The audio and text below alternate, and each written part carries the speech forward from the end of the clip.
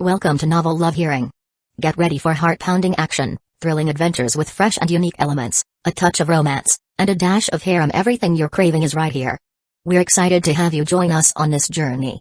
So come along to Novel Love Hearing, we're waiting for you. As a small favor, please consider sharing Novel Love Hearing with your friends, family, in YouTube comments, on Discord, Reddit, or anywhere else you hang out online. Happy listening, and enjoy the ride. If the durability is too low, the value will be much less. Songjian looked somewhat pained. Moreover, the most important thing was that, currently, the blacksmith shop could only repair silver quality equipment. Any equipment exceeding silver quality required a master-level forging master for repairs. Even in the city of hymns, there had never been a master-level forging master. Even high-level forging masters were extremely rare. Therefore, there's no way to repair this Golden Ant King Ancestor set. Who say this set of equipment can't be repaired? Hueco looked up at Songjian and said, "We have people in the Shadow Circus troupe who can repair it." "What, really?" Songjian's eyes sparkled with glee. He asked in surprise. Chapter 507, The Art of Throwing Knife. If this set of epic-level equipment could not be repaired, Songjian would only treat it as a decoration, something to occasionally take out and admire. Now that he had the chance to repair it, Songjian would definitely seize it. "Hueco, you're not honest at all. As a quest reward, why not give me a brand new set? Giving me a used set is forgivable, but it's even about to become scrap metal." Songjian complained. "Hee, do you think I don't want to repair it? You should know that it has accompanied me for decades. If it were not for it, I would have died without even leaving a corpse behind," Hueco said with a bitter smile. Enough. Tell me who can repair this set of equipment. I want to fix it as fast as possible," Songjian remarked. Although this set of equipment requires a level 30 to be worn, Songjian leveled up quickly. It wouldn't take long for him to wear it if he focused on leveling up. Once the equipment is repaired, and he reaches level 30, he can put on the epic-level Golden Ant King Ancestor set and ride the Black Dragon mount. By then, challenging first-rank combat power would be much easier. If he can reach this goal, Songjian would undoubtedly be the #1 player in the game. Go to the tent at the far left of the circus, the one embroidered with a burning rose. Look for a girl named Betty there, and tell her that old Hueco sent you," Hueco said, shaking his head. Hueco touched the side of the metal box, and the whole box closed up again. "Alright, leave it to me." Songjian put the equipment box into his inventory and couldn't wait to leave Hueco's tent. Far away, Yuan Pialong watched in surprise as Songjian walked out of Hueco's tent, mumbling, "I didn't expect, he actually knows the head of the circus." Songjian quickly found the tent embroidered with a burning rose. At that moment, a red-haired girl was practicing throwing knives at a wooden target 5 meters away in front of the tent. This girl looked only 17 or 18, she was quite short but had a great figure. She wore a tight leather armor on her upper body, revealing her shoulders and arms, a battle skirt on her lower body, engraved with glimmering metal protective plates. Moving inward, she was wearing a loincloth, with tall boots on her feet. She wore a belt round her slim waist, crammed with throwing knives, and in her hand, she held 4 or 5 more knives. There was a black cloth covering her eyes, and she was throwing the knives solely by perceptual ability. However, she was extremely accurate with her throwing knives. All the knives stuck deep into the center of the target, and together, they made the pattern of a blooming rose. Songjian waited quietly by her side, waited until all her throwing knives were stuck in the target's heart, waited till she took off the black cloth from her eyes, and then walked up to her and said, "Hello, my name is Songjian. Hueco asked me to find you. He said you could help me repair this equipment." Songjian took out the equipment box and placed it on the ground. Betty raised her eyebrows, her gaze fell first on the equipment box, then on Songjian. A meaningful smile appeared on her face as she whispered, "I didn't expect that old man to actually give you this equipment set." When she finished speaking, Betty walked towards the wooden target and pulled out the throwing knives, slipping them back into her belt. "Indeed, I can repair this set. But why should I help you?" Betty looked Songjian up and down, a proud look on her face. "What do I need to offer to earn your assistance?" Songjian asked with a smile. "If that old man gave this set to you, it seems that he values you greatly." Betty stroked her smooth chin thoughtfully, and mumbled to herself, "That old man's vision is usually accurate. Could this guy really have something special about him?" After hesitating for a moment, Betty revealed a mischievous smile as she stared at Songjian, making him uncomfortable. "Well, if you help me practice my knife-throwing skills for a while, I promise to help you fix this set," Betty said cheerfully. "Is it that simple?" Songjian became suspicious. The equipment had never been repaired during Hueco's time. If it's really so simple to fix, why didn't Hueco do it himself? "It's just that simple," Betty affirmed, nodding her head. Okay, I'll do it. Song Jian hesitated for a moment, but eventually agreed. Great. Betty giggled, pulling Song Jian in front of the wooden target and saying, first of all, I will tie you to this wooden target, then I will stand at a distance and throw knives. The knives will stick precisely at your surroundings. You saw my knife throwing skills just now, it's very precise. I'll absolutely not hit you. Betty said seriously. When Song Jian heard that they planned to rope him to the wood target, he immediately knew what Betty intended to do. It startled him, and he carefully looked at Betty twice. Level 30, first rank battle power. Song Jian was speechless for a moment. He didn't expect that this petite girl before him would be so strong. You really won't hit me? Song Jian asked. I promise, I absolutely won't. Betty said quickly, her face serious. But the teasing look in her eyes didn't escape Song Jian's notice. Song Jian looked at the wooden target, then at Betty, hesitating for a long time before he slowly nodded. Great, this will be my grand finale as Betty the one-blade piercing heart-throwing knife. She cheered, and dragged Song Jian to the wooden target where she bound his hands and feet in a big shape. With my strength, even if she stabs me a couple of times, she can't kill me instantly. Plus, I also have a shield skill, as well as the morphing into dark cloud ability. As long as she doesn't kill me instantly, this task is only thrilling but not dangerous, Song Jian thought to himself. Betty walked to a place 5 meters away from the wooden target and was about to throw a knife when she suddenly stopped. She seemingly remembered something. Then, Song Jian saw Betty continue to backtrack until she was 8 meters away from the wooden target. Betty stopped and nodded to herself. Good, this time, I'm going to challenge an 8-meter throwing knife skill. Let's do it. Betty cheered for herself. Swish before Song Jian had time to react, a shining blade was already lodged into the wooden target near his temple. The blade of the knife was less than 3 centimeters from his eye, he could even feel a slight chill coming from the knife. -210 a damage number popped up from Song Jian's head. Feeling the blood slowly dripping from his brow, Song Jian suddenly had a bad feeling. Chapter 508, almost died. She didn't even hit me directly, just the dagger's energy, and I already lost 200 vitality points. Song Jian's face turned pale, and a bad feeling surfaced in his heart. Yay, perfect? Far away, Betty clenched her fists and raised them in excitement, cheering aloud. Can we please wait a moment? Song Jian shouted loudly. Whoosh whoosh whoosh. This time, 3 daggers circled around Song Jian's head, with one of them slashing through his cheek before embedding into the wooden target. -172, -150, -280. 3 more damage numbers floated above Song Jian's head. His over 2,000 vitality points had almost plummeted by half. What the hell?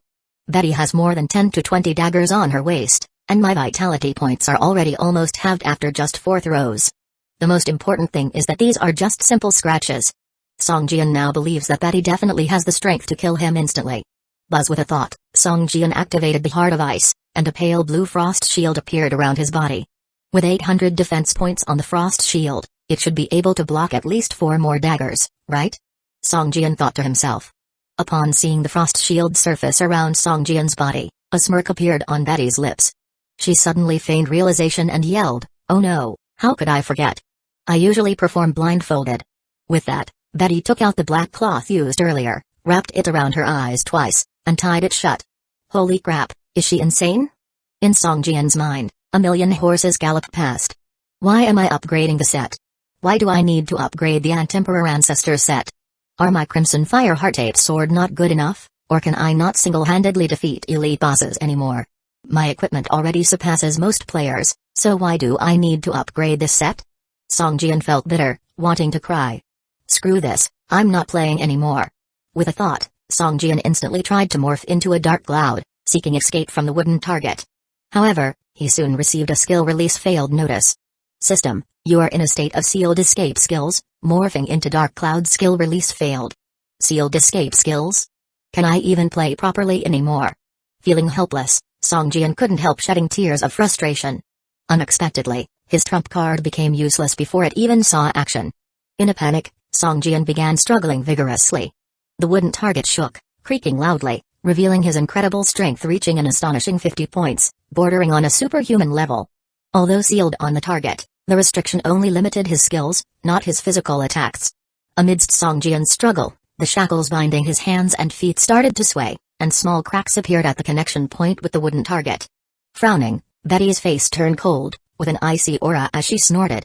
Like a razor-sharp line, she shot the dagger at Song Jian, Clang clang clang. This time, the daggers drew even closer to Song Jian, with almost every single one cutting into the frost shield.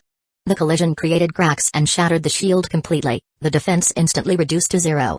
As all the daggers embedded into the wooden target, Song Jian's vitality points barely hung on, with less than 500 left. I'm going to die. Song Jian broke out in cold sweat, not hesitating to activate the second shield, the bloodthirsty shield. This was a golden grade equipment of Song Jian, a special effect of the Ring of Blood, bloodthirsty, active. Upon activation, the user gains a bloody shield with 1000 defense points. 50% of the damage bloody shield takes will be converted into vitality points for the user. When the bloody shield shatters, all enemies within range will take 500 true damage and be inflicted with a trembling state, preventing them from attacking or moving for 3 seconds. Cool down, 60 minutes. This ability was much stronger than Frost Shield, but with a long cool down, Song Jian rarely used this skill, only using it as a last resort in life and death situations. Huh, you have quite a few life-saving skills. There was a hint of astonishment in Betty's eyes. Though her eyes were blindfolded, her strong perception allowed her to detect everything around her, making the blindfold essentially no hindrance. Betty's lips curled up, staring at Song Jian with great interest. For Betty, this was an unconventional challenge. Her thrown daggers had to bring Song Jian's vitality points to the lowest without making any contact, whereas Song Jian only needed to ensure his own survival. At this point, Betty still had 8 daggers on her, 4 in her hand, and 4 tucked in her waist. Her fingers danced, and the 4 daggers gracefully leaped in Betty's right hand like mischievous elves, yet completely under her control. With a flushed face, Song Jian clenched his right hand and broke free from the handcuffs on the wooden target with a bang. Before Song Jian could show any joy, Betty snorted coldly, and a flash of cold light swiftly flew through the space connecting the handcuffs and the wooden target, nailing the handcuffs firmly back onto the target. Don't move, these daggers don't have eyes. Betty warned coldly. Song Jian instantly felt a chill run up his legs, daring not to move. Wham! Wham! Wham! 3 more daggers flew past Song Jian's body and penetrated the wooden target. This time, the red light of the bloodthirsty shield violently trembled but remained unshattered. Huh, interesting. Betty appeared to take the challenge more seriously. She drew the remaining 4 daggers from her waist, clasping her hands together and throwing them with all her strength towards the wooden target. Pop! Pop! Pop! The bloodthirsty shield finally shattered after 3 explosive sounds. At the moment the shield shattered, a green light fell on Song Jian from above, raising his vitality points from just over 400 to 820. Simultaneously, a surge of energy erupted from Song Jian's body. Unable to withstand the 500 true damage, the wooden target behind him broke apart. Pop! Pop! Pop! The wooden target disintegrated into countless fragments, scattering in every direction. Song Jian was instantly freed and fell from the target to the ground. At this moment, the last dagger flew at Song Jian's chest. Had the wooden target not shattered and Song Jian still bound, the dagger would have only struck the left side of his waist on the target. However, as Song Jian fell to the ground, the dagger's trajectory shifted abruptly from his waist to his chest. Watch out! Betty's face changed dramatically. She had only meant to scare Song Jian, not kill him. Seeing the dagger aiming for his chest, she panicked. At the critical moment, a black shadow suddenly appeared in front of Song Jian, transforming into his double, Abyssal Phantom. The moment the phantom appeared, the dagger pierced its chest. A damaged figure of over 1800 emerged from the phantom's head, causing the just summoned Abyssal Phantom to shatter like a soap bubble. Chapter 509, Blueprint. Betty didn't expect Song Jian to break free from the wooden target on his own. This was completely beyond her expectation. If Song Jian didn't move, the last flying knife would just graze his body and embed itself into the wooden target, leaving him in a near-death state at most. However, now Song Jian had broken free, his position changed, and the last flying knife posed a risk to his life.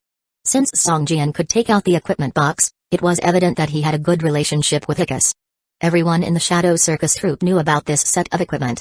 If Betty accidentally killed Song Jian this time, Hyuga would probably be furious. Fortunately, Song Jian had many life-saving skills. Abyssal Phantom appeared, and the flying knife instantly killed the Phantom clone. Song Jian's face was pale, the power of this knife astonished him. Even he himself would find it difficult to instantly kill Phantom clone since it had 70% of his attributes.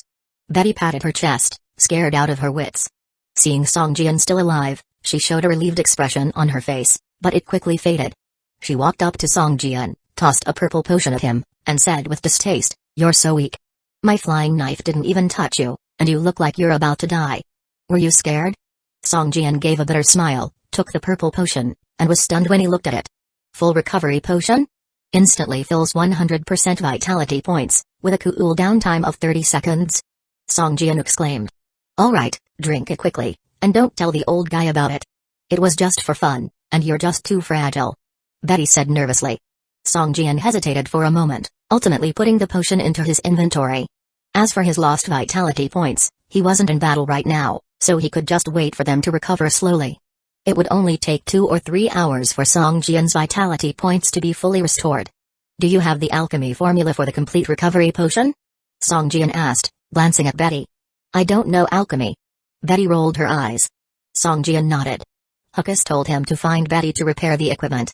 Obviously, her forge art must have reached a high level. It was reasonable that she didn't excel in alchemy, but there must be someone in the Shadow Circus troupe who was an expert in alchemy. My equipment. Song Jian pointed at the equipment box. Of course, since I promised you, I'll fix it for you. Betty's eyes gleamed slyly and nodded. Thank you so much. Song Jian nodded, his heart filled with tears. After all, he had just risked his life for this chance to repair the equipment.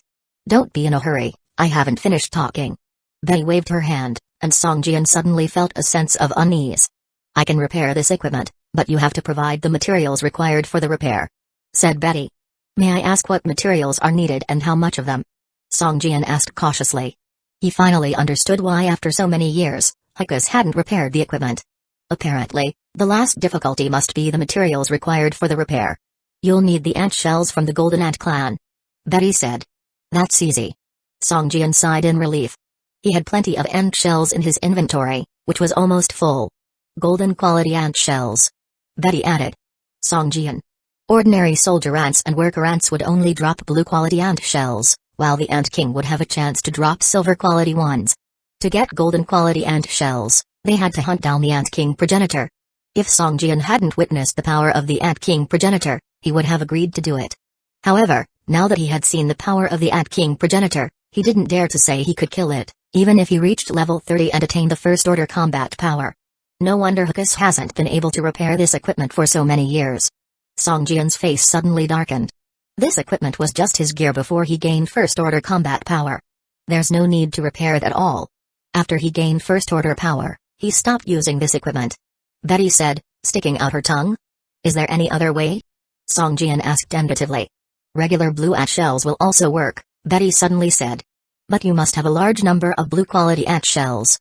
I can merge blue quality ant shells into silver quality and then use silver quality to merge into golden quality. Song Jian's face showed a hint of joy. Betty glanced at him and said, to fully repair this equipment, you'll need at least 8,000 blue quality ant shells. Also, there's a failure rate in the merging process. Lastly, I won't merge them for free. I'll need a certain amount of labor fees. No problem. Song Jian waved his hand. The labor fee will be about 1.3 million doomsday coins, Betty said. Song Jian's waving hand suddenly froze. Originally, he thought it would only cost a few thousand doomsday coins, but he didn't expect it to be 1.3 million doomsday coins. Miss Betty, isn't his price a bit too high? Song Jian said with a bitter face. Although Song Jian's current financial strength far exceeded that of ordinary players, 1.3 million doomsday coins was still beyond his means. Aren't you a lord? Betty looked surprised, thinking that lords were supposed to be wealthy. Sorry, do you have a misunderstanding about lords? Song Jian said helplessly. Even if I sold my entire territory, I wouldn't have 1.3 million doomsday coins. Fine, then give me 130,000 doomsday coins. Betty waved her hand. Song Jian. I'm so tired. Just when Song Jian was about to take out the money, he suddenly remembered something, took out a forging recipe from his inventory, and asked Betty, can I use this recipe to substitute the 130,000 labor fees? Forging recipe? Betty looked interested. Let me see. Song Jian handed over the demonic ant queen set gauntlet recipe he obtained from the Golden Ant Clan lair. The demonic ant queen set? Not bad. Let me see. The forging method is somewhat different from what I know, but the handling of the forging arc is excellent. Betty took the recipe and studied it carefully. After a long study, Betty seemed to remember that there was another person beside her. Looking slightly embarrassed, she coughed and raised her head, saying, all right, I'll accept this recipe for the labor fee. Seeing Betty's excited expression, Song Jian wondered if he had just sold the recipe for too little. Chapter 510, Shadow Giant Dragon. In fact, after Song Jian gave most of the ant shells to Betty, the blueprint for the forging of the demonized Ant King's gauntlet had lost its value. Without the demonized ant shell, It was impossible to forge this gauntlet, and importantly, Song Jian only has the blueprint for this gauntlet, without any blueprints for other parts. Even if he managed to make it, its value would be much diminished. Once he got the Golden Ant King Ancestor set, Song Jian lost interest in the Demonic Ant Queen set. These ant shells of yours are tainted with the aura of the abyss, it would take a lot of work to rid them of it, Betty said while frowning, looking at the pile of blue-quality ant shells that resembled a small mountain. It would be a bother if you could do that, consider these as extra craftsmanship cost. Song Jian took out a little over 1,000 ant shells, chuckling as he did. Seeing Song Jian took out over 1,000 ant shells, Betty looked slightly happier. Now Song Jian didn't have a single ant shell left from his ant cavern haul, but these materials didn't hold much value for him anymore. Compared to the 30-level epic armor set in front of him, all this did not amount to much more than mere recycling. Leave it to me, come back for the equipment in 3 days. Betty swept the ant shells resembling a small mountain into her storage space with one wave of her hand and entered her tent. It was lively in the Shadow Circus troupe, the equipment repair issue had been settled, and Song Jian was not in a hurry to level up, but began leisurely making his way around the troupe. Having only interacted with the Shadow Circus troupe a few times, Song Jian rapidly discovered that the troupe harbored deep secrets. It was bolstered by impressive resources, such as the complete recovery potion in the storage section, which piqued his curiosity. His advanced healing potion was pretty decent, but compared to the complete recovery potion, it was practically garbage. If only I could get my hands on the formula for the complete recovery potion. Song Jian muttered to himself. But he also knew that the difficulty of attaining the brewing method for the complete recovery potion would be akin to the epic level mission he had previously completed. While Song Jian was wandering around, someone suddenly bumped into him, and a note found its way into his hand. Song Jian watched as the figure that had bumped into him quickly melted into the crowd, frowning slightly as he did.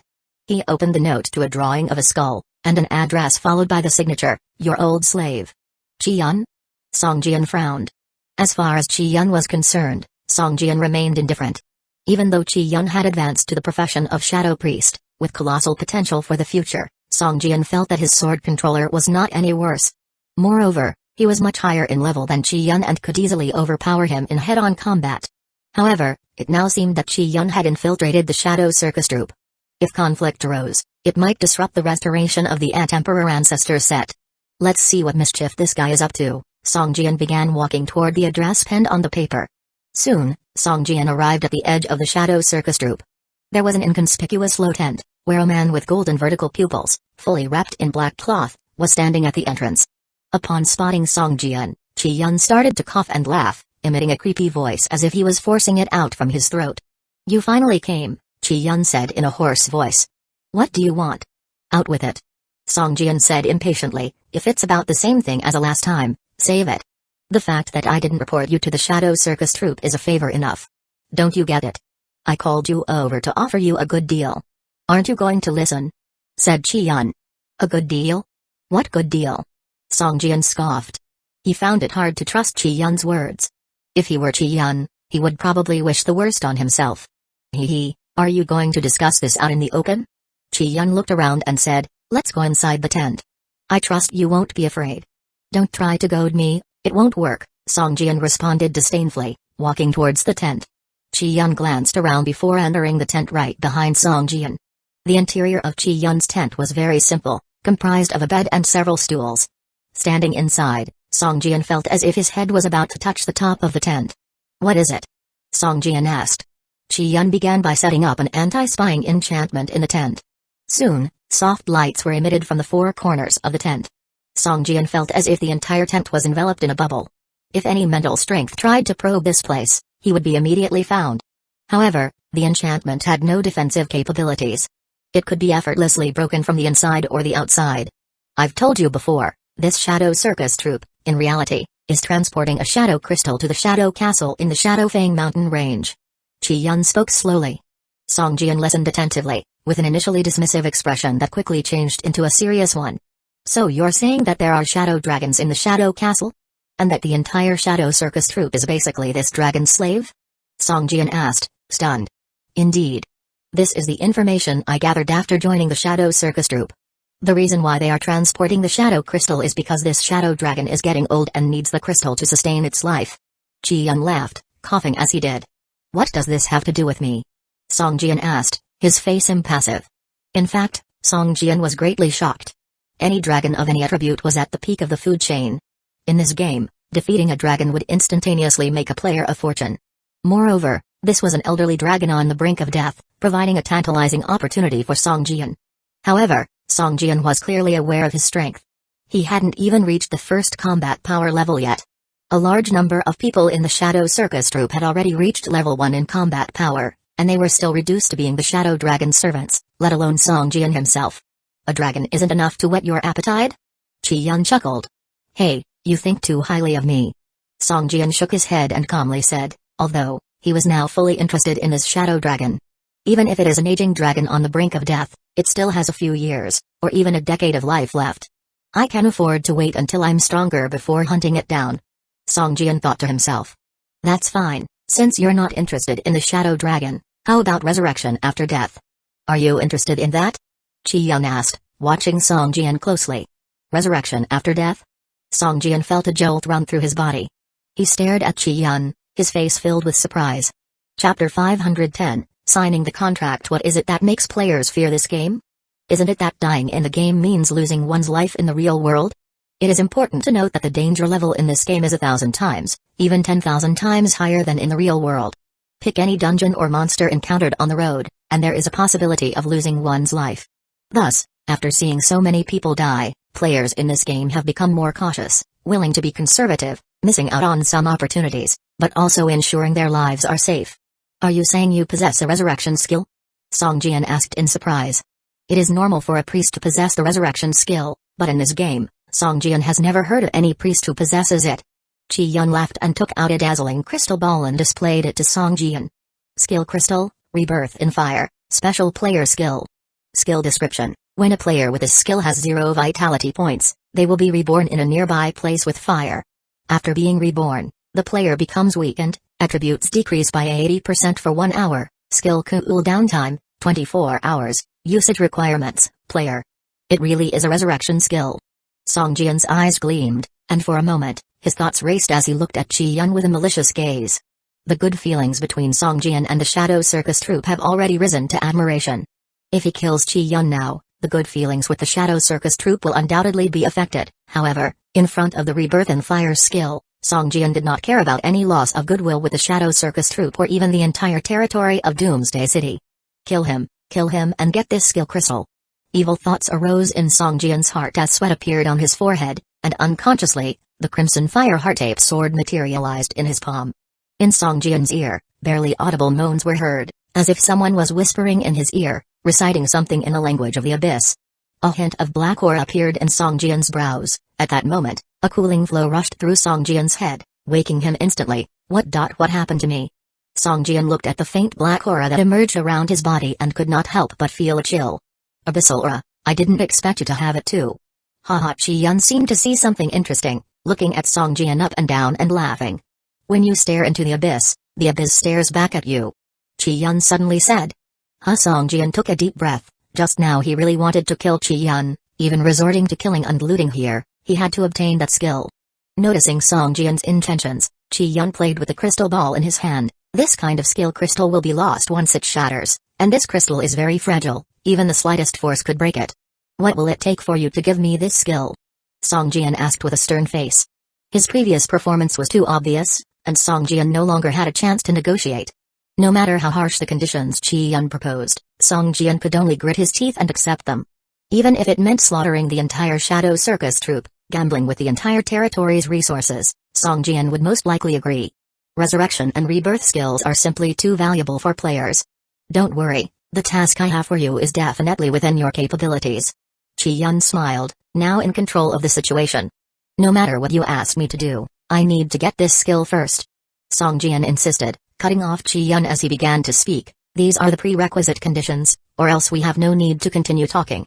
Song Jian had made up his mind. Once negotiations broke down, he would use any means necessary, steal or rob, to obtain this skill crystal even if it cost him everyone in the Shadow Circus troupe. Seemingly noticing Song Jian's determination, Qi Yun hesitated for a moment and slowly put away the crystal ball. Tell me, what do you need me to do?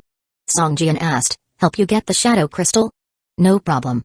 Qi Yun glanced at Song Jian and slowly shook his head. This shadow crystal within the circus troupe seems to have a problem. My target is no longer it. What do you need then? Song Jian frowned.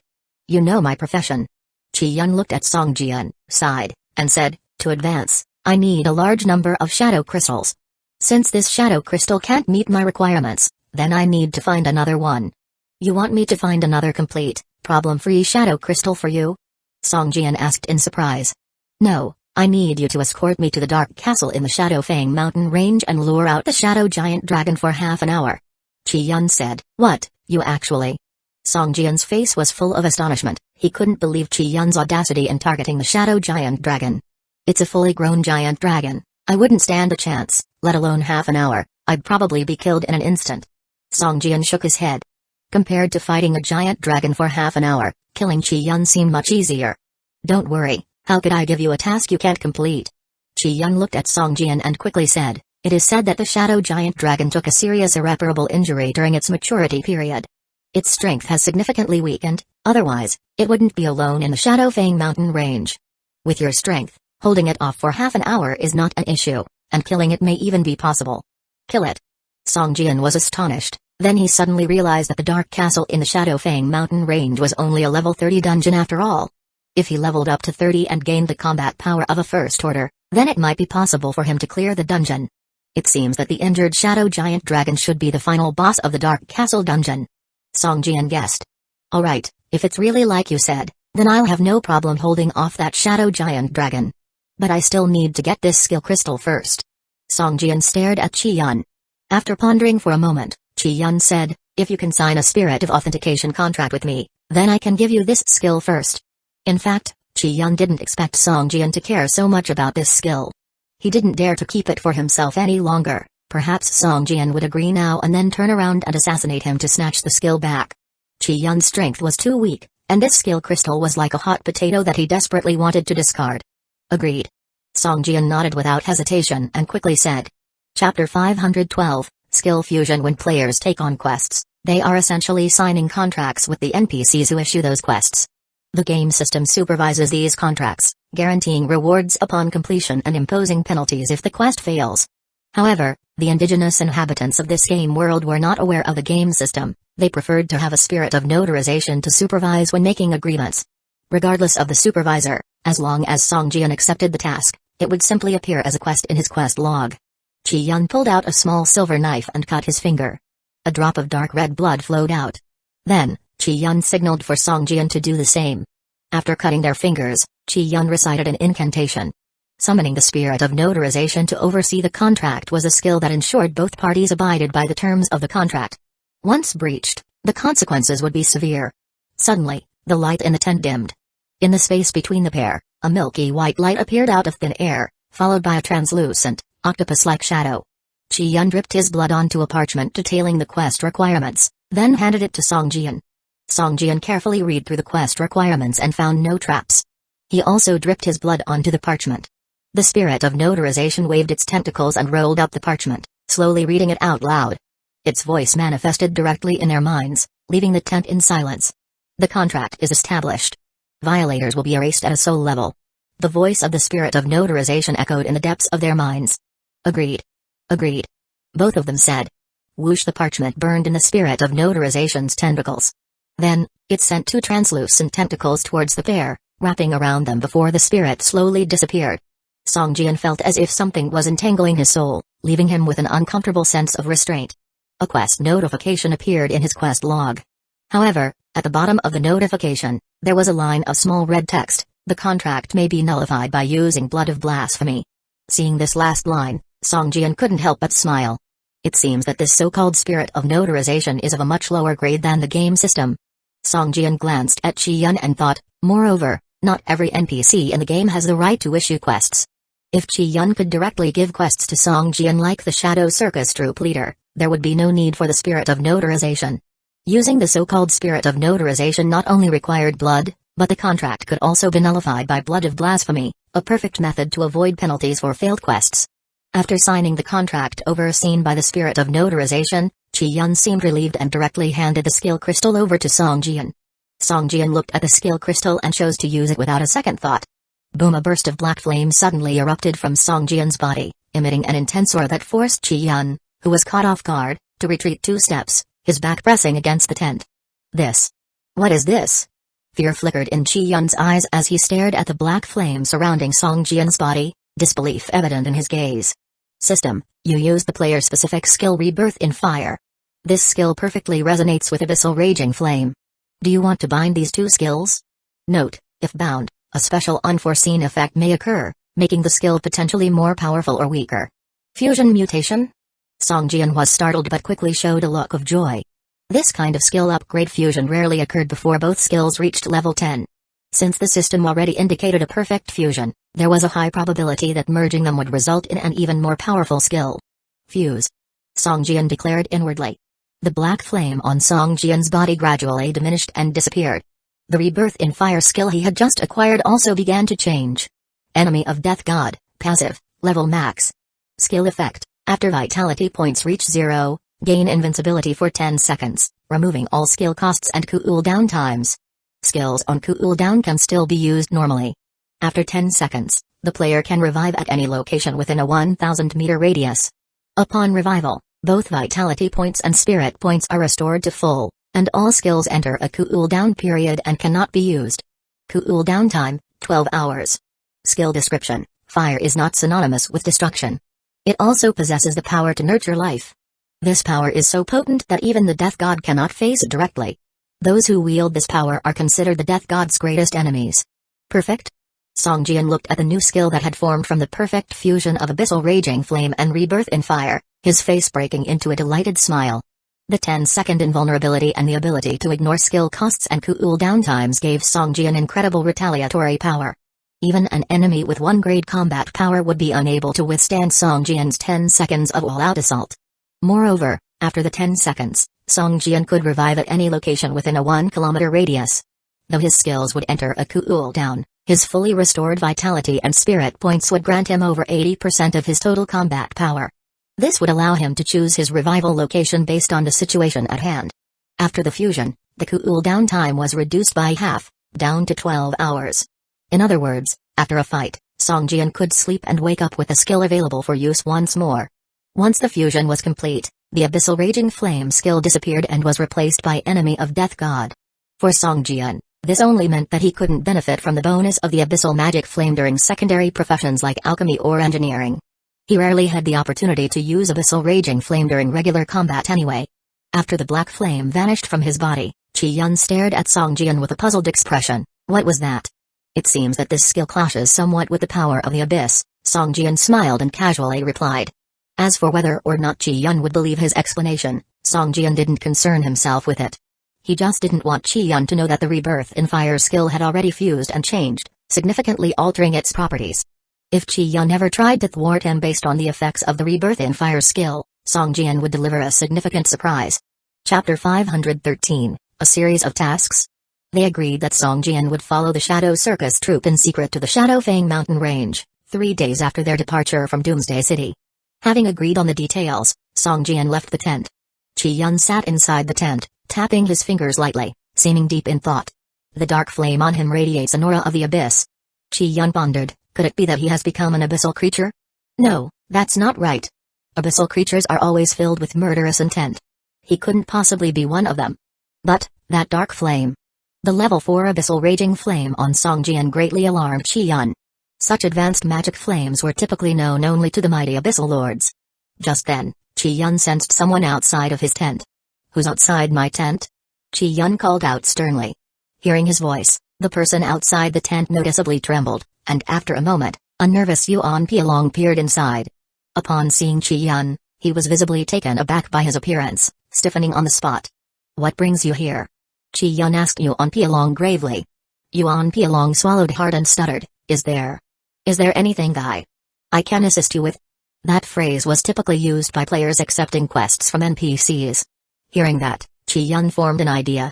Perhaps I can. With that thought, a hint of a smile crept onto Chi-Yun's face. Yet, due to the bandages that wrapped tightly around his body, Yuan Pialong could not discern Chi-Yun's expression. Indeed, I do require your assistance. Chi-Yun gave a slow nod and retrieved the parchment from his pocket, starting to write on it. Yuan Pialong took the parchment to find a quest contract has been pinned on it.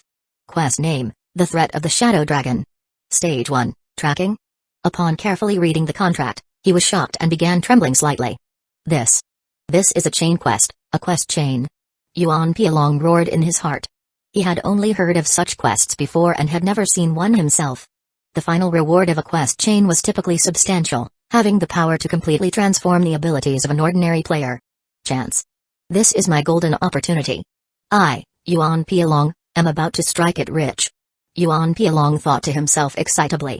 If you're willing to accept this quest, place a drop of your blood on it. Chi Yun instructed coldly. Blood? Alright. Yuan Pialong had complete confidence in the quest and hurriedly dripped his blood onto the contract. Chain quests really are unique. Even the way of accepting them isn't like ordinary quests. Yuan Pialong mused. The appearance of the spirit of verification made him appreciate the distinctiveness of chain quests. Even when he saw the note at the bottom of his quest log, Yuan Pialong scoffed. This level of quest was so sought after that it was impossible for anyone to revoke it willingly. You must keep this quest a secret, tell no one. All you need to do is report this person's daily activities to me. If I'm satisfied with your report in 3 days, I'll give you the next step in the quest, Chi Yun stated. No problem. Yuan Pialong nodded in agreement. Looking at the reward of 5,000 doomsday coins for the first stage of his quest, Yuan Pialong was immediately thrilled. If the reward for the first stage was this generous, he couldn't even begin to imagine how grand the final prize would be upon the quest's completion. Epic quality gear? Special skills? Top-tier pets? Just thinking about it was enough for Yuan Pialong to start salivating. Watching the excited Yuan Pialong leave, Chi Yun scoffed with a look of disdain on his face, pathetic God-favored. Upon returning to his territory, Song Jian noticed an increase in the number of players in his land. Checking the guild, he saw that the once sparse group had ballooned to a cohort of about 40 players. Looks like Wang Chi and the others have been doing well while I was away. Song Jian commented with a smile. Oh, Guildmaster, you're finally here. Seeing Song Jian standing in front of the manor castle, Wang Chi wore a delighted expression and hurried over. In reality, Song Jian had noticed Wang Chi quite early. Wang Chi was currently arranging the guild members' safe houses.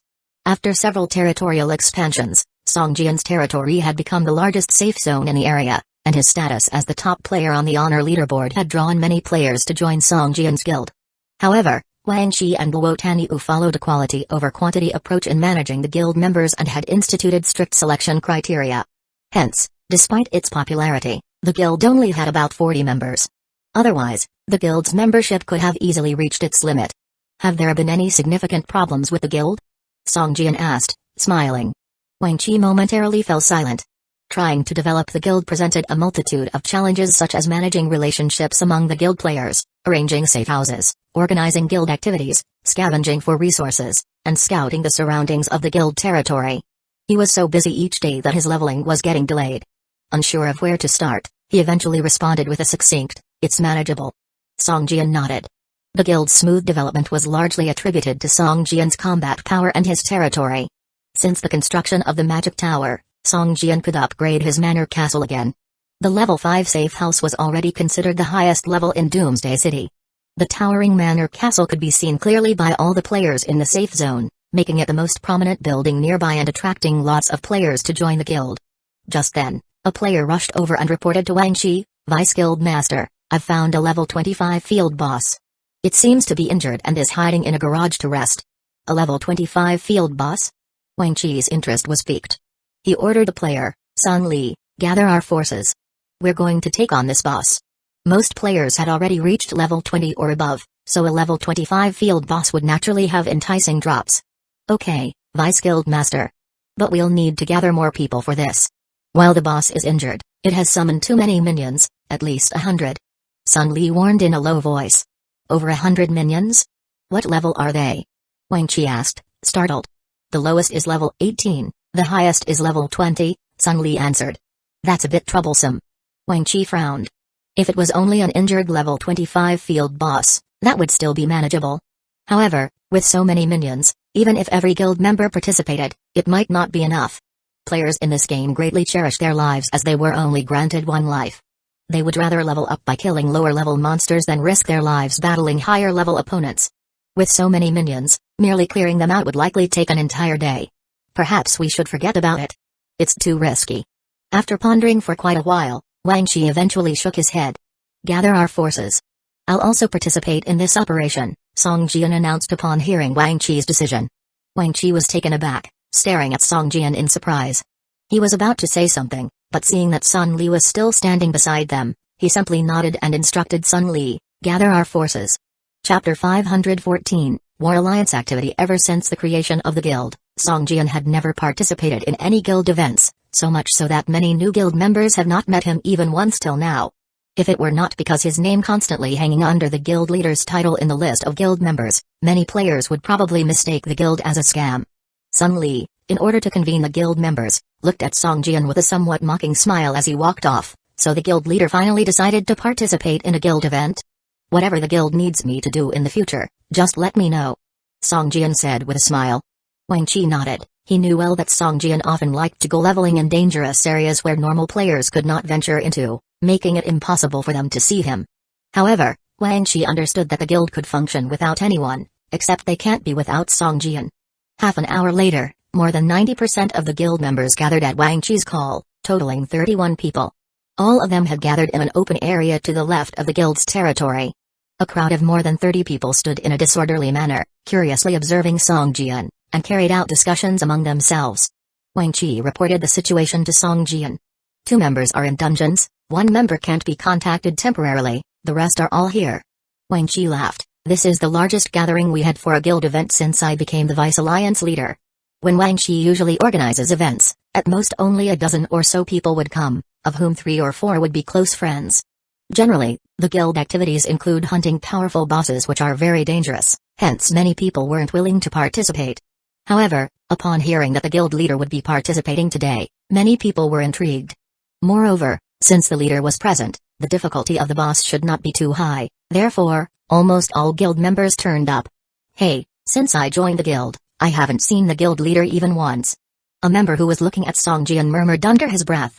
"Exactly, this is the number 1 in the glory rankings, he doesn't look that impressive." "Not impressive? You all should take a close look at his gear and ring before you speak, they're not bad. Don't disgrace yourselves." "Gear?" He turned off the special effect of his gear. "How do we see it?" "Saying you're dumb is really not wronging you, you can't even see the design and texture of the gear. Can common gear be compared to silver or gold quality gear?" "Gold quality gear? Are you saying he has gold quality gear on him?" "Very likely, and not only one piece." The crowd was buzzing with chatter. It was just like a marketplace, without any form of discipline.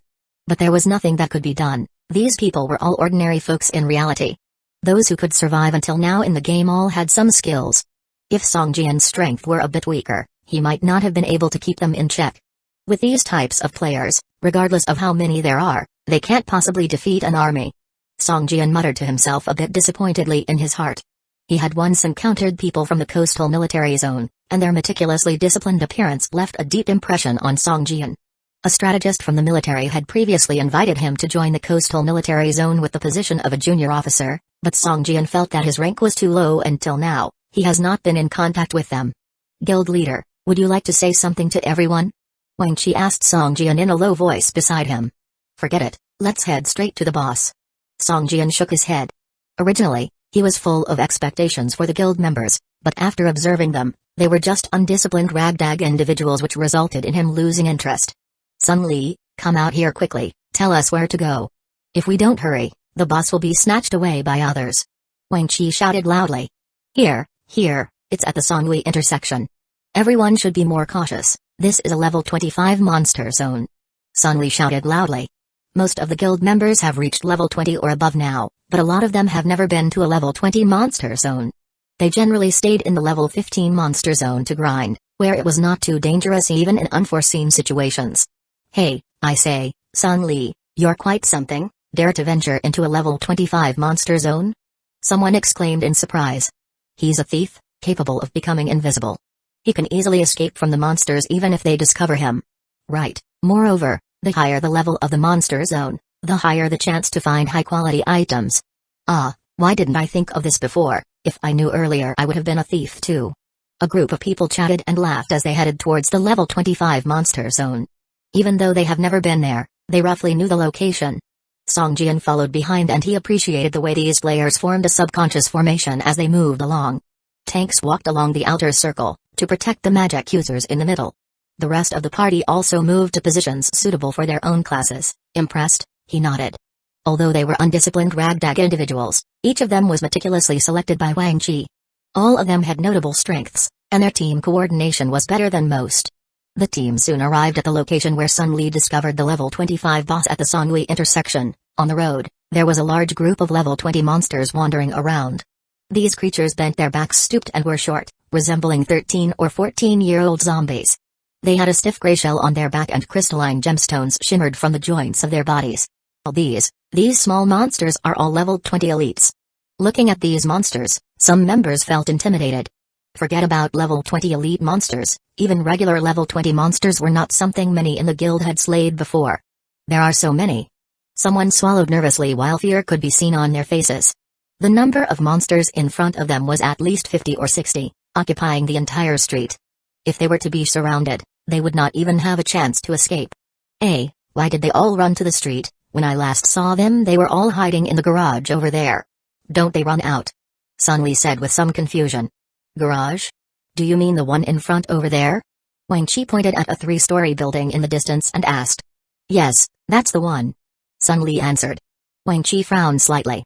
He had organized hunts several times before, but they were all against level 10 elites. He had never seen so many small monsters. Even if we manage to defeat these monsters, the losses will be huge, and we might even lose lives here. Wang Chi thought to himself, deciding to give up this activity. Guild leader, maybe we should. Wang Chi said hesitantly.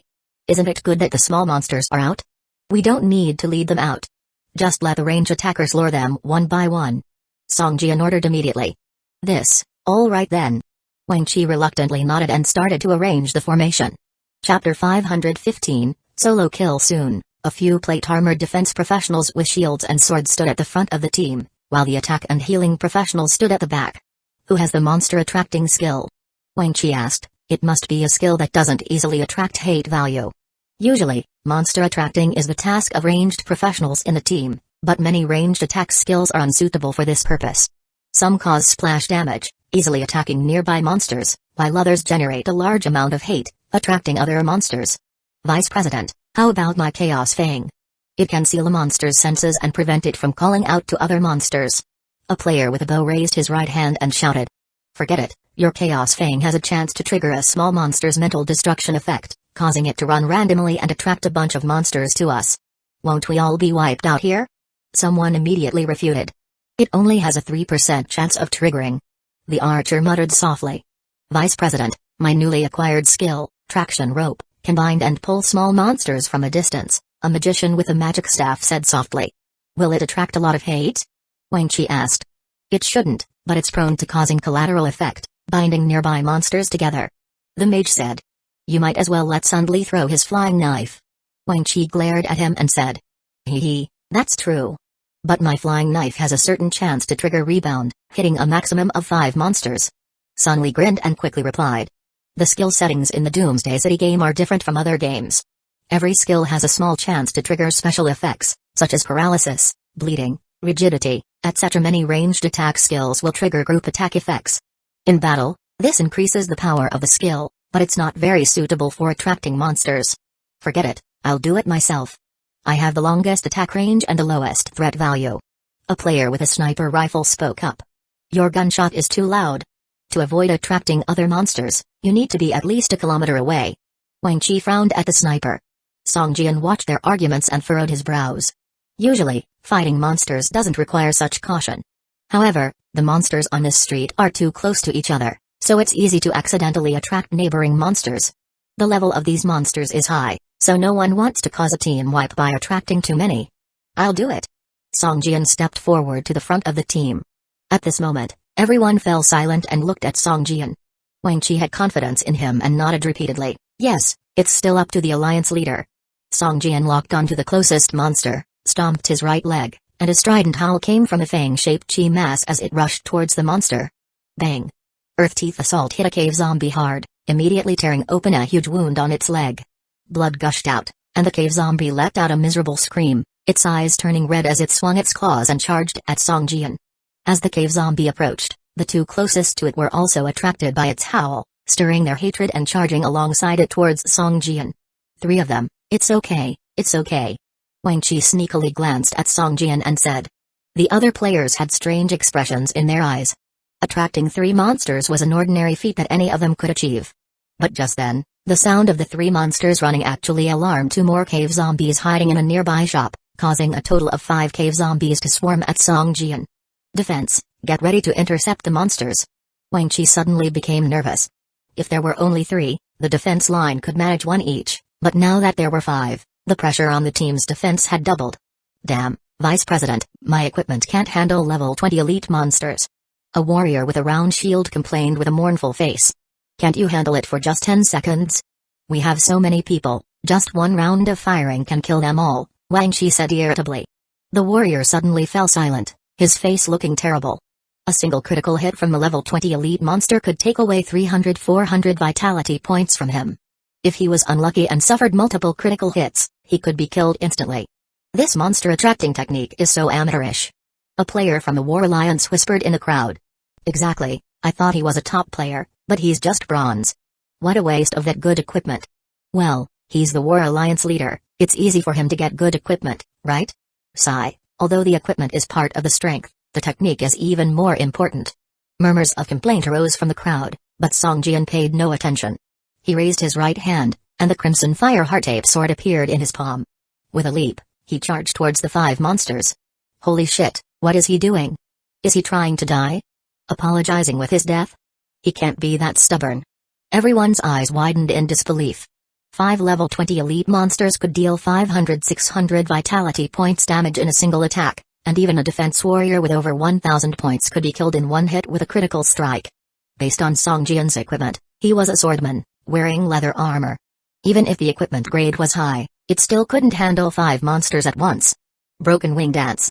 Song Jian's figure danced, his sword swept across, instantly blocking the offensive of the 5 monsters.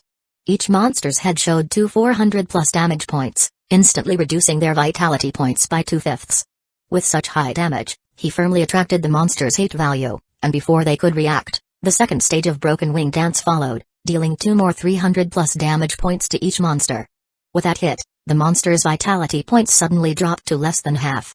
Level 20 elite monsters had a vitality points cap of only around 2,700. Song Jian had not taken any damage yet, but had already cut the monster's vitality points by half. Such powerful attack power stunned everyone, and they even forgot to attack. In the third stage of Broken Wing Dance, Song Jian's figure leaped high into the air, and his sword ruthlessly slashed down at the monsters. Boom! A surge of chi wave burst from Song Jian's sword, and the 5 monsters' bodies bounced into the air, floating. Sword finger. Song Jian's left hand released sword chi, and a silver 3-meter-long sword chi swept past the floating monsters. Whoosh! Instantly, 3 monsters were cut in half, while the other 2 fell to the ground with only a sliver of vitality points left, entering a dying state. They struggled weakly on the ground, but couldn't get up. Chapter 516, Golden Thigh. Having harvested the last slither of vitality points from the remaining 2 elite monsters, Song Jian picked up the dropped items and turned around. The surprised expressions on almost everyone's faces seemed to ask, are we playing the same game? They looked as if they had just seen a ghost. Song, brother Song, did you just solo 5 level 20 elite monsters? Wang Chi stuttered. And he soloed them without injury. Our leader didn't lose a drop of blood. Someone nearby exclaimed, as if they had just realized something. Only then did everyone notice that Song Jian's vitality points indeed hadn't dropped at all. In other words, Song Jian had killed all 5 monsters before they could attack him. If I didn't see this with my own eyes, I would never believe it, no matter how convincingly someone told me. One of the Alliance players stood still, mumbling to himself in shock. It was too incredible to believe. If Song Jian could solo 20-level elite monsters, no one in the Alliance would be surprised.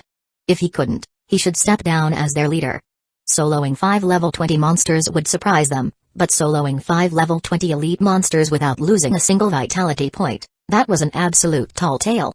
Even as they witnessed it, they couldn't believe it. In fact, the reason Song Jian could create such a gap with ordinary players was because many players were too conservative. They were afraid to take risks, face high-level challenges, or fight bosses they were uncertain about. Although they quickly leveled up by diligently killing monsters, their equipment and skills were significantly lacking. A lot of over level 20 players were still wearing level 10 or level 15 equipment, some didn't even have a single piece of blue quality equipment. That's why these players felt tied up when facing same level elite monsters. Even with more than 30 people, They only dared to pull 1 or 2 monsters at a time. Alright, it's just a level 25 overlord boss, and it's already injured. There's no need to panic. Song Jian brushed off his hands and said. If he had said this before, these alliance players would have sneered at him, even if they didn't voice their contempt. Boss, however you say we should fight, we will follow. We will obey you. Someone in the crowd suddenly shouted. Yes, leader, you take command, we'll follow you.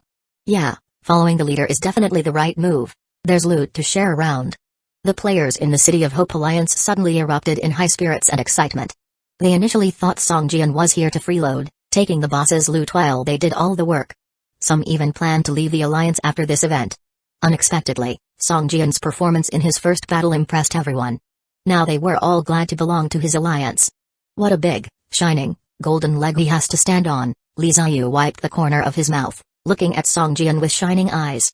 Li Ziyu was a level 21 curse master, skilled in various curses and negative magic.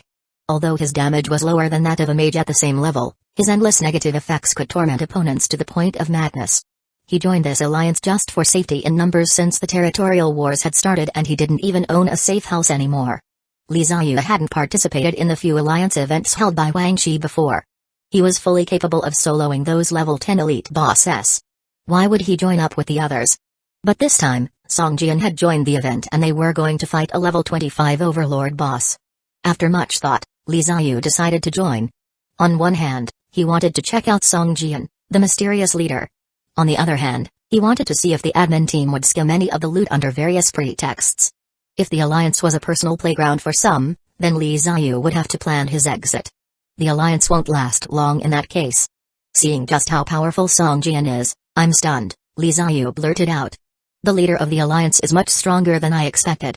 Those were 5 elite monsters at level 20, and he killed them without taking a single hit. Such strength would conquer the game. With a big tree like him around, I wouldn't mind even if all the boss loot goes to him. Li Ziyu mused to himself. Considering Song Jian's strength, maybe he could single-handedly kill the level 25 overlord boss. Why would he care about the drops from the boss? Even if he didn't share any of the loot with the others, just the abundant monster experience and loot from the small monsters would satisfy Li Ziyu. Now everyone, follow my lead. Song Jian yelled loudly. Merely by soloing 5 monsters, Song Jian quickly established his prestige. Nobody dared to ignore his words, everyone listened attentively. Now, form teams with 1 defender, 1 healer, and 3 damage dealers each. Song Jian ordered. Soon, over 30 people formed 5 teams. But since there were only 4 healers, Song Jian restructured the teams into 4. One team, which had a weaker defense, was given 2 defenders. Once the teams were sorted, Song Jian stood by and let them start pulling monsters in their team groups. This increased the efficiency greatly. Originally, Wang Shi planned to spend an entire day clearing these smaller monsters, but with this 4-team approach, Wang Shi estimated that all the monsters on the road could be cleaned up within 3 hours.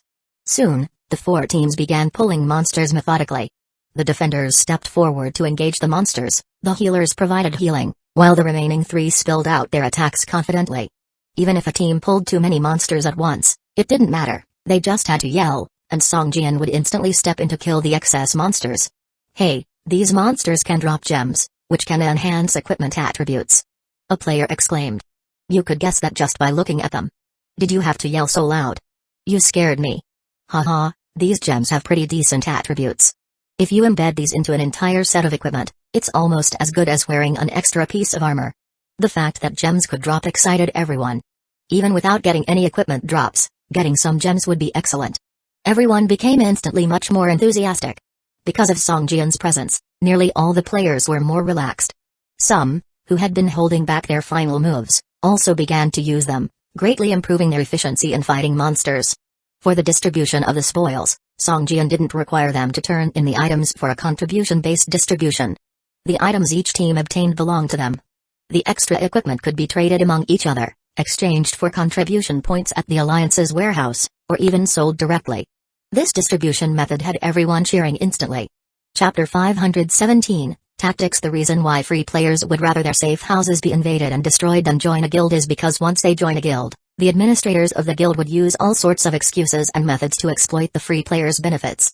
Song Jian's way of allocation is almost no different from their self-teaming monster hunting, and there is a great master for protection, naturally gaining the support of many people.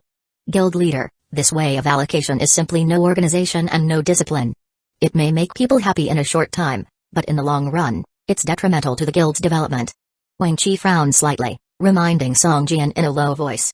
If they can't even distribute the items that they drop from hunting monsters themselves, who would want to join the guild in the future? Song Jian asked. Wang Qi hesitated for a moment and asked, what if it's items dropped by the boss? Shouldn't the guild have a universally recognized EKP system? Don't tell me you haven't set one up by now. Song Jian turned his head and asked, surprised. Wang Qi was stunned, then he realized and nodded, not saying another word. Song Jian did this not to please the guild's members. A proper system for distributing loot is the foundation of a guild's existence. If this system makes everyone unsatisfied, the guild will have a problem. However, no one dared to claim that the monsters Song Jian killed single-handedly were lured by them. Everyone accepted the principle of reward proportional to effort. Even if good items were dropped, they just watched Song Jian pick them up with envy and didn't snatch them. Within less than 3 hours, the small monsters on the street were wiped out.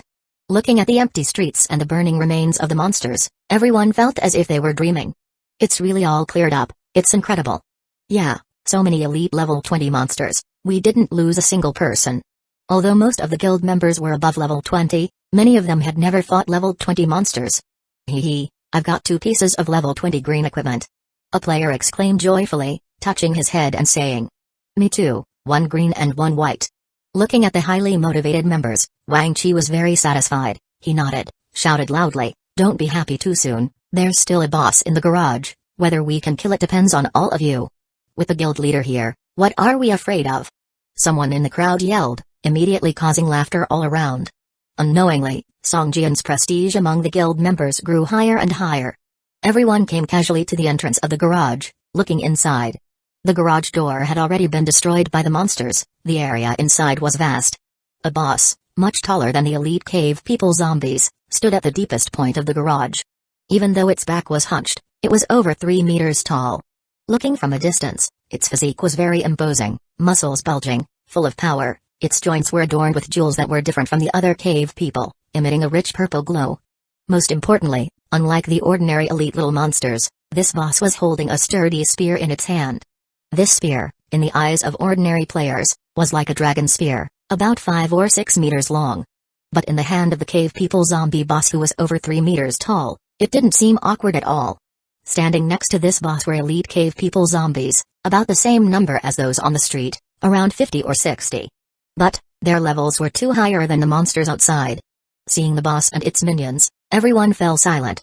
Monsters that existed with boss and those that didn't were completely different types of creatures, not to mention that these monsters were 2 levels higher than the ones they previously fought. Don't look down on this 2-level gap. Because of this gap, an attack might be dodged or a monster's attack might become an overwhelming one and it could lower the hit rate of ranged professions. A small change could cause a team wipeout.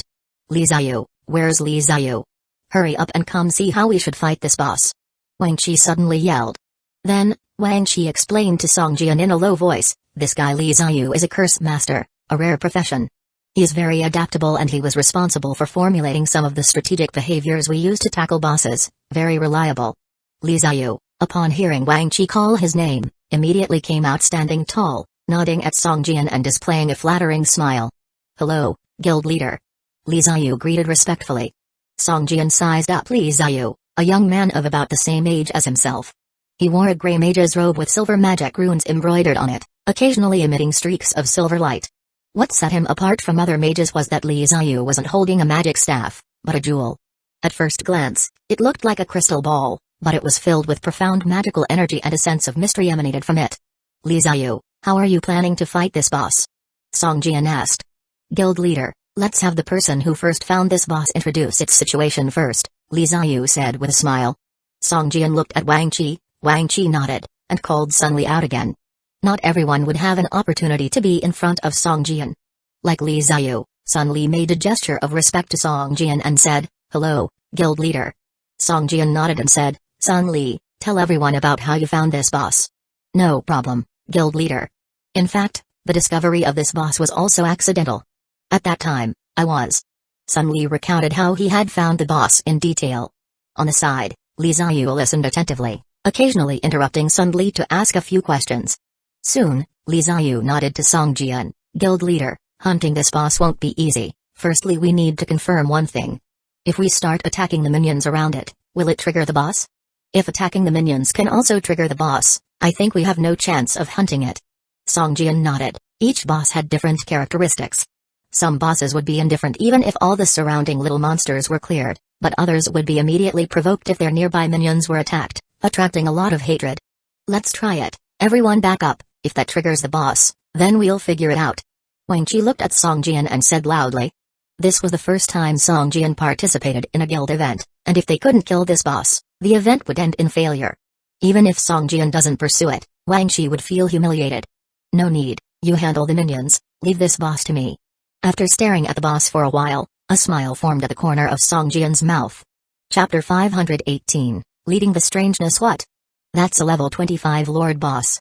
Even if it's injured, it. Li Ziyu's eyes widened in shock. Though he admired Songjian's strength, that was a boss of his level. Even if all of them attacked together, they might not be able to defeat it. Brother Song, isn't this a little too risky? Wang Qi looked at Songjian with worry. No problem. If attacking the smaller monsters triggers the boss's aggro, I'll handle the boss. If not, just proceed as you suggested, stated Songjian. For this operation, Songjian felt that he was providing a safety net and also showcasing his strength to these guild players. In his opinion, a level 25 Lord boss posed little threat to him. He had even eliminated several level 30 bosses with first stage combat power.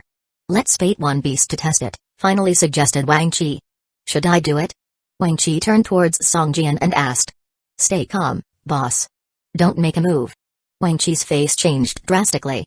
He had witnessed Songjian's baiting skills. There were many more small monsters here than there were on the road previously. If Songjian were to bait the monsters, the entire garage of monsters might go wild.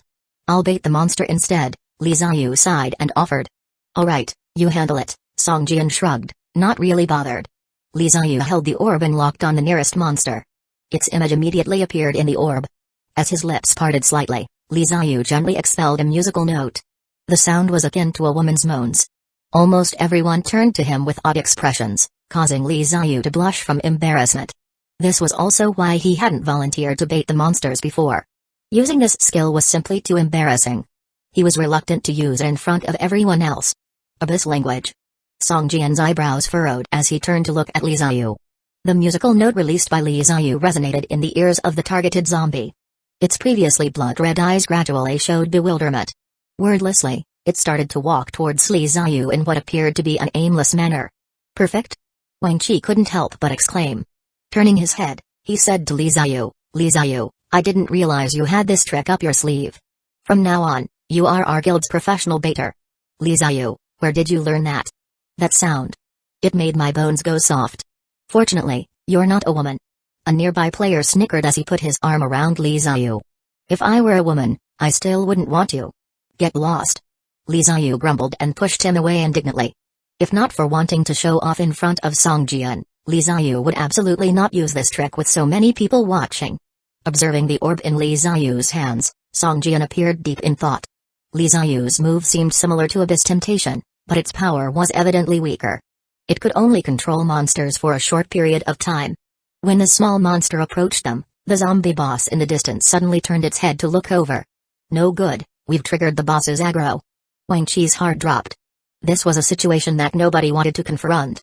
Indeed, the boss who had been standing quietly unleashed a roar and charged towards them with its spear. On the way, it knocked away the small monsters in its path and quickly arrived in front of them. Seeing the ferocious boss, everyone instinctively retreated a step, and then all their gazes turned to Songjian. Songjian gripped his sword and sprung into the air. He unfurled a pair of steel wings that shimmered with a metallic luster from his back. He made a twirl midair and ruthlessly swung his sword towards the boss. He can fly? He has wings. Li Ziyu exclaimed in surprise, looking up. Stop gawking, start directing attention away from the boss's minions. Wang Qi smacked Li Ziyu on the back of his head and shouted. The fight between Songjian and the boss attracted the surrounding small monsters. At least a dozen or so of the monsters roared and ran towards Songjian, only to be drawn away and taken down quickly by the other players. Songjian, who was facing both the boss and the minions' attack, directed all his sword skills at the boss. Flash Thunder Strike. Sword Silk. Sweeping Sword Style. Spiritual Sword Control Technique. Songjian had many sword techniques at his disposal. After one set of combos, the boss's vitality points were reduced by more than 2,000, but Songjian's vitality points were also reduced by half. These damn monsters are too dense and annoying," Song Jian said, frowning at the swarm of monsters surrounding him. His fight with the boss wasn't confined to a single spot. During the battle, he was bound to attract more nearby minions. Even though the other players were pulling them away one by one, there were always a dozen or so monsters chasing behind Song Jian. Even if each small monster only took away 10 or so vitality points, coupled with the boss's damage, the toll was starting to add up over time. Frost Shield. Song Jian activated his shield, and the monster's attacks set off countless tiny icicles. The 800 defense points held up for less than 10 seconds, but these 10 seconds allowed Song Jian to reduce the boss's vitality points by more than 1,000. Insight. A bright light flashed in Song Jian's eyes, and a blood-red cross appeared. Scanning the boss's body, he quickly found his target, a spot on the boss's wounded leg, where a purple gem was embedded. The gem was full of cracks, as if it were about to shatter. The crosshair lingered on the gem for a few seconds before vanishing. During the subsequent fight, Song Jian noticed the boss was always unconsciously placing its injured leg behind and its movements seemed forced. It was as though a tiny stone was stuck in a tight mechanism, causing an overall sluggish performance. The boss also knew its vulnerable spot and would always keep its center of gravity low and guard it diligently. Attacking this spot proved to be a challenge. Song Jian focused on the boss's wound, attacking it multiple times, only to have the boss dodge every attempt. This guy's intelligence isn't much lower than that of humans. It's noticed that I've found its weak spot. Song Jian squinted at the boss whose blood-red eyes were flashing cunningly. Spear thrust. The boss suddenly roared and thrust its 5 to 6 meter long spear towards Song Jian. Its speed increased drastically, leaving several after images in the air. Chapter 519, Underground Zombie Lord Boss's attack caught everyone's attention. The 3-foot-long spear tip gleamed with dazzling white energy, leaving a burning trail in people's vision. Be careful. Wang Chi couldn't help but exclaim. Although Song Jian was taking on the boss alone, his every move was being watched by everyone.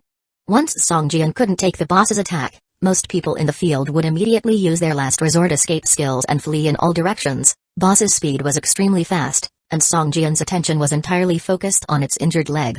By the time he reacted, boss's spear tip was already less than a meter away from him. Instinctively, Song Jian placed his sword across his chest, almost reflexively using the sacred parry skill, clang. A crisp collision sound was heard as the crimson fire heart-shaped sword and the spear collided fiercely, setting off a large burst of sparks. Taking advantage of the moment, Song Jian executed a backward flip, landing steadily in place. Meanwhile, a damage of over 1,200 points and a 3-second stun effect floated above the boss's head. Awesome! Amazing! Cheers burst forth from the crowd, knowing that as long as Song Jian could withstand the boss, they could draw out and eliminate all the smaller monsters one by one. Everyone, split into groups and continue as before, forming 4 teams to each pull a small monster. Let's relieve our leader of some pressure. Li Ziyu suddenly shouted. After Song Jian blocked the boss, Li Ziyu had been directing everyone to hunt down the smaller monsters. It was indeed much safer if everyone was attacking a single small monster, and no one would be in danger. However, this method was also very inefficient and couldn't provide support to Song Jian. Subconsciously blocking the boss's deadly attack, Song Jian instantly boosted everyone's confidence, making Li Ziyu grow somewhat anxious. As the commander of this operation, Li Ziyu was supposed to be in the spotlight, but if they continued like this, even if Song Jian didn't voice it, he would probably be unhappy with him. We must make a change. Li Ziyu's mindset quickly shifted, and he immediately made the decision to alter the strategy. Dividing into 4 small teams to hunt the smaller monsters was a bold choice, because they dared to do so only when Song Jian was around to protect them in case they attracted too many monsters at once. But now, Song Jian alone had pinned down the boss. In other words, the boss had dragged down Song Jian. If any of the 4 teams made a mistake, it could immediately lead to a total wipeout. Sun Li, your team doesn't need to pull any monsters. Act as the mobile team and be on standby for reinforcement. Wang Chi suddenly shouted. Li Ziyu was stunned for a moment, then quickly understood, looking at Wang Chi with admiration in his eyes. Even if only 3 teams were pulling monsters, the efficiency would be improved several times. The additional team was, in fact, playing the role of Song Jian, significantly increasing the safety of the others. With this team in place, the other 3 monster hunting teams felt much more confident. As expected of our vice president, your arrangement is absolutely brilliant. Li Ziyu said with a smile as he stood beside Wang Chi.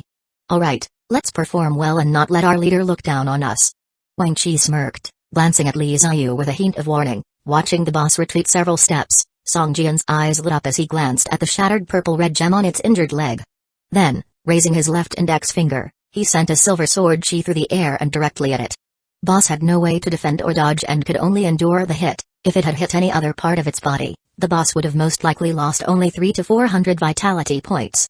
However, this was its weak point and the injured area. With a snap, the gem on the inner part of boss's thigh shattered, and a stream of black-red blood spurted out like an arrow. -1,800. A critical damage of nearly 2,000 floated above the boss's head. Just then, the boss suddenly broke free from its stunned state, letting out a heartrending scream, dropping its spear, and clutching at the injured part of its leg as it wailed in pain. The whole of boss's right leg had become as stiff as a piece of stone, unable to move at all, causing the boss to lose balance even while standing. As it staggered back, the boss suddenly fell to the ground, like a wild beast on all fours, its dark, rigid shell on its back flashing with a dark glow. Roar with a roar, the boss raised its head and howled, looking like a real beast, its bloodthirsty eyes filled with murderous intent. Is this the second phase? Song Jian narrowed his eyes, guessing internally. Many bosses would go berserk once their vitality points were reduced to a certain level. Some would use powerful special abilities, while others would change forms. It seemed that this boss belonged to the latter category. Once transformed, the boss lost all traces of rationality and had become a wild beast. Its sole target was to tear Song Jian to shreds. With a roar, the boss charged straight at Song Jian. Although its right leg had become a burden and could only be dragged on the ground, the remaining 3 legs did not slow down at all. Seeing the boss charging towards him, Song Jian gritted his teeth, his eyes flashing with determination. Immortal Sword Body, activate. With a soft cry, Song Jian's body shone with a golden light, his attributes soaring. Slowly orbiting around his body were 8 phantomong zerds, and even the crimson fire heart-ape sword in his hand seemed sharper. Light strike. With both hands gripping the sword, Song Jian raised it overhead, slashing fiercely at the oncoming boss. A brilliant golden sword energy drew an arc in the air, heading straight towards the boss as if to split it completely in two.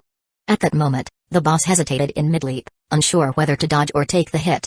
However, it was too late as the golden sword energy rained down on its head. The boss swiftly turned around, exposing its back to Song Jian's golden sword energy. Boom! Amidst the loud explosion filled with power, the entire garage shook violently.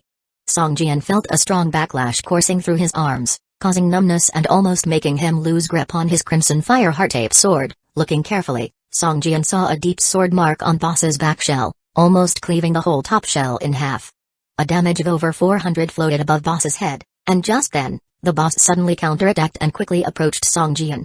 Both hands reached forward, and its sharp claws madly scratched at him. Song Jian thought quickly, and the steel wings on his back enveloped him like 2 large hands, providing sturdy protection. Clang clang clang clang. A series of rapid metallic clashing sounds echoed. Song Jian felt the steel wings violently trembling while a burst of intense pain shot from the connecting point at his back. Biting the bullet and enduring the pain, Song Jian's mouth corner oozed a trace of blood. Chapter 520 Golden Quality Equipment. Song Jian resisted the boss's attack for a full 10 seconds. When the steel wings were stretched out again, a large pile of iron scraps appeared on the ground. They had all been scratched off the steel wings by the boss. Looking at the broken and disorganized steel wings, only half remained, making them hardly recognizable as wings. Song Jian was relieved. Luckily this is just a skill, not equipment. If it were equipment, it probably would have been completely ruined by now, with no value left to repair. After the boss used this skill, it seemed somewhat exhausted, squatting in place and gasping heavily, a trace of fatigue evident on its face. Sweeping sword style. With the boss clearly flagging, Song Jian showed no mercy. He brutally hacked at the boss, who roared like a beast, raising its right claw to block.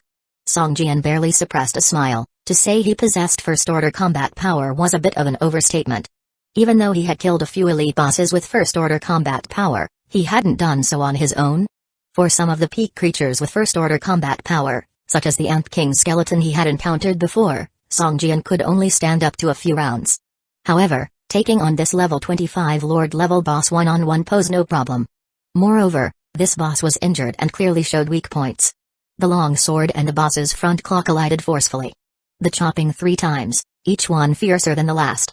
On the final strike, the crimson fire heart-ape's sword finally cut through the bone seam of the boss's front claw.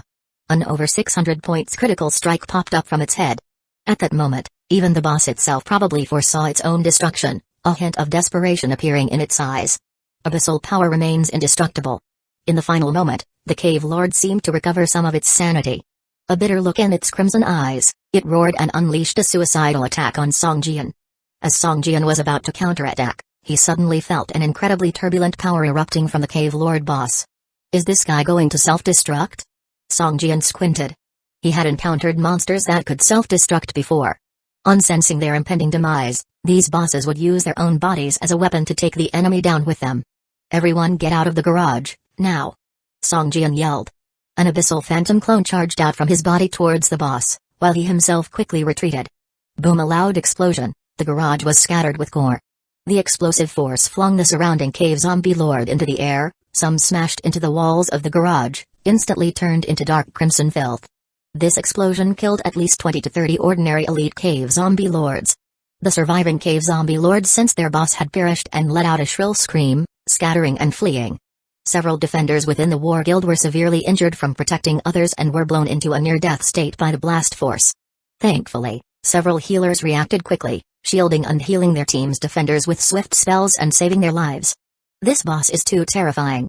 We are lucky Song Jian was taking it on by himself. If we had all been involved, at least a third of us would have died. Wang Qi said, his face reflecting having survived a disaster. Song Jian was also taken aback.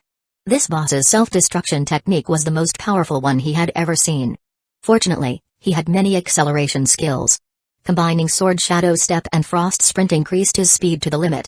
The Abyssal Phantom clone bore the brunt of the self-destruction force, enabling Song Jian to come out unscathed. At this moment, several players in the War Guild leveled up and golden light erupted from their bodies.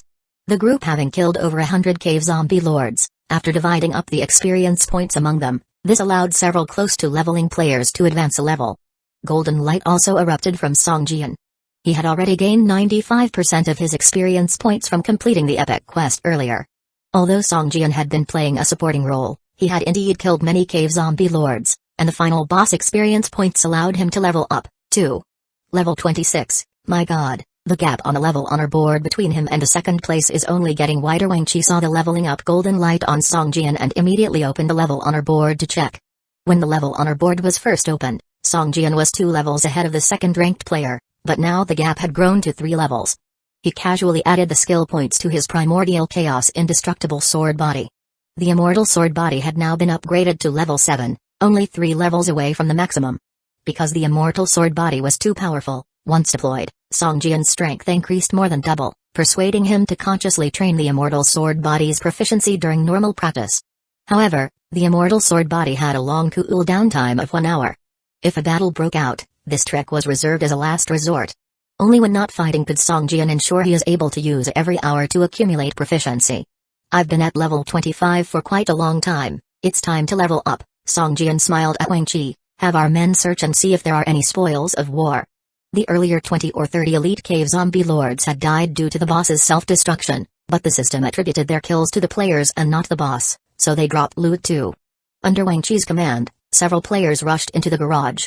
In a short while, some players came out holding a pile of items, their eyes shining. We struck it rich, haha, we got a pile of stuff. We only picked up this much. There's still a lot inside. Send a few more people in to loot. One player shouted ecstatically. Upon hearing his shouting, everyone was stunned. Without needing Wang Qi to speak, several people sprinted towards the garage, with some even activating their acceleration skill, a ball of white light glowing at their feet as they rushed off. The spoils of war belonged to the War Guild. Without getting permission from Song Jian or Wang Qi, they could not transfer the items into their own inventory. So, they could only hold them like this and take them out. Crash! Several players stacked the items in front of Song Jian, looking up to him with reverence. Were it not for Song Jian, they would not have such abundant spoils of war. The War Guild's operation this time could be said to have been a complete success. Golden grade equipment, it actually dropped golden grade equipment? Wang Qi's gaze immediately landed on a robe radiating a soft golden light. He couldn't help reaching out to pick it up. Chapter 521, The Oath of Loyalty from the Cave Lord. Hearing Wang Qi's shout, golden quality robe, everyone's gaze turned towards him. What, golden quality equipment dropped? Where is it? Let me see. Damn, golden quality, it's the first time I've seen golden quality equipment drop. Did you drop it? Don't flatter yourself, it must have been dropped by the boss. The Alliance players were instantly excited. A player possessed of a blue-grade item was already considered very impressive. If they had a silver item, they probably would not even want to turn off the equipment glow and would love it if everyone saw the silver light emanating from their gear. Even for Wang Qi, this was the first time he had seen a golden quality item.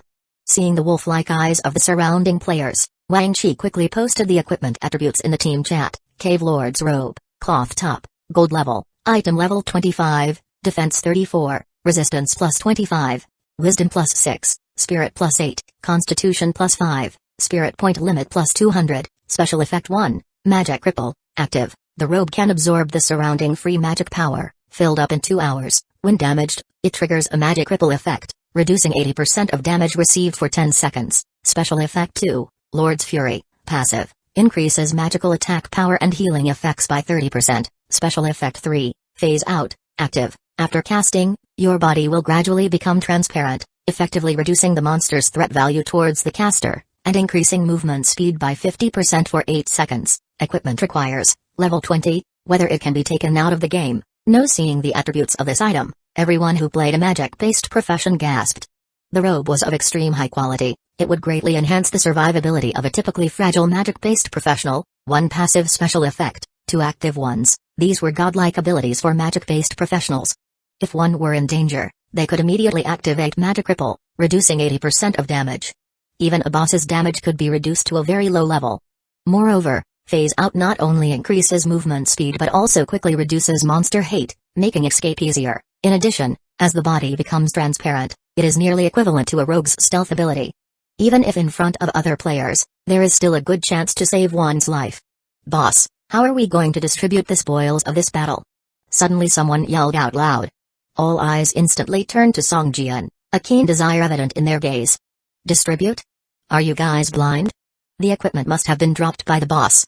Did any of you even touch the boss? Wang Chi's face turned stern. It was clear that the distribution of spoils at this time was to claim the golden quality robe. Song Jian smiled slightly, glanced at Wang Chi, raised his hand, and gestured for him to stop. All spoils of this battle will be distributed according to everyone's contribution points. Song Jian yelled. Everyone was stunned, and immediately someone asked, even this golden robe will be distributed based on contribution points? As I said, all items.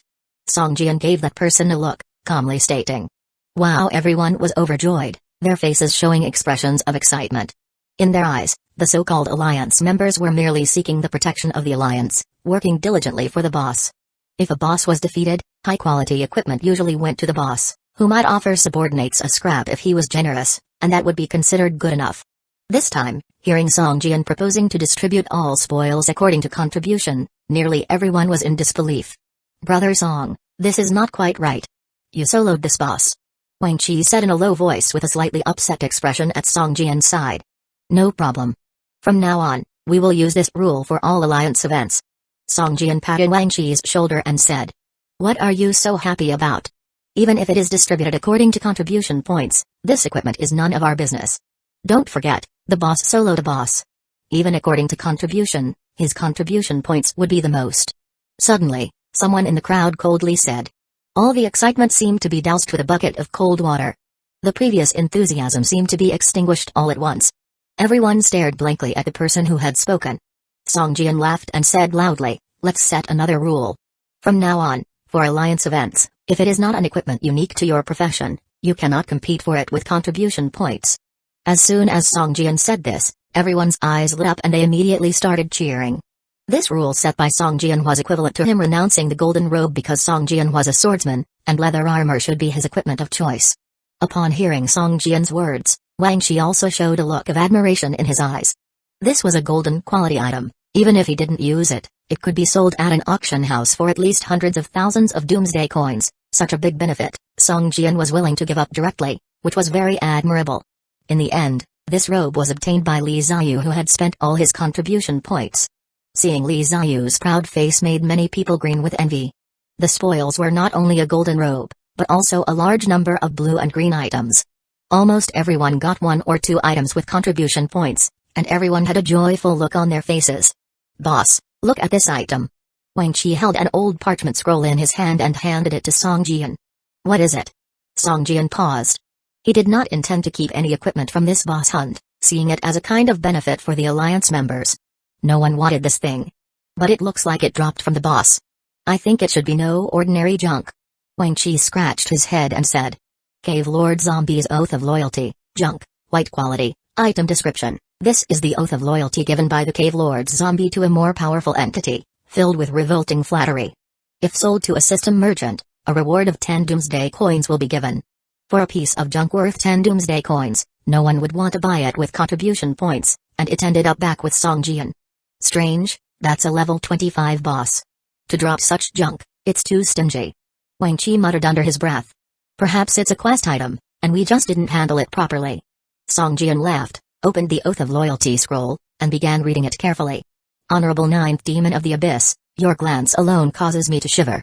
I am willing to lead the entire species of cave people and swear allegiance to your immense abyssal power. I will. The following part is missing. The Ninth Demon of the Abyss? Is this the Cave Lord Zombie's Oath of Loyalty to the Ninth Demon of the Abyss? With raised eyebrows and a surprised look in his eyes, Songjian pondered. Chapter 522, is someone following? Abyss, something else related to the Abyss. Songjian frowned, looking at the battered piece of parchment in his hand. At that moment, Songjian's finger touched a section of this Oath of Allegiance, and a faint black aura suddenly began to emit from it. The emanation was so weak that even Songjian did not notice. System, you have obtained a mission item, the Oath of Allegiance from the Dungeon Zombie Overlord. You will receive a hidden mission, the secret of the Dungeon Zombie Overlord. Do you accept? Mission item, hidden mission? Songjian was taken aback, but quickly chose to accept. System, you have accepted the hidden mission, the secret of the Dungeon Zombie Overlord. Please deliver this Oath of Allegiance from the Dungeon Zombie Overlord to the Hellish Arachnid, Wenru IC. Who is the Hellish Arachnid Wenru IC? Where is he? The mission didn't specify, and Songjian didn't even know if they were in Doomsday City. How was he supposed to deliver this oath? I'll hang on to it for now and see if I can get more detailed clues in the future. Songjian was helpless and could only stash the mission item away for the time being. With the boss killed and the Union event ended, everyone was preparing to leave when a player wielding a bow and arrow suddenly approached Wang Chi and whispered something in his ear.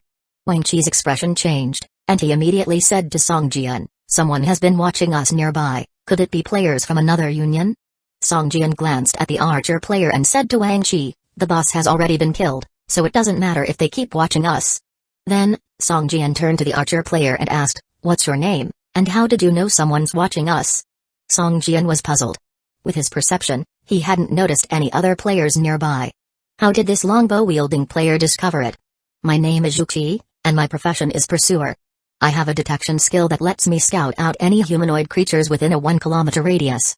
The player with the longbow excitedly explained to Songjian. Jukai's pursuer profession was also rare, somewhat similar to a hunter's profession. He had an active skill called Detect Humanoids. This skill consumed very little energy. Once activated, he could continuously scout all humanoid entities within a 1-kilometer radius. He had noticed someone following them since they left the Union territory. Initially, Jukai didn't think much of it, as there were many people in the vicinity of the Union territory. However, during their Union event, this person was always stationary in the distance, clearly observing them, which made Jukai become more cautious. Soon, the Union's players all went their separate ways, and Jukai accompanied Songjian toward the player who had been watching them. The two of them killed monsters and moved forward, looking as if Songjian was coaching Jukai on leveling up. Over half an hour had passed, Jukai continually reported the player's location. They kept changing positions, and the distance to the spy was reduced from the initial 700 meters to just over 200. His position hasn't changed, but I'm sure that he's been following us from our Union's territory. Jukai whispered. It seems he's not surveying our Union, he's surveilling me. Songjian revealed a hint of a smile, apparently finding this observation interesting. With his current distance, Songjian's perception could only vaguely sense that he was being watched, but that too only in a dedicated exploration. Otherwise, he would not be able to detect the person's presence at all. It seems this person has excellent tracking skills, perhaps some similar abilities as well. Songjian pondered. With his formidable perception, he could only vaguely feel someone observing him from about 200 meters away if he specifically focused. Songjian didn't believe that there were people whose skills and abilities were several times his, who could observe his movements within a 1-kilometer radius without using any abilities. Union leader, should we quietly creep up on him and take him down? A hint of murderous intent flashed across Jukai's eyes. The rules of survival in the game world and the real world are entirely different. It's evident the deliberate tracking and surveillance have revealed hostility, and now it would only be proper to take the initiative to strike first. Wait a moment, let me see who he is. Songjian said, revealing a faint smile. He split off an abyssal phantom clone from his body, which quickly moved towards the person's location. Soon, the phantom clone arrived in front of a 3-story building, where Yuan Pialong was standing atop the roof, peering in Song Jian's direction with a high-powered telescope. "It's him?" Song Jian quickly recognized this somewhat stuttering player from the Shadow Circus troupe. "Why is he here? Could it be, has he been following me from the Shadow Circus troupe?" Song Jian wondered internally, took another glance and dispelled the abyssal phantom skill. "Turns out it's an old friend." Song Jian laughed. "What, Union leader, do you know that person?" Zhu Kai asked curiously. "That's enough. Leave this to me, and you can return to the Union," Song Jian said. He had brought Zhu Kai along to prevent the one spying on him from escaping, but now that he had recognized who it was, there was no reason for Zhu Kai to continue tagging along. Seeing Zhu Kai suddenly leave, Yuan Pialong didn't mind. His target was Song Jian. As long as he kept an eye on Song Jian, everything would be fine. Just then, Yuan Pialong saw Song Jian smiling in his direction through his telescope. In the lens, Song Jian's face was right before his eyes, and it seemed as though he was staring straight at Yuan Pialong. "Bad news, he spotted me." Yuan Pialong was immediately covered in a cold sweat. During the time Song Jian had single-handedly fought the boss, he had realized that he was no match for Song Jian's strength. If he were discovered, his ending would be tragic. But Yuan Pialong was unwilling to give up this hard-earned hidden mission. While he was in a dilemma, Song Jian had already discovered him. How could his perception be so high? An incredulous Yuan Pialong fumbled his climb down from the roof, packed up his tool, and tried to escape into the distance. Song Jian transformed into a shadow, his speed dramatically increased, and he dashed in Yuan Pialong's direction. For the 200-meter distance, Song Jian took only 13 seconds to reach. By the time he got there, the effect duration of his skill had ended, and his speed decreased, but he could already see the rapidly retreating figure of Yuan Pialong. "You still want to run?" Song Jian squinted, metallic wings sprouted from his back, and his figure soared into the air, charging towards Yuan Pialong. Yuan Pialong turned back and glanced at him. With a horrified scream, his figure suddenly split into four and escaped in different directions. Song Jian was taken aback. This guy had a skill similar to phantom cloning and even a high-level one that could create 3 clones. Song Jian stopped in midair, watching the 4 Yuan Pialongs who looked almost exactly the same and were extremely fast, disappearing in a blink of an eye. Chapter 523, leaving Yuan Pialong's speed was incredibly fast, not even giving Song Jian a chance to open his vertical eye. In no time, he disappeared without a trace, and Song Jian couldn't even determine the direction in which he had escaped. This guy. Song Jian was speechless. In the game, even the weakest players would have a couple of life-saving skills up their sleeves, and no one could be underestimated. Why is he spying on me? Could it be that he's also aiming for the Golden Ant King Ancestor set? Song Jian furrowed his brows and thought to himself. The reason he knew Yuan Pialong was precisely because of the Ant Emperor Ancestor set. Perhaps Yuan Pialong had been following him since then. I was too careless. Song Jian shook his head and became more cautious. 3 days passed quickly.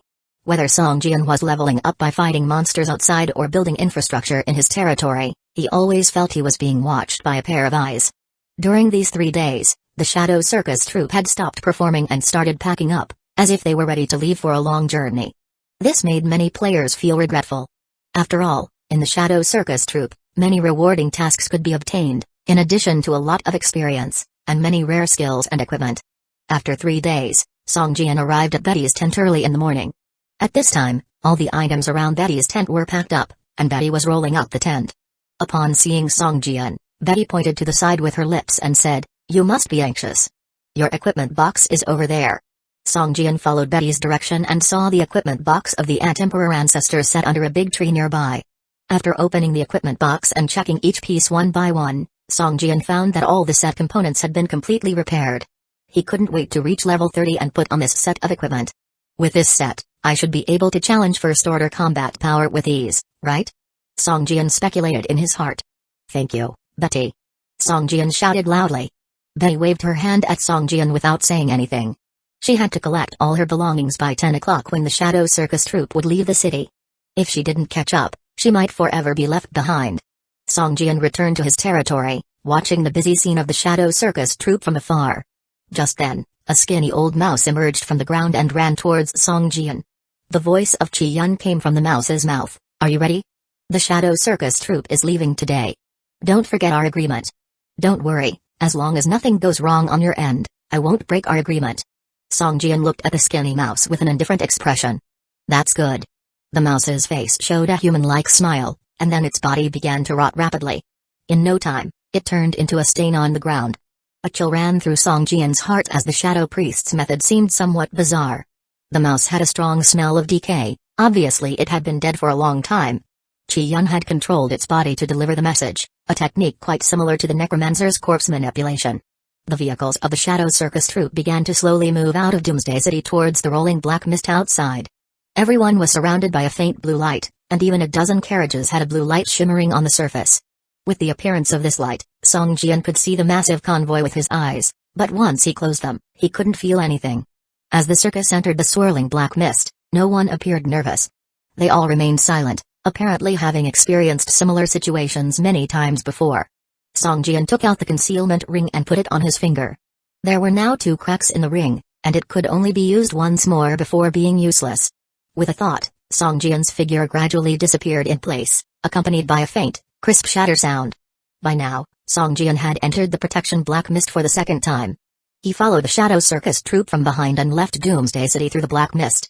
Once inside the protection black mist, Song Jian's feeling of being watched finally disappeared. It seemed that Yuan Pialong couldn't enter the black mist like he could. Visibility was almost non-existent in the black mist. Song Jian couldn't let the circus know he was following them, but he also couldn't lose track of their whereabouts, so it was difficult to trail behind them. It seemed as if the circus was trying to evade something. They didn't follow a straight line in the black mist, instead, winding around a long detour. It took more than 2 hours to finally emerge from the black mist. "Alright, tell everyone to rest here for a while. We'll rest here for half a day and continue on our journey tomorrow." The old beastman leader, holding a wooden staff, spoke with a tired expression. Everyone had expended a lot of energy coming out of the protection black mist, and it wasn't safe to continue traveling without resting. It was better to rest for a while and continue on their journey the next day. Since they were only resting temporarily, everyone simply erected their tents without unpacking other items. At night, the sky was filled with brilliant stars, and a bright moon hung high above. It had been a long time since Song Jian had seen such a dazzling starry sky in the game world. The night in Doomsday City was completely different from the night in the wilderness. Song Jian sat cross-legged, absorbing the essence of the moon. In Doomsday City, he could only absorb it for 15 minutes at specific times, but there was no such restriction in the wilderness. In no time, Song Jian immersed himself in the comfort of absorbing the moon's essence, as if he were in a deep sleep with a blank mind. His whole body emitted a silver light, looking like a light bulb from afar. If he hadn't chosen a hidden spot, he might have been exposed by now. System, you've absorbed the essence of the moon, and your physical fitness has been slightly improved. System, you've absorbed the essence of the moon, and your physical fitness has been slightly improved. Messages like this appeared in the notification bar every few dozen seconds. Finally, after hundreds of similar messages appeared, a special light yellow message stood out. System, your body has been tempered by the essence of the moon, and all attributes have increased by 1 point. After this message appeared, Song Jian's body shook violently, and he suddenly woke up. His eyes were still filled with confusion after waking up, and it wasn't until he regained consciousness that he realized he had been absorbing the moon's essence for more than 2 hours. What happened? At this moment, Song Jian noticed the hundreds of system messages in his notification bar and the final message about all his attributes increasing by 1 point. What a pleasant surprise. Song Jian looked up at the moon, which had shifted positions, with an excited look on his face. Chapter 524, Small Town with a Gain of 1 on all attributes. It was a pleasant surprise.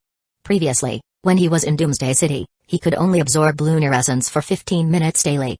The effect was not particularly significant as Song Jian often found it ending before he even felt anything. He didn't expect such a significant harvest after leaving Doomsday City today, perhaps it was because the lunar essence within his body had become plentiful. No matter how Song Jian tried to activate the absorption of lunar essence, it was impossible to enter the absorption state, so, he had to give it up eventually. In the middle of the night, Song Jian suddenly felt someone approaching, immediately became alert, as a dark shadow slowly moved towards his location. When the shadow was about 7 or 8 meters away from where Song Jian was, it stopped in its tracks. Who's there? Song Jian clenched his long sword and demanded in a low voice. Who else could it be? Qi-yun seemed quite amused at Song Jian's alarmed state, took off his hood and revealed a gnarled, emaciated face. At this point, Qi-yun had removed all the black cloth strips wrapped around his body. His exposed skin was an abnormal shade of blue and was without any flesh. He looked more like a skeleton wrapped in skin than a human. Why have you come so late? Hasn't the circus uncovered your real identity yet? Song Jian asked, his brows slightly furrowed. You don't need to worry about me, just do as I instructed. Qi-yun glared at Song Jian and replied. It seems like you don't need me to stay with the circus anymore. So I'll head directly to the Dark Castle in the Shadowfang Mountain range to wait for you," Song Jian said, his face somber. "Aren't you curious about this shadow circus?" Ji Yun's red eyes pierced Song Jian. A thin smile emerged upon his dried lips. "It is a rare occurrence that they are having problems with their shadow crystal. The circus's high-level fighters have to expend their own strength every day to maintain this shadow crystal. This is the best time for us to attack them." Song Jian considered Ji Yun's words carefully, recognizing that there indeed lay many valuable items within the circus. Just the Ant-Emperor ancestor set he had obtained was enough to provoke intense envy. Moreover, he knew the circus also possessed a complete recovery potion. Song Jian had discovered that among the troupe, there was a master-level alchemist who could possibly have created this potion. After some hesitation, Song Jian eventually shook his head and said, "I just want to complete the mission as soon as possible. I don't want any more complications." Although he could terminate the contract with Ji Yun, Song Jian had no way of finding the blood of blasphemy, so he would need to stick to the contract's terms in good faith. Just because you have no interest in the circus doesn't mean others won't." Song Jian was startled and quickly asked, "Are you suggesting that someone plans to ambush the circus on the road?" "You are totally ignorant of this shadow circus. It happens to be one of the dragon servant troops that the shadow giant dragon values the most." Ji Yun stared pointedly at Song Jian, then slowly his body turned into a pile of black sand and vanished. Looking at the place where Ji Yun had disappeared, Song Jian wore a contemplative look on his face. The reason he hasn't agreed to stay with the circus was that he believed that with his current ability, he wouldn't be able to gain any advantages there. No matter what the problem was, to safely reach the Dark Castle in Shadowfang Mountain Range, he would need the guarantee of several high-end fighters. Therefore, no matter what Ji Yun said, Song Jian would never believe that all high-end fighters from the Shadow Circus could be considerably weakened due to the Shadow Crystals issue. But if someone was genuinely planning an ambush on the circus, then this could potentially be an opportunity for him. In the past, they only agreed to meet once after leaving Doomsday City. After that, Ji Yun would no longer concern himself with Song Jian's itinerary. Song Jian just needed to reach the Dark Castle in Shadowfang Mountain Range within the stipulated time.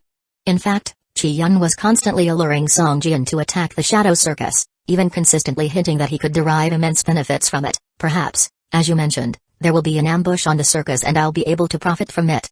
But..." Song Jian's eyes grew sharper, and he chuckled, "I don't trust you."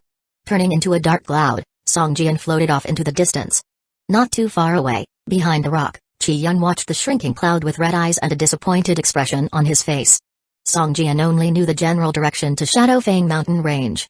Although Ji Yun had given him some information about the Dark Castle, Song Jian realized after leaving Doomsday City that without a detailed map, it was incredibly easy to lose his way if he traveled blindly. After walking in the wild for 3 continuous days, Song Jian saw no trace of any modern civilization. All he saw was barren, infertile land strewn with rubble and full of mutated, corrupt creatures that crazily threw themselves at him without caring for their strength mismatch. This was entirely different from the monsters in Doomsday City, who seemed more rational. Even the most crazed of monsters there knew to steer clear of powerful players. At first, Song Jian would kill them, but there were so many creatures that he started growing impatient.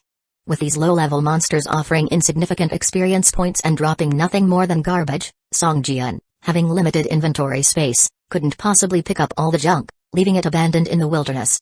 Taking the form of a dark cloud, Song Jian was flying in midair, continuing towards Shadowfang Mountain Range. The skies above the wilderness were dangerous as flying monsters tended to be stronger than their same-level counterparts that couldn't fly. Song Jian proceeded cautiously, evading whenever he encountered large amounts of flying creatures and continuing on his journey only after they had flown far away.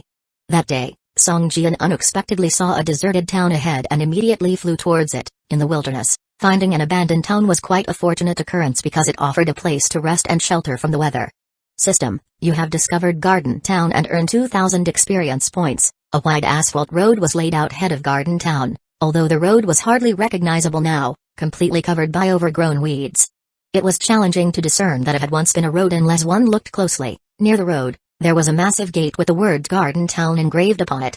This entrance had collapsed halfway, leaving the words garden remaining.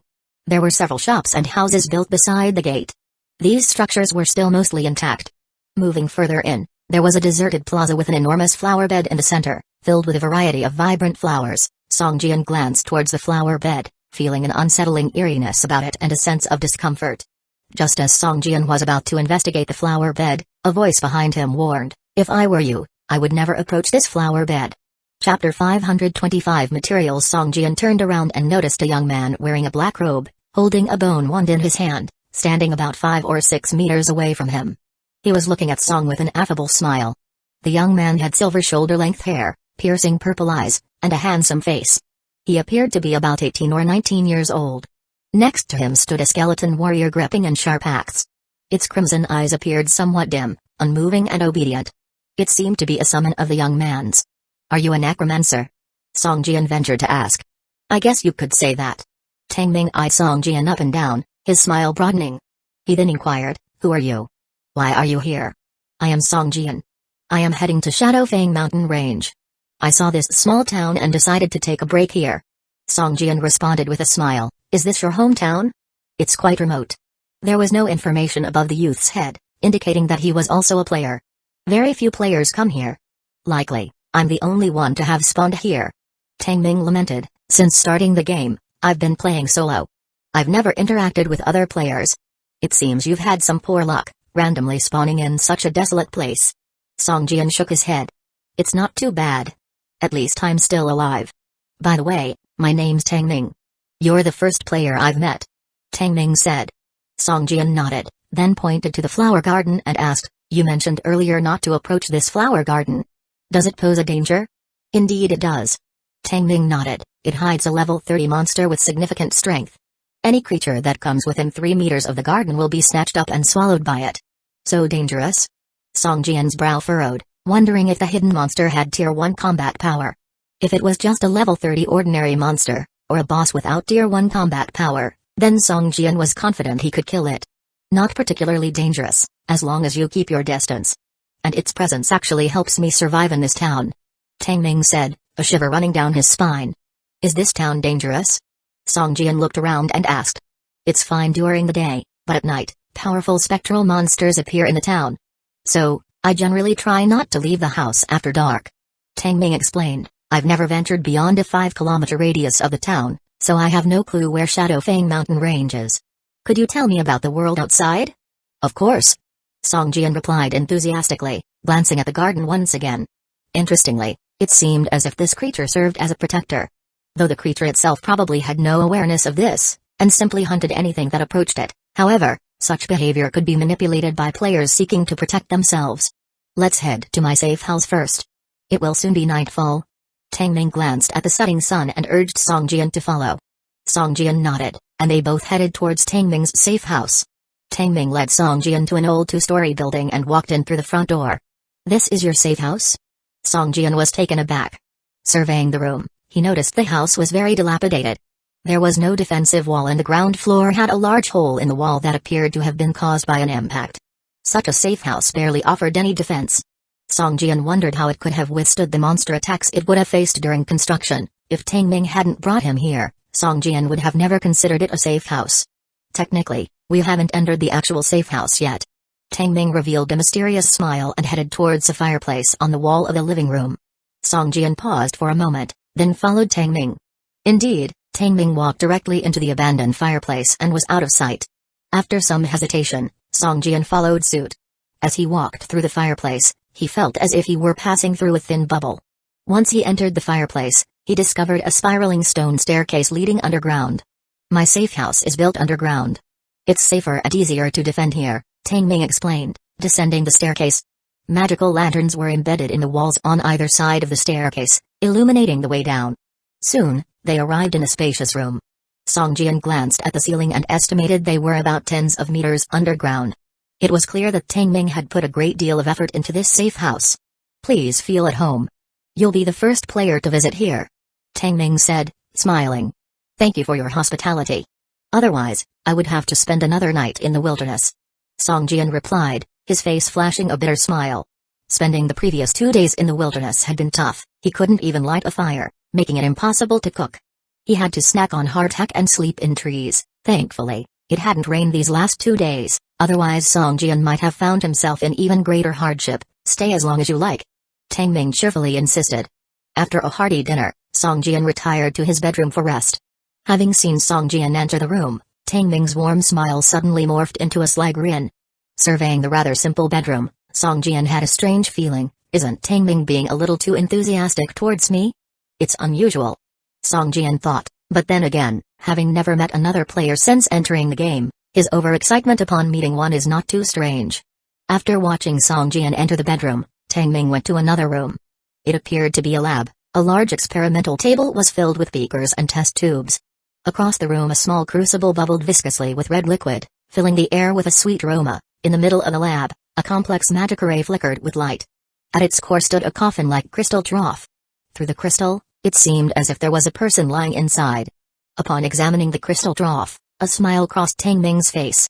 He gently patted the skeleton warrior that stood guard beside him and whispered, "Soon you will gain a new comrade.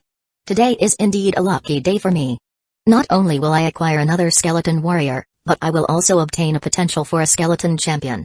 Chapter 526, Bone Bead. In the deep quiet of night, Song Jian lay sleeping peacefully in his bed, his chest rising and falling slightly, indicating he was fast asleep. Just then, the bedroom door was slowly opened without making a sound.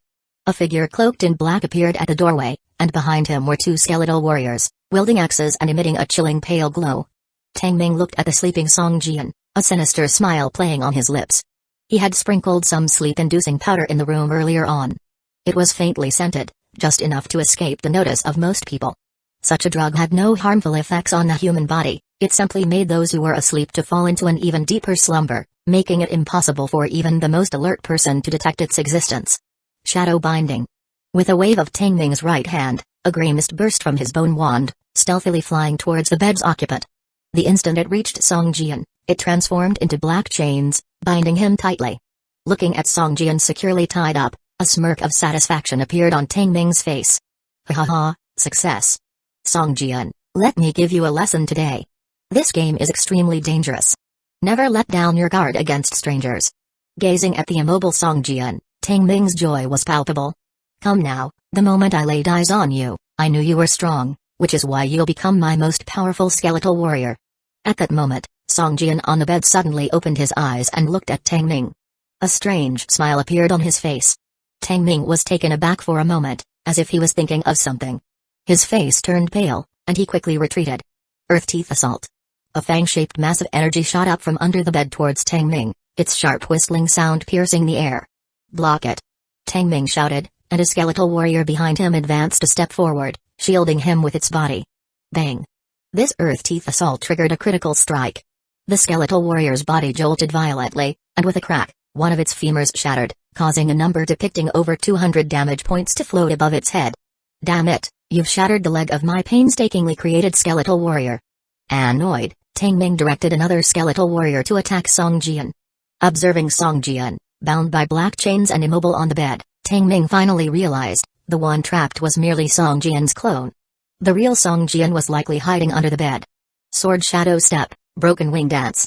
A shadowy figure suddenly dashed from under the bed, sword swinging at the two skeletal warriors. Upon entering the bedroom, Song Jian immediately sensed something was amiss. However, he didn't suspect Tangming. He just felt an intangible unease which wouldn't let him sleep, and so he never truly went to sleep. Only when he heard deliberately muffled footsteps outside his door at night, did Song Jian realize something was wrong. It seemed like Tangming harbored ill intentions towards him. He quickly activated Phantom Clone, letting his clone lie on the bed while he hid underneath. Unexpectedly, Tangming truly had malicious intentions. Glancing at the black chains on his clone, Song Jian realized he couldn't even cancel the clone as it seemed to be completely bound. Hearing Tangming's words, Song Jian's anger surged inside him. "You actually use players' bodies to create skeletal warriors." Tangming waved his magic staff, launching a shadow arrow at Song Jian and directing his skeletal warriors to attack. He, their bodies have been transformed into undying skeletal warriors, they should feel honored. Tangming's face twisted into a sinister smile. He fished out a bone bead from his pocket and tossed it at Song Jian. Song Jian and the two skeletal warriors were locked in combat, their level of strength equivalent to that of ordinary level 20 monsters. They couldn't stop Song Jian. Each of Song Jian's sword swings left deep marks on the skeletal warriors. In just a little while, the skeletal warriors' bodies were left in a terrible state, their vitality points reducing to less than a third. When he saw Tangming throw a bone bead at him, Song Jian felt a chilling sense of impending danger and swiftly activated his frost shield. Boom! The bone bead exploded in midair. Song Jian felt an intense surge of energy. The frost shield shattered instantly, and his body felt as if it had been hit by hundreds of bone shards, causing waves of piercing pain. Song Jian was thrown back by the force of the explosion, crashing into the bedroom wall. His chest felt tight and nauseous, and he couldn't help but vomit blood, which made him feel a bit better. He checked his damage. The explosion had reduced his vitality points by over 600. The power was even more significant than an improved self-destructing robot or a powerful hand grenade. However, numerous damage immunity notifications appeared in his combat information dashboard, which gave Song Jian pause. System: you received splash damage from the bone bead explosion. After reductions due to your personal and equipment defenses, this effect was less than 15 points. Talent: thick skin takes effect. This damage is immune. System: you received splash damage from the bone bead explosion. After reductions due to your personal and equipment defenses, this effect was less than 15 points. The ghostly leather armor's void effect is triggered. This damage is immune, and the next damage received will be reduced by 50%. System: you received splash damage from the bone bead explosion. After reductions due to your personal and equipment defenses, this effect was less than 15 points. Your talent: thick skin takes effect. This damage is immune. A series of immune damage notifications left Song Jian startled. Looking at dozens of bone shards in his body, Song Jian estimated that had he not been immune to the harm, these shards would have caused more harm than the previous explosion. If it weren't for the damage reduction, a single bone bead could cause thousands of damage points. This could instantly kill a player with a weaker vitality level. Song Jian couldn't help but gasp in surprise, silently cursing in his heart. However, objects causing splash damage are more potent in confined spaces. If used in an open area, the splash damage would drastically decrease. Seeing that Song Jian was still standing even after facing a bone bead, Tang Ming wore a shocked expression. Truly, you're worthy of being the powerful skeletal warrior I've chosen, possessing such an excellent physique. Ha, the better the body's quality, the higher the chance of success in creating a skeletal warrior. Today is indeed my lucky day. With that, Tang Ming took out 3 bone beads from his pocket, hesitating a little. There was a hint of reluctance in his eyes, but he soon steeled his resolve, gritted his teeth, and threw the 3 bone beads at Song Jian. Chapter 527, Destroy. Seeing the 3 bone beads flying towards him, Song Jian got a scare. He instantly activated the bloodthirsty shield while a pair of steel wings spread out from his back, firmly protecting his body. Boom, boom, boom. The bloodthirsty shield shattered as the sound of steel wings being struck like rain hitting banana leaves echoed. One miss after another floated up above Song Jian's head. The moment the steel wings spread out, his defense significantly increased. Moreover, it automatically nullified damage below 50 points. Coupled with Song Jian's natural talent, if the damage dealt didn't exceed 65 points, he would remain completely unharmed. When the bloodthirsty shield broke apart, Song Jian's vitality points suddenly increased by more than 500, completely replenishing the previously lost vitality points. Tang Ming's eyes widened in disbelief at the scene before him. Just by throwing 1 bone bead earlier, he managed to deal more than 500 damage to Song Jian. Now, he had thrown 3 beads at once and expected that at least it would leave Song Jian severely injured, if not kill him outright. But why did the opponent not receive any damage, and his vitality points even restored? Could it be that my 3 bone beads have a healing effect? Feeling the effect of the bone beads fade, Song Jian fiercely lunged forward. An icy path appeared beneath his feet as he passed between the 2 skeleton soldiers. His powerful sword cut through the air towards Tang Ming. Death Shield. Tang Ming calmly wielded the bone wand, causing a grayish shield to appear around him instantly. As Song Jian rushed towards him, a smile appeared on Tang Ming's face. Embrace death. My skeleton general, feel the force of death. One day, you will understand its greatness. Death Shield, Tang Ming's strongest defense, would cause any living creature that attacked it to suffer from the force of death, reducing their attributes by 30%. Moreover, the Death Shield's defense value was as high as 1,200 points. Even the bone bead needed 2 beads to break its defense. Watching Song Jian wielding his sword, slashing towards the Death Shield, Tang Ming seemed to have already seen his weakened opponent. A complete body was a prerequisite for creating a skeleton general. With Song Jian in a weakened state, it would be easier for Tang Ming to obtain his intact corpse. Clang. With a crisp shattering sound, the Crimson Fire Heart-Ape sword easily tore through the defense of the Death Shield, ruthlessly striking Tang Ming's shoulder. A stream of black blood spurted out, and Tang Ming felt an intense pain in his shoulder, giving him a sense of unreality. How could this be? Subsequently, Tang Ming saw the deep wound on his shoulder, reaching the bones, and became enraged. I'll kill you. I'll sink your soul into the flames of hell and burn it for 1,000 years. Tang Ming gritted his teeth. His body suddenly transformed into a pool of black blood seeping into the ground and disappeared. The 2 skeleton soldiers still rushed at Song Jian aggressively. However, Without Tang Ming's command, these two puppets had become even weaker than ordinary monsters. Song Jian quickly shattered them into a pile of bone fragments. Skeleton soldiers like these had to be present in large quantities to showcase their true power. An endless sea of skeletons in the wilderness could terrify any class of players. Unfortunately, Tang Ming's current strength still had a long way to go to reach such a level, and it might be impossible for him to ever create such a scene. Seeing the black traces remaining on the ground, Song Jian couldn't help but frown. Tang Ming's methods were too strange. He effortlessly turned into blood and merged with the earth. Killing him was becoming increasingly difficult. This place was Tang Ming's safe house, and he couldn't get away from here. Song Jian believed Tang Ming was still inside the safe house and hadn't fled too far. While searching the safe house, Song Jian quickly found Tang Ming's laboratory. Entering the room, he could sense a strong force of death. The smell of rotting corpses made any living creature feel uncomfortable. Song Jian carefully left everything on the experiment table untouched due to his cautious approach to unknown things. The nutrition tank in the middle of the laboratory had been opened with some thick green liquid inside. A strong force of death emanated from the nutrition tank. Upon closer inspection, the entire set of experiment equipment was actually a set of blue-quality skeleton soldier conversion apparatus. It could be used to transform player corpses into skeleton soldiers. There was a slight chance that powerful player corpses could be transformed into skeleton generals, and an even smaller chance to be transformed into skeleton kings. However, the apparatus conversion rate was reduced. Even the lowest tier skeleton soldier only had a 10% success rate, and each conversion took 7 days. Looking at the laboratory's left wall, Song Jian found a cabinet filled with a row of corpses. Taking a closer look, these were all players below level 20. It was unclear how Tang Ming managed to preserve these player corpses. This guy must be a lunatic in the real world. Song Jian couldn't help but feel disgusted by the sight of the player corpses, his face grimacing. If I destroy this place, I wonder what Tang Ming's expression would be like. I'm looking forward to it. A slight smirk appeared on Song Jian's face as he took out 2 high-explosive grenades from his inventory and placed them beneath the experiment table and nutrition tank. There was nothing worth taking in the safe house except for the valuable skeleton soldier conversion apparatus. Song Jian didn't want to use it to harm others and decided to destroy it instead.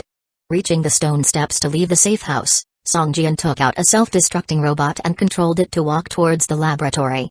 Sword Shadow Step. Transforming into a dark shadow, Song Jian dashed towards the outside of the safe house. The power of 2 high-explosive grenades and a self-destructing robot was enough to send the safe house flying, and Song Jian didn't want to get caught in the destruction. Bang! With a single sword strike, Song Jian slashed open the entrance to the safe house and quickly dashed towards the outside of the town. Before he could leave the town, Song Jian felt the ground violently tremble. A muffled explosion rang out behind him. The powerful force tore down the buildings around the safe house, causing large cracks to form on a cement road. Song Jian stumbled and fell on the ground, unable to balance himself.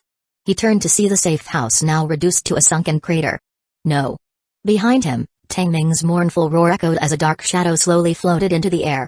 Tang Ming was disheveled at this point, never expecting Song Jian to possess high-explosive grenades and a self-destructing robot. Caught off guard, the Tang Ming hidden underground was also affected and blasted out. Chapter 528, Deaththorn. Tang Ming's black robe, resembling bat wings, was spread out behind him, but it was clearly torn in a few places, and the edges of the robe bore scorch marks. At this point, Tang Ming had only less than 60% of his vitality points left. His face was filled with rage, gritting his teeth at Song Jian. Despite his serious injuries, Tang Ming didn't mind. Even if he had to abandon his body, Tang Ming could exist in another form. But the safe house was destroyed, especially the laboratory. The set of equipment that had been painstakingly collected was utterly destroyed. This was what truly caused Tang Ming indescribable pain. I am going to kill you. I am going to kill you. I'll show you the miserable fate of angering a death summoner. Tang Ming roared, starting to chant the incantation of death magic, while his bone wand also started to emit a gray glow. Deaththorn, seize the life of the enemy before me. Tang Ming whispered, pointing his bone wand to the ground. Whoosh! A burst of breaking soil sounded. A rich aura of death pierced the sky, like a black beam of light. Then, this black beam of light started to twist, as if a black serpent was waking up. Whoosh! The black beam violently sprouted numerous tentacles, turning into a huge thorn vine. At the tip of this feral thick vine, a mouth filled with fangs extended a blood-red tongue at Song Jian. Whoosh! This vine, filled with the force of death, was covered in over a foot-long sharp spikes. Dancing, these spikes easily scratched deep marks on the walls of the houses around, looking sturdier than metal. What on earth is this? Song Jian frowned slightly. He suddenly felt some vaguely malicious energy and bodies were closing in on him. Vertical eye.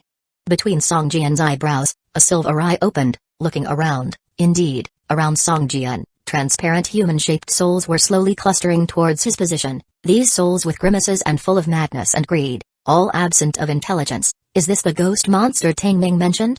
Song Jian whispered. Death Soul, level 25, vitality points, 3,000 out of 3,000, characteristics, immune to physical attacks. Song Jian, you can't escape. Tang Ming clenched his fist fiercely. The death thorn vine let out a sharp roar and rushed quickly towards Song Jian. Whoosh! Like a black python, the thorn vine almost slid on the ground, leaving deep marks on it. Song Jian advanced instead of retreating, holding his sword with both hands and raising it above his head. The dark red sword emanated a dazzling golden glow. Light strike! With a stern shout, Song Jian's long sword violently chopped forward, sending a burst of dazzling golden sword chi, wave-like, chopping towards the death thorn vine. At the moment the golden sword chi burst, the death souls around Song Jian suddenly let out a sharp scream, as if they had encountered something terrifying and scattered in fright. Some slower death souls started to phase out, like they were made of wax. The golden sword chi easily pierced through the defense of the death thorn vine, almost severing it completely. Thick black blood spurted out like a spring from the wound. The death thorn vine writhed violently and let out a series of mournful screams. Divine power? Humphrey, do you think those gods are really reliable? Only death is the true eternity. Tang Ming let out a roar, waved his bone wand, and fired a shadow arrow at Song Jian. Sacred parry. Song Jian placed his long sword horizontally in front of his chest. A sphere of energy-emitting gray light came crashing towards him. He violently shook as a golden light flashed, and his body tumbled backwards onto the ground in a stable manner. The shadow arrow disappeared. Moments later, where the arrow and sword had collided, another shadow arrow materialized out of thin air and shot towards Tang Ming. A surprised look flashed across Tang Ming's face. He looked somewhat flustered. Bang! An energy arrow-emitting gray light appeared in front of Tang Ming instantly, piercing his chest fiercely. Tang Ming's body slightly shivered. A corrosive sensation came from his chest. A mouthful of fresh blood welled up, but he forcefully swallowed it down. However, a trickle of black blood slowly seeped out from the corner of his mouth. Flash thunder strike. Song Jian cast a brief glance at Tang Ming, who was suspended midair. He leapt up, his long sword lit up with lightning. 3 flashes of sword chi fiercely hacked at the death thorn vines. The already dying death thorn split into 2 sections. The bisected death thorn vines didn't die immediately. Instead, like snakes, both sections kept jumping on the ground. The front section even had a large mouth. It attempted to bite Song Jian, but Song Jian sent it flying with a slash of his sword. Seeing that the death thorn was of no use, Tang Ming's face darkened. He waved his bone wand fiercely. A heavy death energy radiated from him, gathering into large patches of black fog in midair. This is my home ground. Tang Ming waved his bone wand, pointed at Song Jian. The black fog above his head immediately began to churn like boiling water. Within the fog, appeared to be a huge monster swimming around. Humphrey, you're trying to fool me. Song Jian sneered coldly, leaped forward with his steel wings spread out, and charged at Tang Ming with his sword. Bang! Song Jian's dark red long sword violently collided with Tang Ming's bone wand. Song Jian used the force in his arms to push against Tang Ming. At this point, Song Jian's power had already surpassed 50 points. Not to mention Tang Ming's role of a mage, even a melee role with strength as the main attribute might not be as strong as Song Jian. With the long sword pressing against the bone wand, it slashed towards Tang Ming. Oh, quite strong, aren't you? Looking at the long sword just a few centimeters from his face, Tang Ming could feel the chill coming from the blade of Song Jian's crimson fire heart-ape sword. But he didn't seem flustered in the slightest. He met Song Jian's eyes with a teasing look. A sudden fear swept over Song Jian.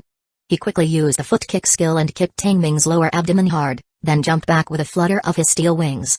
Just as he jumped backward in midair, the black cloud above him suddenly twisted into a black skeletal giant dragon. The sharp claws fiercely scratched at the place where Song Jian had previously stood. Just when the claws of the skeletal giant dragon were about to touch Song Jian's body, his steel wings flipped, drawing an arc in the air and avoiding the attack. Thinking of dodging now? Isn't it a bit late? Tang Ming looked at Song Jian's figure in the air and quickly uttered a few syllables. The black skeletal giant dragon, over 10 meters long, flipped in the air and pounced at Song Jian. Chapter 529, Skeleton Giant Dragon. This skeletal giant dragon wasn't a genuine giant dragon, but a creation of Tang Ming's spell. Yet, the power of the skeletal dragon was not much weaker than that of a true giant dragon. Splat! Tang Ming vomited another mouthful of blood. At this point, his magical power had been exhausted, and he had lost 10% of his vitality points. Furthermore, he was in a weakened state. All these sacrifices were made to summon the skeletal giant dragon to exist for only 30 seconds. This was Tang Ming's most formidable move, which he could only use when faced with life or death situations. He believed that even if Song Jian was strong, it would be impossible for him to withstand the skeletal giant dragon for 30 seconds. Whoosh! The skeletal giant dragon blew a grey dragon breath at Song Jian, carrying the force of death. The dragon's breath left a long-lasting trace in the air, corroding a large area of the void. Seeing this, Song Jian felt a chill in his heart and did not dare to underestimate it. He quickly swung his steel wings to dodge to one side. Just as he stabilized, the skeletal giant dragon's tail, like a bone hammer, viciously smashed towards him. Boom! With wide-open eyes, Song Jian saw a mass of shadows rushing over. Before he could react, his chest was hit by a sharp pain. Only then did the sharp whistling sound of the skeletal dragon's tail slicing through the air reach his ears. Like a stone, Song Jian fell from the sky and crashed heavily into the ground, causing dust to rise. This hit made him lose more than 500 vitality points, and even added a negative effect of bone fracture to his status window. Cough cough. Song Jian was full of blood foam in his mouth, with intense pain radiating from his chest. It felt as if his lungs were on fire. The broken rib seemed to have punctured his lung, making each breath feel like tearing pain. Physical treatment. Song Jian raised his right hand, and a white light enveloped him. It then gathered at his chest, and his broken bones were instantly repaired. Boom! The skeletal giant dragon fell from the sky, stirring up clouds of dust on the ground as it walked towards Song Jian step by step. I cannot face this behemoth head-on, Song Jian thought. In the previous confrontation, Song Jian had already observed the strength of this skeletal giant dragon. From its power to its speed, it had surpassed the first-order combat power and was not something he could face now. Tang Ming hasn't even reached the first-order combat power. How could he summon such a terrifying skeletal giant dragon? Song Jian wondered suspiciously. Previously, he had met a beastman shaman who, after completely depleting his vitality and spirit, had summoned only a giant beast's right palm and nothing more. Now, this skeletal giant dragon's aura felt very close to that of the previously seen giant beast. Since he summoned such a terrifying dragon, it must have come at a great cost. Now he should be at his weakest point. I just need to kill him, and this summoned creature will naturally disappear. With this thought, Song Jian's feet flashed with white light, and his figure shot towards Tang Ming like an arrow, leaving behind an ice path with chilling cold air. The most direct way to deal with a powerful summoned creature is to kill the person who summoned it. When the summoner is dead, the summoned creature loses its reason to exist in this world. Upon seeing Song Jian charging towards him, Tang Ming revealed a sneer of disdain on his face. Even though he was powerless at this moment, there was no way the skeletal giant dragon would let anyone hurt him. Indeed, just as Song Jian was about to reach Tang Ming, he suddenly sensed an immense threat and hurriedly flipped aside to escape. Boom! With a loud bang, a bone hammer fell from the sky, landing at the spot where Song Jian had just dashed. A deep pit over 6 meters long appeared on the ground. If Song Jian hadn't dodged and continued to charge forward, this attack could have directly smashed him into a puddle of flesh. Damn it! Song Jian's face was unpleasant as he looked at Tang Ming, who was only 5 or 6 meters away from him, with a frustrated look in his eyes. At this moment, the skeletal giant dragon guarded Tang Ming, and there was no way to break through the dragon's protection and hurt Tang Ming. Song Jian, give up your dream of killing me. You can't do it. Just wait for me to lead the skeleton army to flatten the safe house you have built. Tang Ming's face revealed a hint of madness as he burst into arrogant laughter. Song Jian squinted his eyes, staring intently at Tang Ming. In his heart, he had sentenced the opponent to death. However, the skeleton giant dragon was indeed troublesome, so he could only retreat temporarily and come back later when there was an opportunity. Just as Song Jian considered retreating, a dragon's roar suddenly echoed in his heart. The black dragon cub, which had been asleep in the pet space, had awakened at this moment. The awakened black dragon cub seemed a bit weak since it had consumed a lot of its blood to create a body for bloodline wizard Wallace. It was already lucky that the cub had not dropped its rank, and now Song Jian would need to find some treasures to replenish its strength. Thinking about this, Song Jian suddenly realized that he had gathered a legendary medicinal herb, the 7 Stars Shard, while in the protection Black Mist. This medicinal herb was one of the main ingredients for the Breaking Tribulation pill, and could also directly enhance pet aptitude, which was extremely beneficial to pets. Although he did not know what the Breaking Tribulation pill was for, Song Jian knew that a pill that used a legendary medicinal herb as the main ingredient could not be garbage, and no one would believe it if he said it was. However, the Breaking Tribulation pill was too far away from him, while the second effect of the 7 Stars Shard could be used now. With that in mind, Song Jian directly gave the 7 stars shard to the black dragon cub. Suddenly, in the pet space, a green medicinal herb with 7 leaves, carved like jade, appeared. The black dragon cub had just awakened and seemed somewhat listless. Then, it caught the scent of the medicinal herb, looked up, and showed excitement in its golden vertical pupils the moment it saw the 7 stars shard. It swallowed the 7 stars shard in one bite. Swish, swish, swish. Golden light burst out from the black dragon cub's body as it began to grow rapidly. Its scales became wider and heavier, and its height doubled from just under 3 meters to nearly 7 meters. With just one medicinal herb, the black dragon cub had grown from infancy to adolescence. Its level jumped from 15 to 30, surpassing Song Jian, its master. Song Jian's heart stirred, and he quickly summoned a black dragon cub. Now a majestic young black dragon, it was no longer a cub. Excited for its first time out of the pet space, the black dragon raised its head and let out a roar.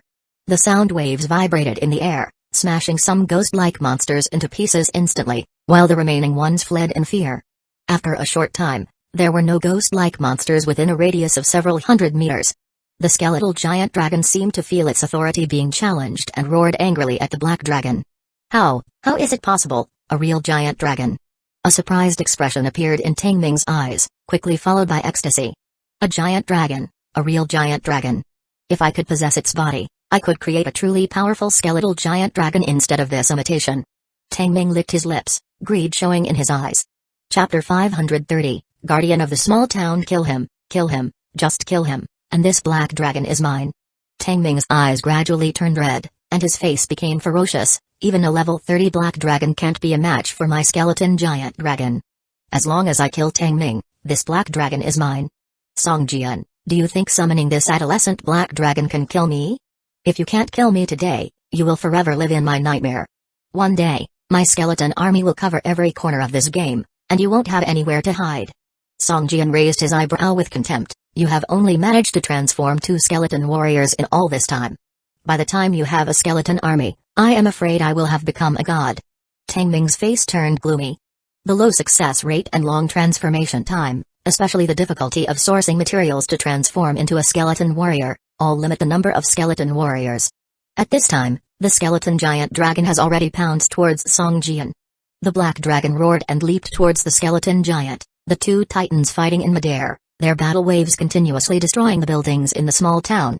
Just then, in the vivid flower bed at the door of the town, a pair of emerald eyes suddenly opened, looking up at the sky. The disturbance caused by the fighting dragons had already aroused the attention of the town's guardian. Song Jian, if you hand over this black dragon to me, then you can earn my friendship. Tang Ming licked his lips and said. Ha. Song Jian laughed awkwardly. Did Tang Ming think he was a 3-year-old child, and easy to fool? Die. Song Jian swung his sword and charged at Tang Ming. Deprived of the protection of the skeleton giant dragon, Tang Ming was like a fatty lump on a chopping board, ready to be butchered. When Tang Ming saw Song Jian charging at him, he gritted his teeth, took out a scroll from his bag, tore it, and threw it at Tang Yun. Cloud of Death. The torn magic scroll changed into a cloud of death energy, flying towards Song Jian. Frost Shield. A pale blue ice shield appeared on Song Jian's body, resisting this cloud of death energy while charging towards Tang Ming. Sizzle.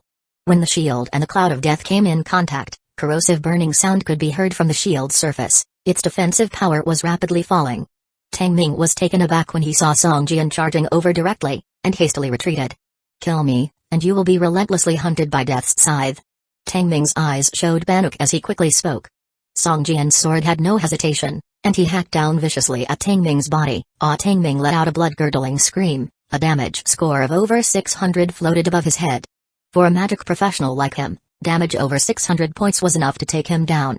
Feeling its summoner was threatened, the skeleton giant dragon slapped the black dragon away with its claw, coiled its body, and pounced at Song Jian. Get lost. Song Jian's eyes were fierce. He swung his sword again, slashing out a golden sword chi. Light Strike. The Light Strike, filled with divine energy, was the ultimate nemesis of death energy. The skeleton giant dragon took the hit straight on and let out a shrill scream.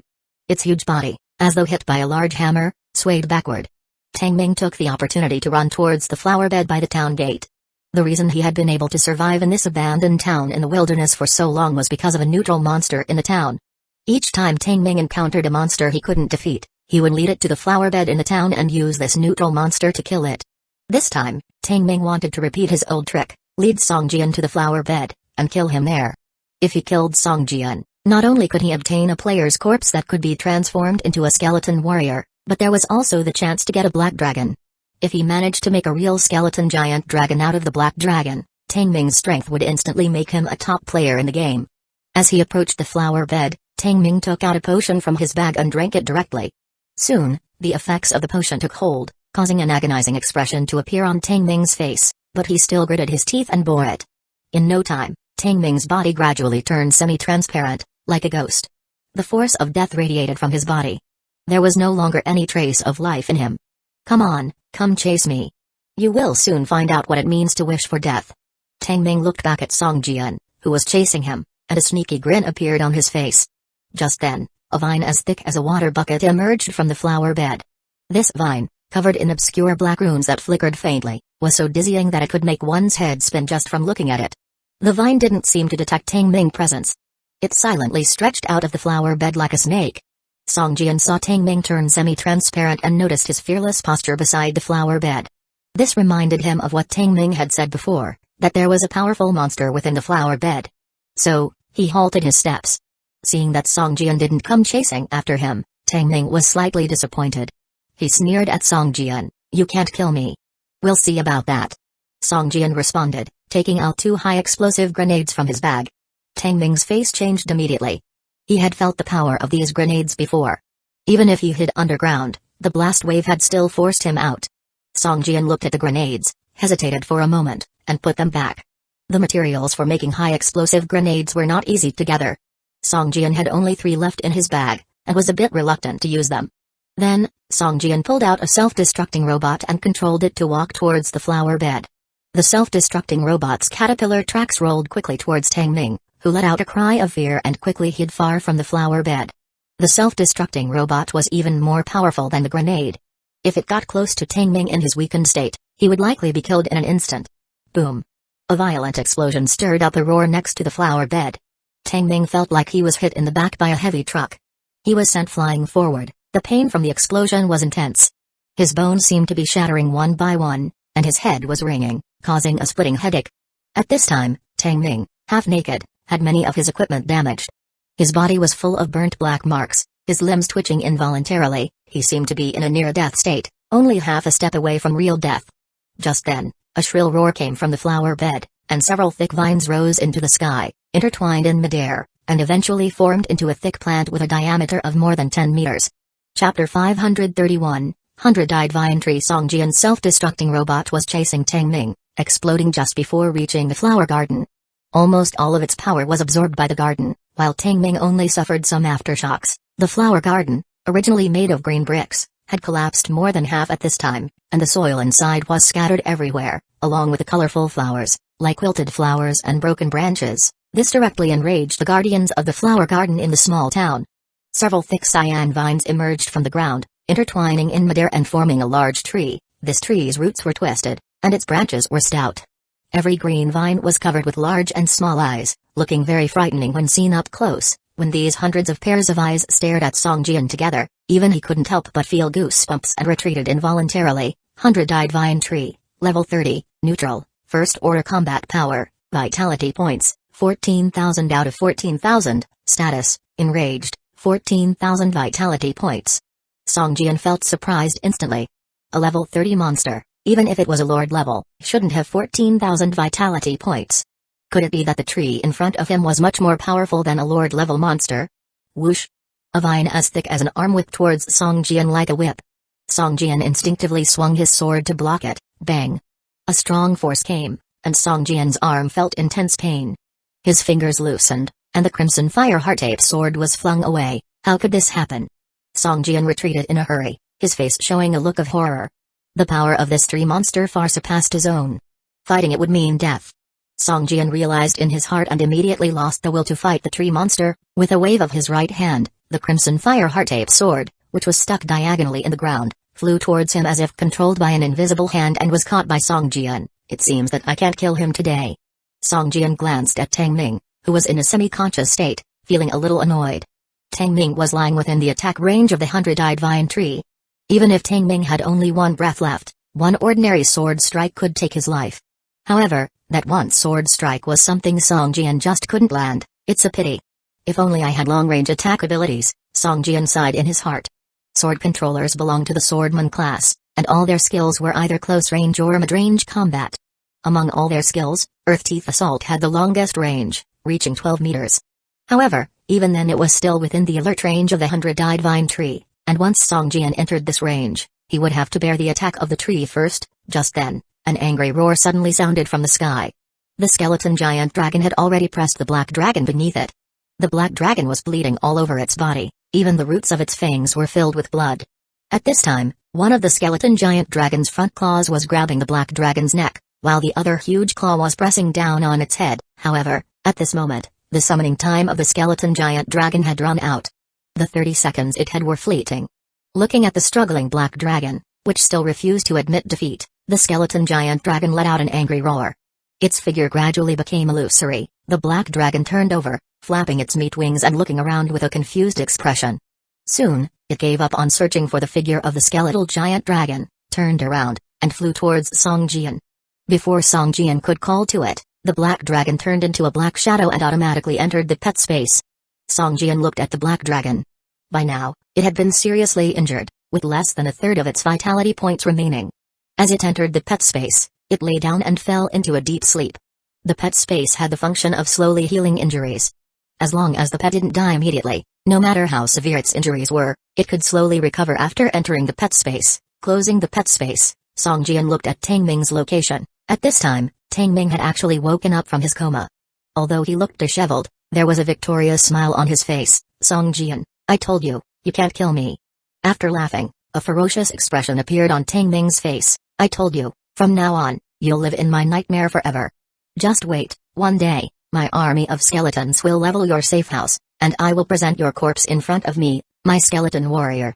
Song Jian stared into Tang Ming's eyes with a calm expression and said, I also said that I will kill you. Tang Ming was taken aback, suddenly feeling a strong sense of dread emerging from his heart. Impossible, what means can he use to kill me within the alert range of this small town guardian? Tang Ming suddenly felt a sense of panic in his heart. Just then, the 100-eyed vine tree suddenly shook violently.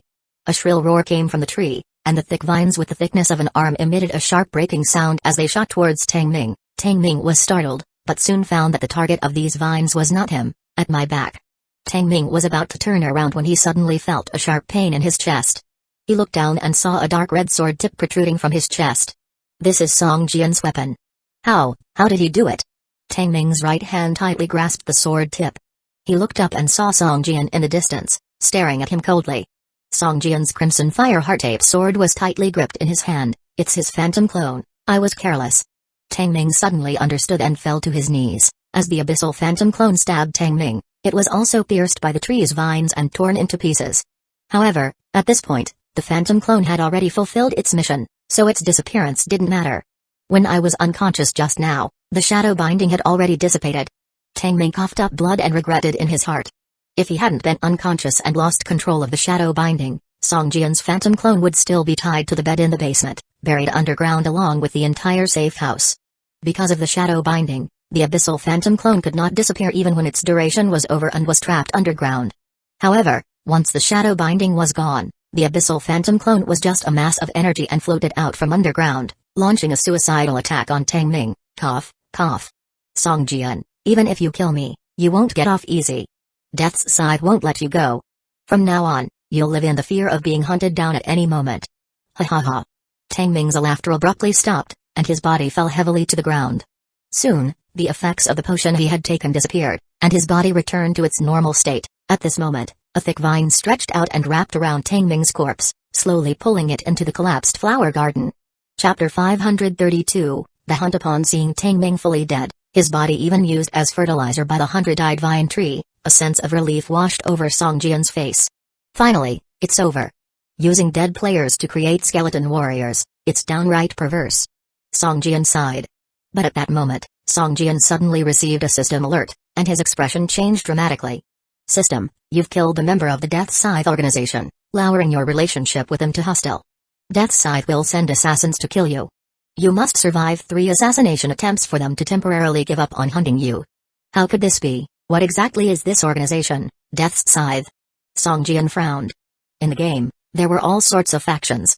Song Jian had already had a previous encounter with a faction called 101 Gathering Area. He had killed a few militiamen from the 101 Gathering Area that were trying to enter Doomsday City and had thus incurred their wrath. As a result, he was nearly killed. However, even after killing the militiamen of the 101 Gathering Area, the game didn't send out a warning of oncoming hunters like this one. Worse, he must fend off 3 assassination attempts for it to be over temporarily. I assume the assassin's abilities will increase with each attempt.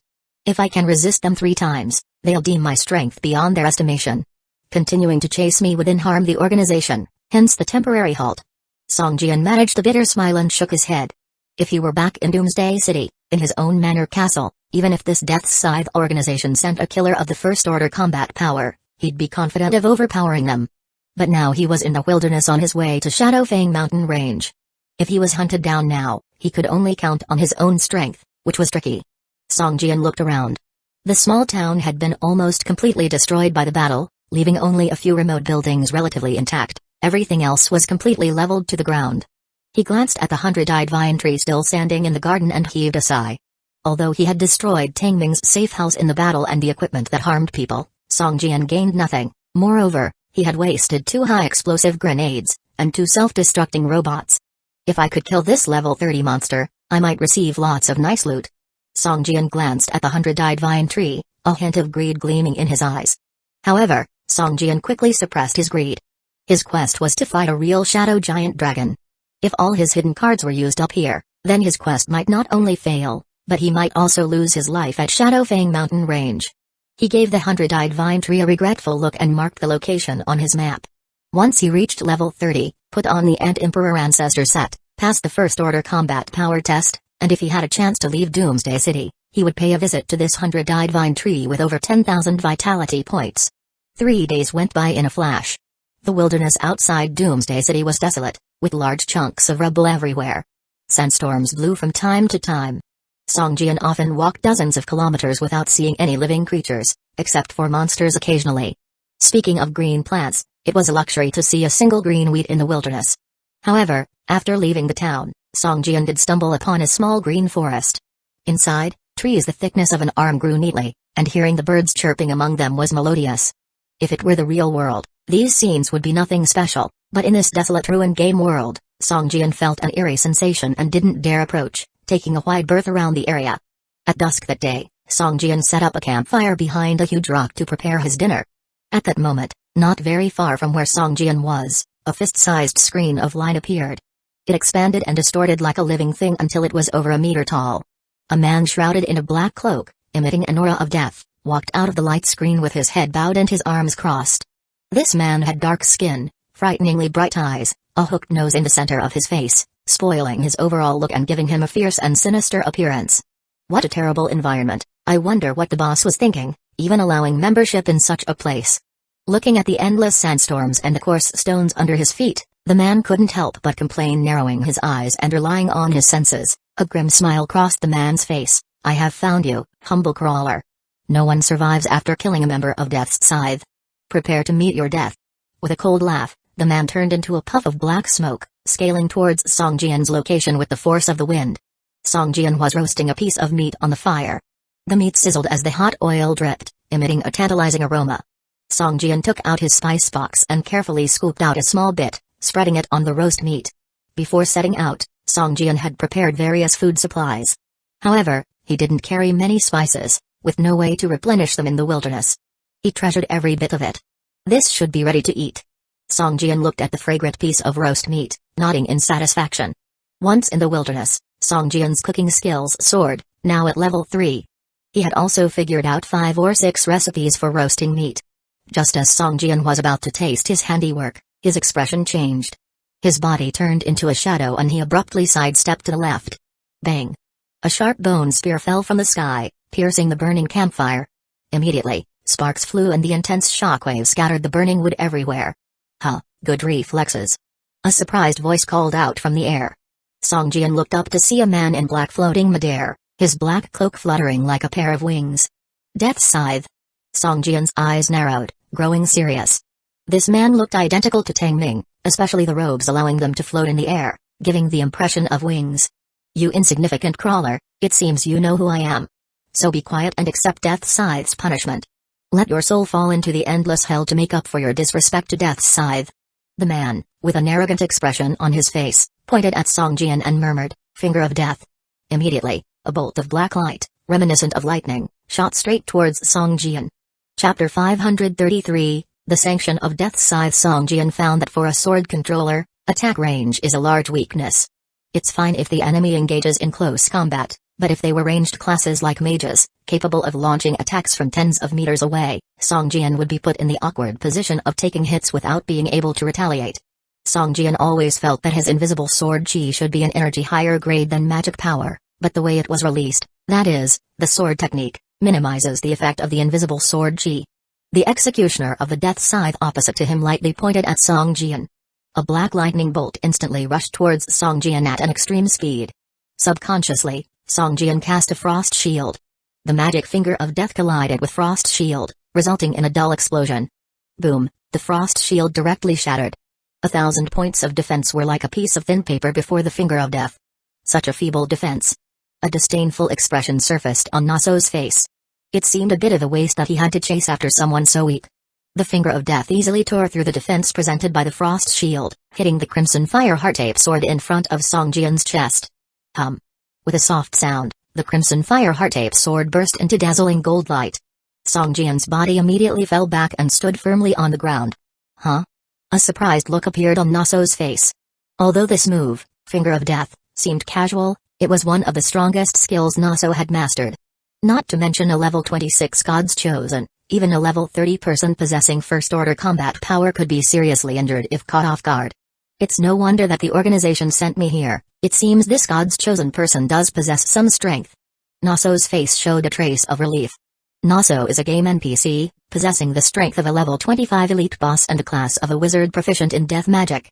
Just when he thought Song Jian was quite powerful, his face suddenly changed, and he screamed. The ring on his left wrist suddenly burst into dazzling light. A faint light, kindled from Naso's ring, wrapped around his entire body. The silver-gray light quickly formed into a phantom-like armor surface, emerging on Naso's body. Naso, now clad in silver-gray armor, looked like a formidable holy knight, but his face was filled with terror. "How can this be?" Naso exclaimed. A black lightning bolt suddenly appeared out of thin air and shot at Naso. It was so fast that Naso could only manage to release the defensive spell saved on his left wrist ring. Boom. The black lightning bolt fiercely bombarded the silver-gray armor on Naso's body.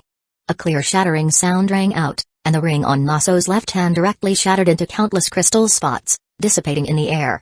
Spurt. A mouthful of blood spat out. Naso looked at the slowly dissipating light spots with a painful expression in his eyes. He momentarily forgot about the corrosion inflicted by the finger of death. "Damn it, that was my..." Naso angrily roared. He took out a fang-shaped knife from his waist and fiercely sliced open a wound on his left palm. In an instant, blood spurted out. Naso's face rapidly turned white, but soon, his entire left arm gleamed with a silver light. His muscles bulged, and his entire arm swelled in size. His fingernails rapidly elongated, hooked inwards as the tips shimmered with a metallic sheen. One by one, cyan black scales slowly came out from under the skin of his left hand. His entire arm looked like it had changed from a human arm into a beast's claw. Claw of Death. Naso roared, raising his left hand high and fiercely slashing it down at Song Jian. 4 sharp, light gray claw marks emanated a piercing howl in the air, as if they could puncture a person's eardrums. Light strike. Song Jian held his sword with both hands, and with a fierce slash forward, the dazzling golden sword chi illuminated the surrounding space. The 4 sharp claw marks collided brutally with the golden sword chi, triggering a thunderous blast. Crack crack. Naso exclaimed in shock as the golden sword chi severed the 4 claw marks directly, leaving a foot-long sword scar on Naso's chest. Blood gushed out, and a faint golden glow permeated from the wound, shattering the gathering black aura and preventing the regeneration of Naso's wound. Seeing that Naso's vitality points had fallen below half, Song Jian revealed a bizarre expression in his eyes. "Your power is not even equal to Tang Ming's, and yet you dare to pursue me?" Song Jian laughed wildly, spreading out the steel wings behind him. With a leap, he brandished his sword and charged at Naso. At this point, Naso seemed quite disheveled. The 4 fingers of his left hand had been chopped off at the base, and blood from his chest had stained half his body red. The 2 powerful spells he released not only failed to harm Song Jian, but they also led to the loss of a precious defensive magical artifact and severe injuries to himself. "What, you dare underestimate me?" A burst of anger appeared on Naso's face. He moved his thoughts and concentrated on the force of death, which surrounded his left hand and had already lost 4 fingers. This force of death condensed into 4 sharp claws on his fingers, then the black aura spread along his arm, creeping towards the elbow. In no time, his entire left arm seemed to be fitted with a black metal claw cover. Today, I'll let you personally experience the terror of the Death God Scythe. Naso swung his left arm, blocking Song Jian's crimson fire heart-ape sword. With a bang, sparks flew, and the black claw cover formed by the force of death exhibited an indestructible strength. Even the crimson fire heart-ape sword was unable to shake it. Death binding. Naso uttered softly, spreading his right hand and stretching it towards Song Jian. 5 streams of black force of death shot out from his palm, forming 5 black chains in midair and binding towards Song Jian. Song Jian was taken aback, as this move was similar to Tang Ming's shadow bind. With a thought, a shadow surged from Song Jian, quickly condensing into a phantom clone, standing in front of him. Almost simultaneously, the 5 chains tightly bound the phantom clone. Looking at the surprised expression on Naso's face, a smile emerged at the corner of the phantom clone's mouth. Whoosh!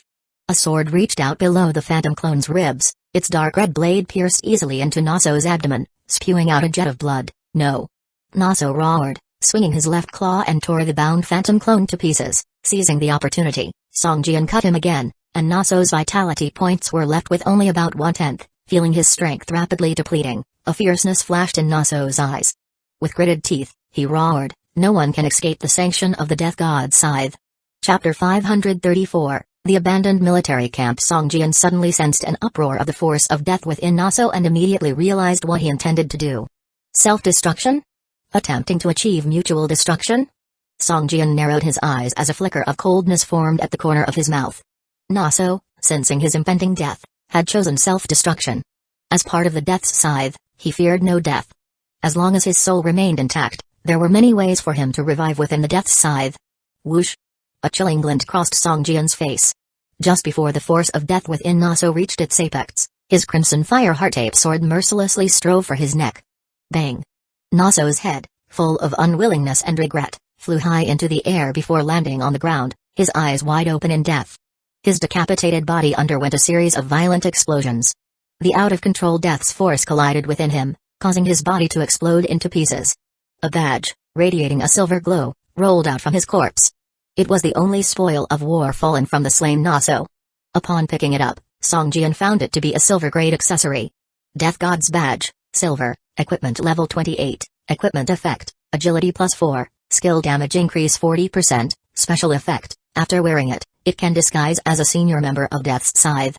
Note, there is a certain chance of being uncovered by the real Death's Scythe member who will then relentlessly hunt the wearer down. Equipment Requirement, Level 25. Can it be brought out of the game? No. The most potent attribute of this silver-grade equipment is probably the increase in skill damage by 40%, almost equivalent to enhancing the skill's power by 3 to 4 levels. Regarding disguising as a senior member of Death's Scythe, this effect has no practical meaning for Song Jian currently. Though it might be useful later on, Song Jian had no plans to wear this badge now.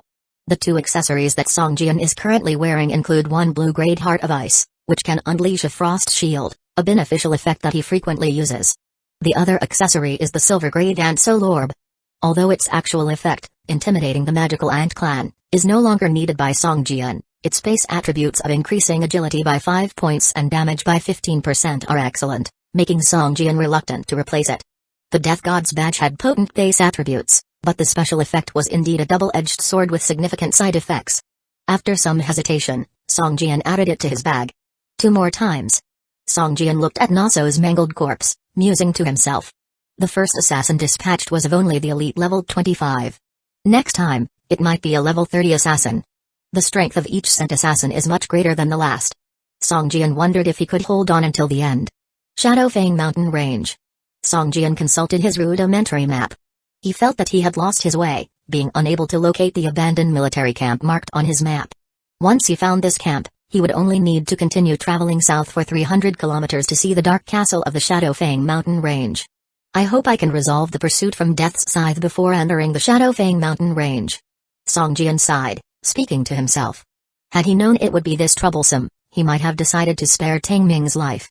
Since he had already destroyed the equipment he used to create the skeleton soldiers, he certainly wouldn't have been able to create more in a short amount of time.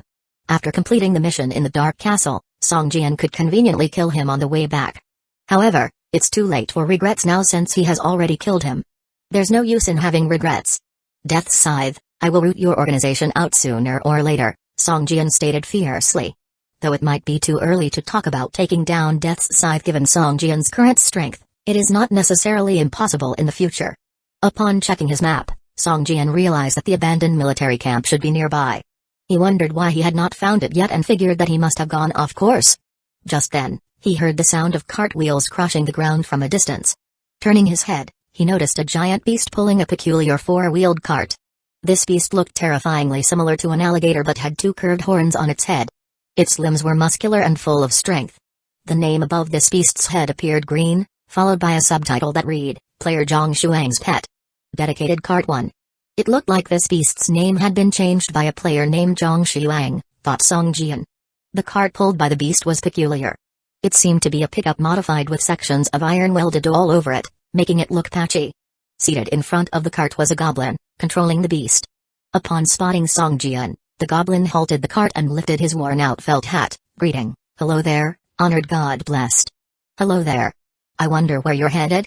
Song Jian glanced into the cart, which was mysteriously empty of people but piled high with goods. Although it clearly wasn't a cargo cart, it was filled with goods. Moreover, the cart-pulling beast was obviously a player's pet, yet Song Jian couldn't spot any players nearby. "God blessed, you can call me Deralf. My master is also a god blessed. I'm currently hauling goods for his shop," the goblin cheerfully explained. Judging by his wrinkled face, this goblin was quite old. "Shop?" The word caught Song Jian's attention. He quickly asked, "Could you tell me where your master's shop is located?" "Sure. It's just ahead in the military camp town, about 10 kilometers from here," replied Deralf, pointing forward. "Military camp town? Could this town be the abandoned military camp marked on my map?" Song Jian wondered to himself. "Deralf, my name is Song Jian, and I'm an adventurer. Could you give me a lift to the military camp town? I need to purchase some supplies," Song Jian requested. "Of course, there's no issue with that. If my master knows I've assisted a god blessed, he would surely praise me," Deralf humbly replied, moving aside. "However, I must apologize. The goods have filled up the cart, so you can only sit beside me." "Many thanks, Deralf." Song Jian expressed his gratitude and sat next to the plump goblin. "Not at all. I might have even brought a new customer back for my master," humbly replied Deralf. "You mentioned earlier that you needed supplies?" "Haha, Deralf, you're a natural businessman," Song Jian laughed. "Of course, I am a goblin after all, sir." Deralf laughed heartily, guiding the cart forward slowly. Chapter 535, Old Military Camp Hotel. The monster pulling the cart seemed uneasy at the presence of a stranger. After Goblin Deralf scolded it a few times, however, the powerful creature quieted down. "Deralf, can you tell me about military camp town?" "This is my first time going there," Song Jian said. He wanted to know if military camp town and the abandoned army base on the map were the same place. "Actually, my master and I decided to settle down in this town not too long ago," Deralf replied. "I heard that the town's predecessor was an abandoned army camp. Someone discovered it and turned it into a gathering area using the resources found there. Over time, it grew into a small town." Song Jian nodded. It seemed like the military camp town was indeed the abandoned army base marked on the map Chi Yun gave him, so it took a decade to develop an abandoned army camp into a town. "I wonder when this map was drawn, it's so unreliable," Song Jian muttered to himself. "Are there many god-blessed people in the town?" Song Jian asked. "Not too many," Deralf glanced at Song Jian and shook his head. "There used to be a few dozen, but now there's probably less than 10. Song Jian remained silent. Players born in the wilderness had to endure harsher environments compared to those born in bigger cities like the city of Hims who, at least, had their basic survival guaranteed. The danger in the wilderness was 10 times worse than in the city of Hims. One could easily encounter high-level monsters at any moment and lose their lives. Even if they hadn't met any monsters, gathering supplies would be much more difficult than in other places. However, in such harsh environments, the players who managed to progress could potentially gain many more opportunities and become much more powerful. Just like Tang Ming, who was born in the abandoned town and surrounded by dangerous environments, but could obtain rare jobs and summon terrifying skills such as the skeletal giant dragon. He even managed to join a powerful force like Death's Scythe. If it weren't for meeting Song Jian, Tang Ming could have easily been a protagonist with great potential for growth. Along the way, Song Jian continued chatting with Deralf and managed to gather quite a bit of information about military camp town. After more than 2 hours, Song Jian finally saw the solid walls of the town. God blessed, sir, that's military camp town up ahead, Derolf excitedly shouted. Roar. The monster pulling the cart became excited as well and let out a roar to the sky. Song Jian noticed that, while the cart-pulling monster didn't have a fast speed, its strength was truly immense, walking effortlessly all the way to their destination. Song Jian followed Derolf into the military camp town and arrived in front of a general store called Guns and Roses. A chubby young man was sitting at the counter with a worried look on his face, sighing from time to time. Master, we have returned. Derolf parked the cart in the backyard of the general store and led Song Jian to the counter. Alright, good job, Derolf. You can go rest now, and don't forget to feed our monsters some fresh meat, the young man said, not even looking up. Master, this is Song Jian, a fellow God blessed. He's planning to go to the Shadowfang mountain range and wants to buy some supplies at our store. Derolf hurriedly explained. Buying supplies? The young man's eyes lit up as he looked at Song Jian. You seem to be new here, is this your first time in military camp town? The young man smiled widely. My name is Wang Ku, and I'm the owner of this store. If you're heading to Shadowfang mountain range, I have all the supplies you need. Boss, do you have any maps here? Song Jian asked.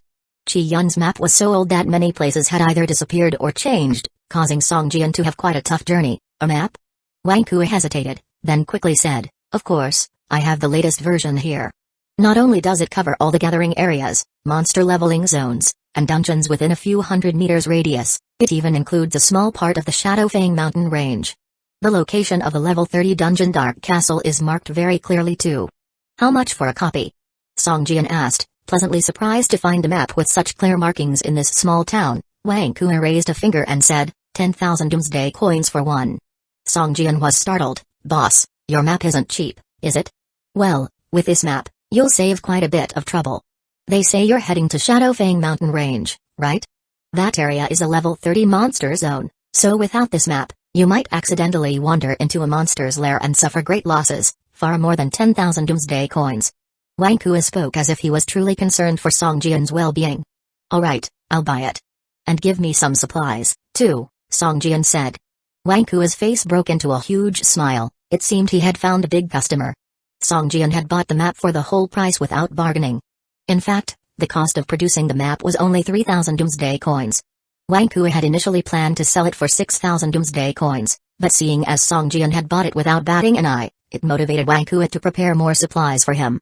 Brother, what's going on in Shadowfang mountain range lately? Why are so many people heading there? Wang Ku asked while packing the supplies and chatting with Song Jian. Song Jian paused, then quickly asked, have a lot of people been going to Shadowfang mountain range recently? Yeah, in just the past 2 days, I've seen 2 groups of people, all players, and just like you, they spent money like they didn't care about the cost, Wang Ku said in awe. 2 groups of players. Song Jian frowned, asking, did they mention where they were going in Shadowfang mountain range? Not really, but judging by their direction, I think they were heading to the Dark Castle, Wang Ku replied. The players in these 2 groups were not weak, at least level 23 or 24, and their equipment was pretty good. Perhaps they planned to be the first to conquer the Dark Castle? Song Jian asked casually. Hey, it's not so easy to be the first to conquer the Dark Castle, Wang Ku snorted. That's a level 30 dungeon. Their strength may be impressive compared to ordinary players, but it won't be that easy to clear a level 30 dungeon. By the way, is there a hotel in this town? Song Jian asked. After spending so many days in the wilderness, Song Jian felt as though fleas might start breeding on him soon. He desperately needed to take a hot shower, eat a big meal, and get a good rest on a bed. There was still half a month left until the time he agreed to meet with Chi Yun, so there was no rush. There's only one hotel in town. Just walk straight down this street for about 200 meters, then turn left, and you'll find the old army camp hotel. You can rest there. I recommend trying their honey wine, it has a rich and sweet flavor and can also replenish spirit points. Replenish spirit points? Song Jian's eyes lit up, and he couldn't help but smile. Chapter 536, Beastmen in Doomsday City. The number of food and drink that could replenish spirit points in a non-combat state was dwindling, let alone potions that could restore spirit points during combat. The price of these supplies had almost doubled since Song Jian first entered the game, making it impossible for him to use them as normal consumables. Now, hearing that this military camp town had items to restore spirit points, whether for non-combat use or for in-combat use, Song Jian planned to stock up on them first. Following Wang Ku's guidance, Song Jian arrived at the only inn in the small town, the old army camp inn. Standing outside the inn, Songjian heard faint noises come from inside, swearing, the sounds of rowdiness, and the loud laughter of a group of people.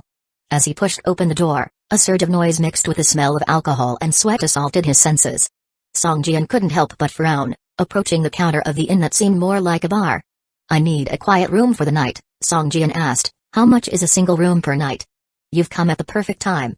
Come any later, and I'm afraid all rooms would be taken." A one-eyed, bearded old man cleaning a glass of wine took a few gulps of the half-empty bottle of liquor set next to the counter before squinting at Songjian and saying, "A single room costs 800 doomsday coins a night, including breakfast." "That's not cheap at all," Songjian said speechlessly. 800 doomsday coins were what he made from lumbering trees for 3 whole days when he just started the game. As he handed over 800 doomsday coins to the innkeeper, Songjian casually asked, "This place seems deserted, but it has many visitors?" From his previous conversation with the goblin Teralf, Songjian learned that this military camp town didn't have many inhabitants, probably just a few hundred. Since it was located in a remote place, it was rare to even see a person for months. This locality served as the nearest restocking station to the Dark Castle in the Shadowfang mountain range and gave occasional sightings of adventure teams. These small teams consisted of 7 or 8 people at most, considered a small relief to the monotonous lives of the town's residents. "Who knows?" The innkeeper shrugged, carefully checked the doomsday coins, stuffed them into the drawer beneath the counter, took a glance at Songjian, and said, "Maybe adventurers like you are getting stronger and feel like exploring the Dark Castle. We've seen a lot of people coming here recently, but not many are returning." Songjian couldn't help but chuckle, shaking his head. He initially intended to discuss the mead with the innkeeper. Seeing the noisy lobby, however, he decided it wasn't the right place for conversation and told the innkeeper, "Prepare a meal and send it to my room." "Is that okay?" "Of course, a roast deer leg, half a pound of ginger sugar bread, and a bottle of mead, totaling 600 doomsday coins. When the food arrives, you can pay the waiter directly," the innkeeper said. He then seemed to lose interest in Songjian and turned his head to yell, "Pike, Pike, take this guest to the last single room quickly. Remember to send him a dinner of roast deer leg, bread, and mead. Don't mess it up again, or I'll throw you into the wilderness for your relatives to roast you into meat skewers." "Coming, sir, your humble servant obeys your order." "Is it this guest?" "Please, follow me, honorable guest. Pike will take you to your room. Please watch your step, there's a threshold here." A goblin waiter in grey clothing materialized from somewhere, genuflected with a respectful demeanor, rested his right hand on his chest, and bowed to Songjian. He then led Songjian upstairs. Songjian raised his eyebrows. He noticed that this town seemed to favor goblins as their labor force. As he followed behind the young goblin, Songjian casually asked, "It's been busy around here recently, with all kinds of people coming in?" "Yes, honorable sir, Pike hasn't been this busy in half a year.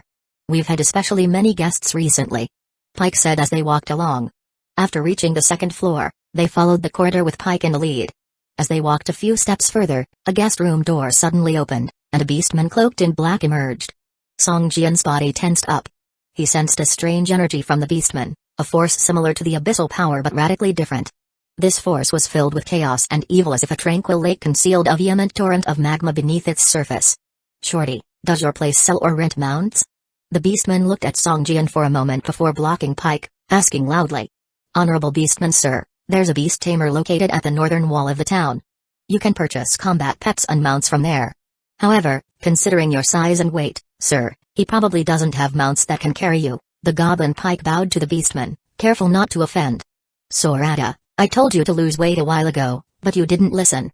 If all of us ride mounts tomorrow, you might have to run after us." A seductive and charming female voice resonated from the room. "Sorata, can't you summon demons from hell? Let it carry you, just be careful with your ass, don't let the demons' flames cook it." Another voice, a young man's taunting voice, came from the room. "Damn it, I should have thrown you bastards into the Dark Castle, and let that giant worm turn you all into its slaves." The beastman's face soured.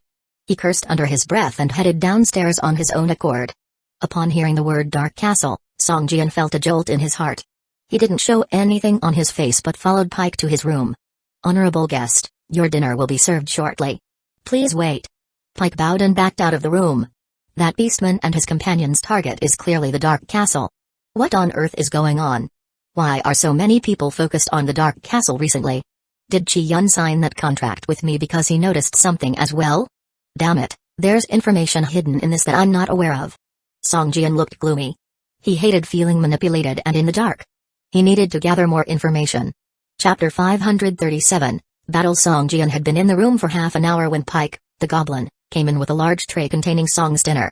Roasted deer meat, food, use effect, recovers 500 vitality points in 30 seconds. Must be consumed in a non-combative state. If consumed for more than 15 seconds, you will achieve a fully satiated effect, increasing both physical strength and spirit points by 2, lasting 1 hour. Gingerbread, food, use effect, recovers 450 vitality points in 30 seconds. Must be consumed in a non-combative state. If consumed for more than 15 seconds, you will achieve a fully satiated effect, increasing strength by 3, lasting 1 hour. Honey wine, beverage, use effect, recovers 300 spirit points in 30 seconds. Must be consumed in a non-combative state. If consumed for more than 15 seconds, you will achieve a fully satiated effect, enhancing spirit point recovery speed by 30%, lasting 1 hour. These are some good food attributes, especially the honey wine. It recovers 600 spirit points in 30 seconds and gives a fully satiated effect. If consumed before a battle, you can still enjoy the effect of a 30% increase in spirit point recovery speed during a fight, Song Jian said with a look of pleasure on his face. What mattered most is that the honey wine was inexpensive here. Altogether, these 3 items only cost 600 Doomsday coins. Song Jian estimated that if he could sell honey wine in Doomsday City, he could sell a single bottle for more than 500 Doomsday coins. A single item slot can carry up to 200 units of the same item. If Song Jian wasn't busy with other tasks, he could stockpile thousands of bottles of honey wine and easily make it 2 to 3 times profit upon selling them in Doomsday City. Just then, an explosion sounded from outside the inn, and the room slightly shook. Startled, Song Jian quickly looked out the window. The black-cloaked beastman Song Jian had seen before was fighting 2 others. The black beastman kept trying to distance himself while casting shadow magic on the 2 adventurers. Both adventurers retaliated with sword chi reaching 5 to 6 meters long, pressuring the beastman. He was making roaring noise in anger and confusion. Scum of Death God's Fang, dare to ambush me. I will make you pay dearly for offending the Shadow Council Alliance. Roared the beastman.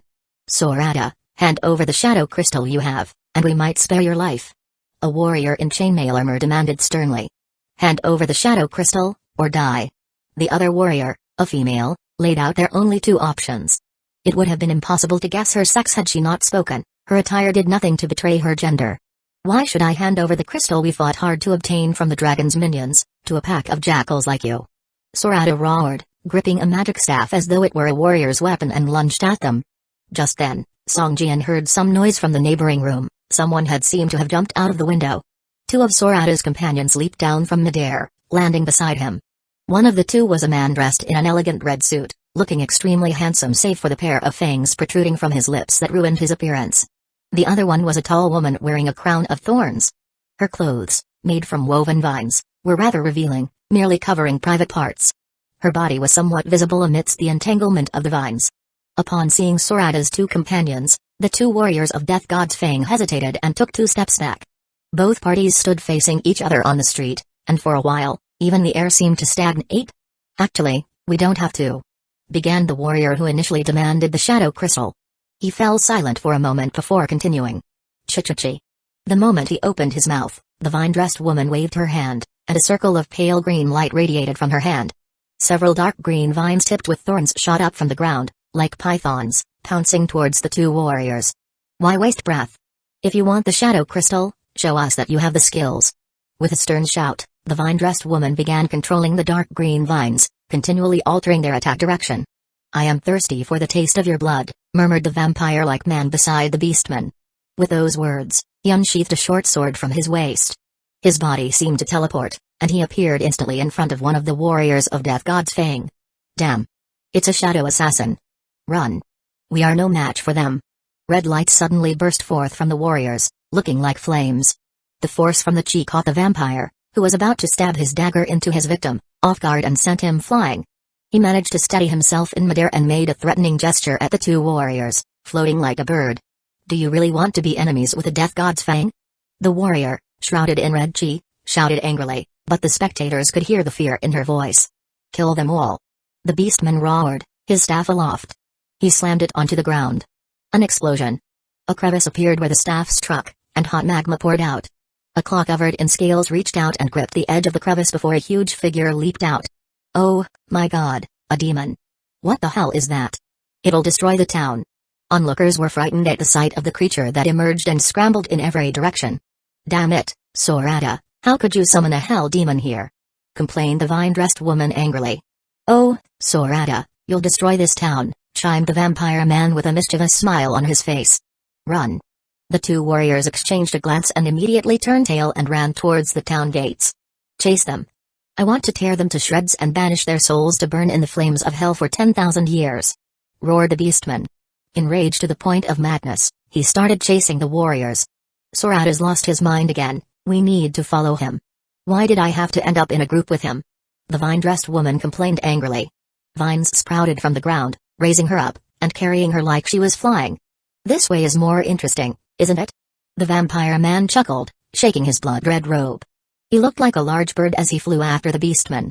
Chapter 538, Queen Bee Wine. Songjian stood at the window of the second floor inn, looking at the traces left by the battle in the town. The fight between the two sides had been brief, but the damage caused was extensive. The entire street was in complete disarray, a 7 or 8 meter wide crack dividing the street in two. Molten magma surged within the crack, sporadically spewing outwards and igniting various flammable materials around it. Many townsfolk had begun to fight the fires, but even more were frantically fleeing towards the town's outskirts. Death's Fang, such a name sounds vaguely familiar. Songjian watched as the group disappeared into the distance, pondering to himself. Death's Scythe, Death's Fang, what's next, Death's Skull, Death's Hand? Why not just be direct and call themselves the Death God? Knock knock knock. A knock echoed as Pike's voice carried in from beyond the door. Dear guests, are you still there? I hope the commotion earlier didn't bother you. You know, I've been in the garrison town for over 3 years, and this is the first time I've encountered such a situation. I swear, things like this don't happen often here. I believe it won't be long before someone steps forward to take care of this mess.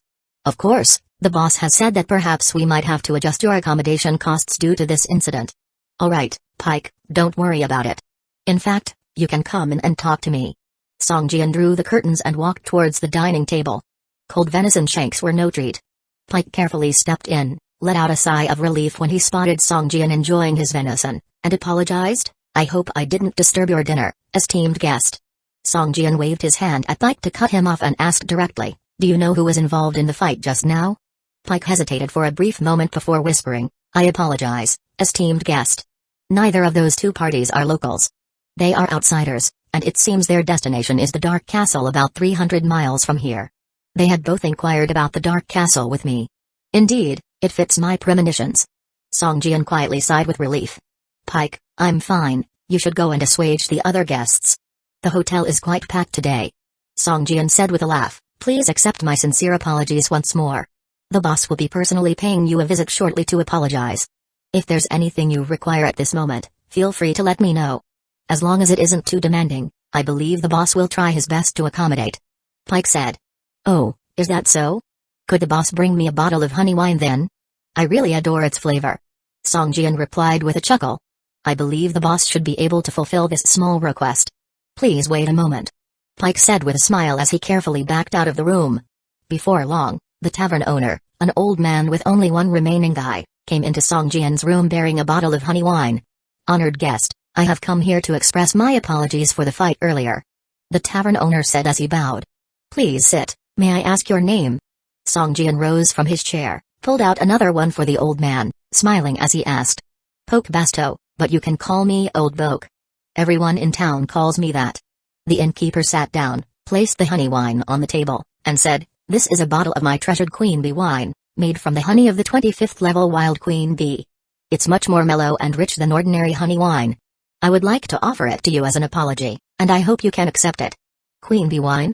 Songjian's eyes lit up, and he picked up the bottle, which appeared to have been aged for quite some time. Queen bee wine, beverage, usage effect, restores 1000 spirit points in 30 seconds. Must be out of combat when consumed. If you spend over 15 seconds consuming it, you will achieve a well-fed status, increasing the speed of spirit point recovery by 50% for 1 hour. As I thought, the effects have improved substantially. Even for someone skilled in magic, this one bottle alone would allow them to fully recover their combat capabilities in just 30 seconds. Songjian exclaimed with delighted surprise. I greatly appreciate this, Old Boke. Actually, there's a matter I wanted to discuss with you. Songjian replied with a broad smile as he stored away the queen bee wine. His current spirit point cap was barely over 200, so regular honey wine would be sufficient for his needs. Using the queen bee wine would be somewhat of a luxury. Oh, what seems to be the matter? Old Bo asked with a hint of confusion in his only eye. I am interested in purchasing a large quantity of your honey wine. If you have more of this queen bee wine, that would be even better. Songjian stated directly. A large purchase? Old Bo's face showed clear relief. May I ask how many bottles you were thinking of buying? I would like to buy 2,000 bottles for the first purchase. Songjian replied. What? 2,000 bottles? That's the entire town's consumption for a year. Old Bo cried in surprise. If possible, I would like to establish a long-term trade relationship with you. I have a store at the city of Hymns and I would like to sell the honey wine there. Songjian stated. It was impossible to establish trade relations with Garrison Town due to the protection black mist around Doomsday City. Even though the city of Hymns had a greater distance from Garrison Town than Doomsday City, establishing a regular trade route shouldn't be a problem. The city of Hymns? Poke responded in shock. It's over a month's journey from here. That's quite far. If it's not convenient for you, I can send a caravan specifically to buy from here. However, in that case, I expect some concessions on the price. Songjian suggested. Hiring a caravan in the city of Hymns would not be expensive. Songjian could even hire a Silver Moon Commerce caravan to help him purchase honey wine. Esteemed guest, the amount you require is simply too much. Our small inn alone wouldn't be able to meet your request. With our production capabilities, we can only produce at most 200 bottles of honey wine per month. Old Bo regretfully admitted. Only 200 bottles? That's a shame. Songjian expressed his disappointment. 200 bottles really were too few. The profits might hardly cover the hiring costs for a caravan. After hesitating for a while, Old Bo tentatively asked, Honored guest, since we are unable to produce a large volume of honey wine, maybe you would be interested in purchasing the recipe to produce it? Songjian's eyes sparkled, and he immediately asked, The recipe for honey wine, are you willing to sell it? Old Bo laughed, Of course, provided you have an appropriate offer. I would be more than happy to sell you the recipe for honey wine. Chapter 539, Wild Bee Forest. Songjian, judging by his own standards, always thought that such a precious honey wine recipe wouldn't be sold by the tavern owner. However, he didn't realize that the honey wine recipe he found so valuable was not as important to the tavern owner. After all, in the garrison town, the honey wine of the tavern owner, although famous, was always sold as ordinary wine at a relatively low price that the average residents of the town could afford. How much does this recipe cost? Songjian felt he might have overestimated the importance of the recipe and was afraid he'd be at the mercy of the tavern owner's pricing. 3,000 doomsday coins, how does that sound? Old Bo asked with a broad smile on his face. What, 3,000 doomsday coins? Songjian looked surprised. He thought not that the recipe was too expensive, but that Old Bo was selling it too cheap. In his view, as long as the price was under 10,000 doomsday coins, he would buy it. Yes, 3,000 doomsday coins. Old Bo confirmed, placing a rolled-up piece of parchment on the table. Songjian nodded without hesitation and paid 3,000 doomsday coins, taking the recipe in his hand. Recipe, honey wine. Cooking formula. Use, teaches you a more efficient way to make honey wine. Usage requirements, level 3 cooking. Ingredients, grains, 3, wild honey, 1, clean water, 1. If you want to make a higher grade royal jelly wine, you just need to replace the wild honey in it with royal jelly. Old Bo explained with a smile.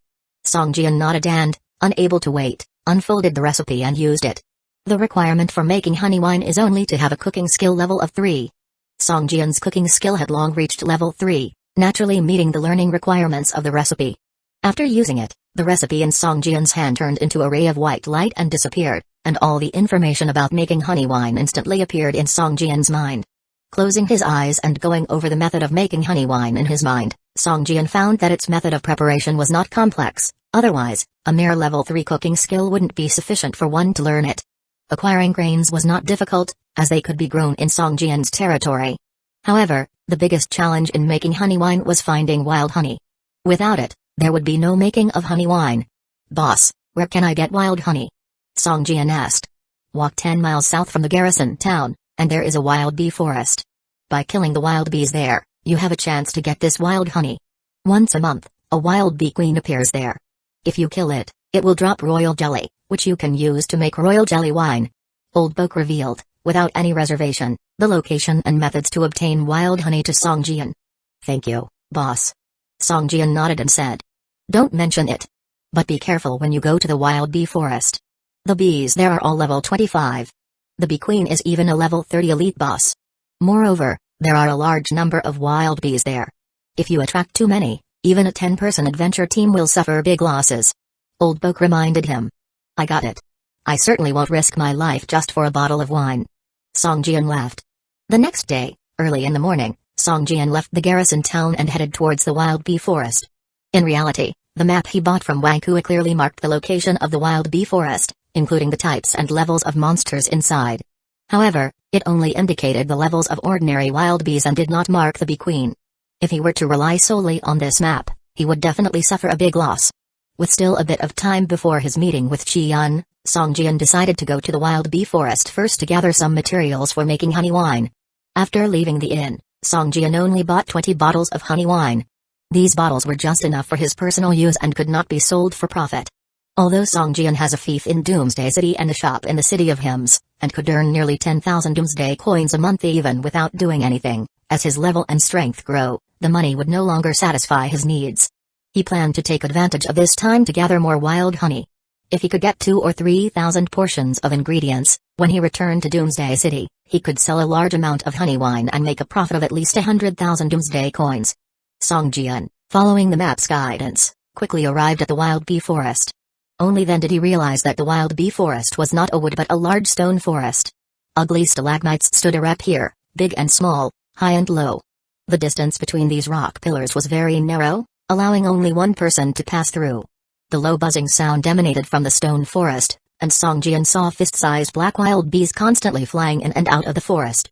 When Song Jian looked at the wild bees at the edge of the stone pillars, he found that there were no lone bees. They all moved in groups of 3 to 5, and the distance between each group was quite close. Thank goodness, these are only level 25 ordinary monsters. As long as I'm careful, there shouldn't be a problem, Song Jian reassured himself. Taking out a banner with a red edge, Song Jian waved it vigorously. Immediately, 2 beams of light emerged from the 5th battle flag, transforming into 2 fire elementals about a meter in height on the ground. Song Jian put away the flag and directed the 2 fire elementals to lure the monsters.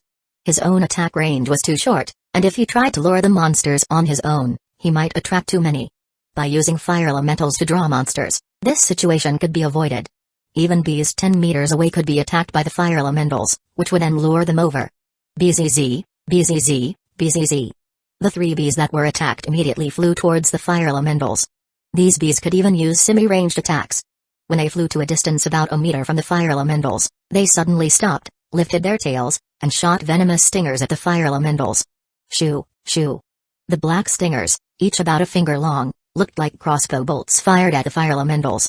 These little guys, they have quite strong attacks.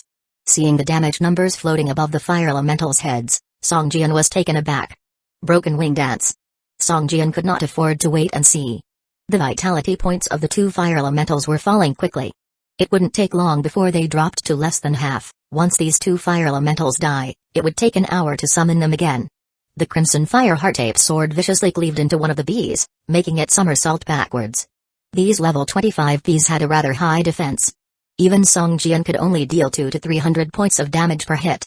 Having attracted the aggression of all 3 bees, Song Jian swung his sword and began to focus on one, dealing all-out damage. Chapter 540, Wilderness Poisonous Bee. Wild Poison Bee, level 25, vitality points, 3000 out of 3000, characteristics, enhanced defense, enhanced toxicity, skill, poison sting. These wild bees were resilient with high defense. Even with the sharpness of the crimson fire heart-ape sword, it was still challenging to break the monster's defenses all at once. A single slash only sent these bees flying, and once they paused slightly in midair, they instantly recovered and continued to launch their toxic stings at Song Jian. PFFT PFFT. The poisonous stings hit Song Jian's body, held at bay by his ghostly leather armor, producing a muffled sound. Numbers representing damage floated above Song Jian's head, in the range of 50 to 60 points each time. Although this type of damage was bearable for Song Jian, the simultaneous attack of the 3 bees also made it hard for him to hold on for long. His only option was to finish the fight quickly, rapidly casting his sword skills one after another towards these bees. Thanks to the aura aspect of the sword control skill, Song Jian's invisible sword chi now reached almost 300 points, enough to support him in casting all his skills at once. Smack smack smack. 3 lightning-fast sword chi strikes hit the same bee, finally breaking through its defense, and with a pop sound, the bee's entire body exploded with a light yellow liquid splattering everywhere, filling the air slowly with a light sweet fragrance. As the rest of the bees felt the death of their companion, they became even more crazed. A layer of crimson glowed on their dark bodies, increasing the frequency of their poison sting attacks, which hurt Song Jian significantly, reducing his vitality rapidly. Whoosh whoosh whoosh. With both wild bees firing their stingers, Song Jian felt as if a line of soldiers was firing at him simultaneously. Plop. With a soft sound, Song Jian felt a numbness at his neck, followed by a burning pain spreading out from it, making him inhale sharply. Flash Thunder Strike. Sword Silk. Sweeping Sword Style. Traces of dark red streaks appeared in the sky as the Crimson Fire Heart-Ape sword swung through the air. Each attack took away more than 300 vitality points from the bees. Song Jian noticed that the Flash Thunder Strike, which causes lightning damage, and the accumulatively damaging Sweeping Sword Style, did particularly high damage to these defensively enhanced bees. But his previously unbeatable Light Strike did only moderate damage. Song Jian changed his strategy, started to apply sword techniques specifically and simultaneously activated the Frost Shield, completely protecting his body. More than a minute later, the two wild bees were finally cut in half by Song Jian, falling on the ground, their bodies twitching slightly. Out of the 3 bees, only one dropped wild honey and nothing else. The bees' bodies could have been used to extract some materials using a skill like the dissection technique, but Song Jian had acquired this technique too late and its level was still only 1, rendering it unable to decompose the bodies of the level 25 wild bees. So he had to leave the bodies to gradually burn to ashes. At this point, the burning pain on Song Jian's neck was intensifying. He could feel a hot breath gushing out from the wound, like a wildfire trying to spread to other parts of his body. But it was quickly crippled by a refreshing energy from his mind. Upon opening the battle damage information panel, Song Jian saw a screen filled with poison damage. System, you have been affected by the fire poison damage of the wild poison bee, losing 30 vitality points per second. This damage triggers the talent skill Thick Skin, reducing the damage taken. Final loss, 15 vitality points. This sort of fire poison damage message, flickering more than a dozen times without stopping. Every few seconds, a 15-point damage would pop up above Song Jian's head. These wild bees are far stronger than regular level 25 monsters. I wonder how the innkeeper managed to gather so much honey. The fire poison on the wild bee's stingers was so potent that even the talent skill Thick Skin couldn't negate it, it could only weaken the damage. Even an elite level boss would probably not have such strong poison damage. Song Jian touched his neck, where a small lump was emerging. 1/3 of the stinger that had hit his neck was still protruding from the wound. Song Jian took hold of the tail end of the stinger and yanked it out forcefully, instantly pulling out the finger-long stinger from his neck. After removing the poisonous sting, the fire poison damage Song Jian was receiving gradually weakened until it was finally suppressed by the talent skill and slowly faded away completely. At this point, Song Jian's vitality was just over 500 points. These 3 bees deal almost as much damage as a level 25 elite level boss. With so many wild bees, it's going to be a slow and steady process to whittle them down one by one, Song Jian exhaled. For now, he had only found out that these bees were not very resistant to lightning damage, yet, they had high resistance to both fire and holy damage, while skills like Sweeping Sword Style, that pile up force, also deal considerable damage to them. It seems I should use Flash Thunder Strike and Sweeping Sword Style more when attacking them, thought Song Jian. He glanced at the long sword in his hand and with a thought, the golden long sword shadow on his Crimson Fire Heart-Ape sword suddenly materialized, while the dark red Crimson Fire Heart-Ape sword turned into a shadow, attached to the golden sword conducting a faint golden glow.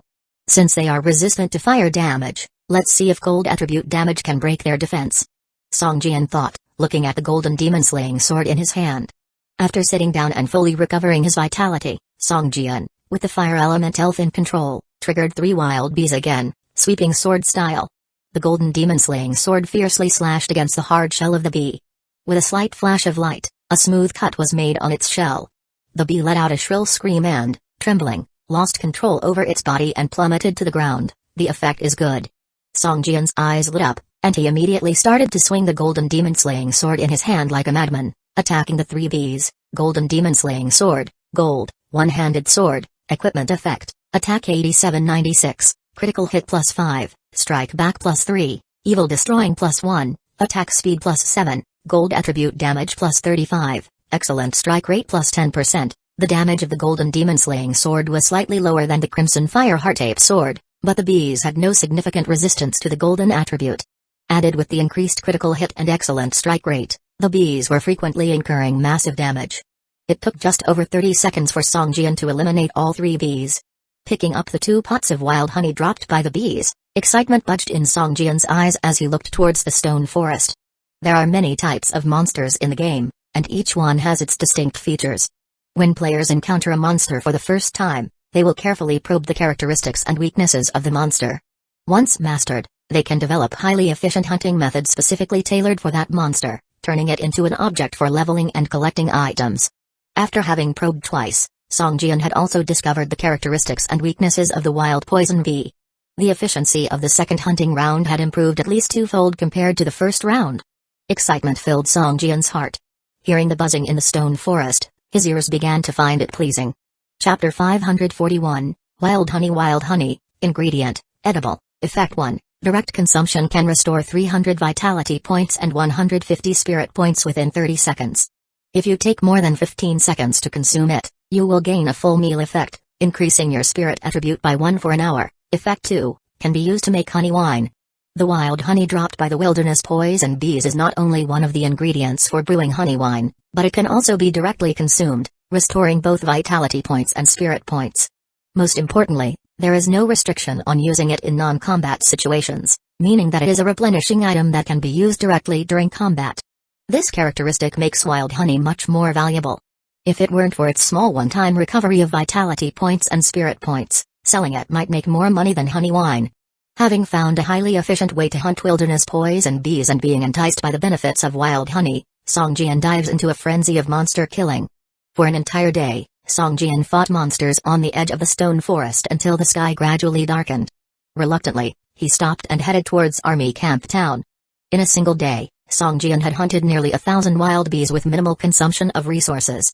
Aside from the initial probing of the wilderness poison bees' weaknesses, he spent the rest of the day completely recovering through brief rest. In 1 day's time, Songjian had collected over 300 pieces of wild honey, enough for him to make more than 300 bottles of honey wine. At the same time, his combat experience also increased by 21%, bringing him a small step closer to level 27. Returning to Army Camp Town, Songjian went straight to the old Army Camp Inn. Initially, he planned to stay only for a day and head to the Dark Castle in Shadowfang Mountain Range after confirming the direction.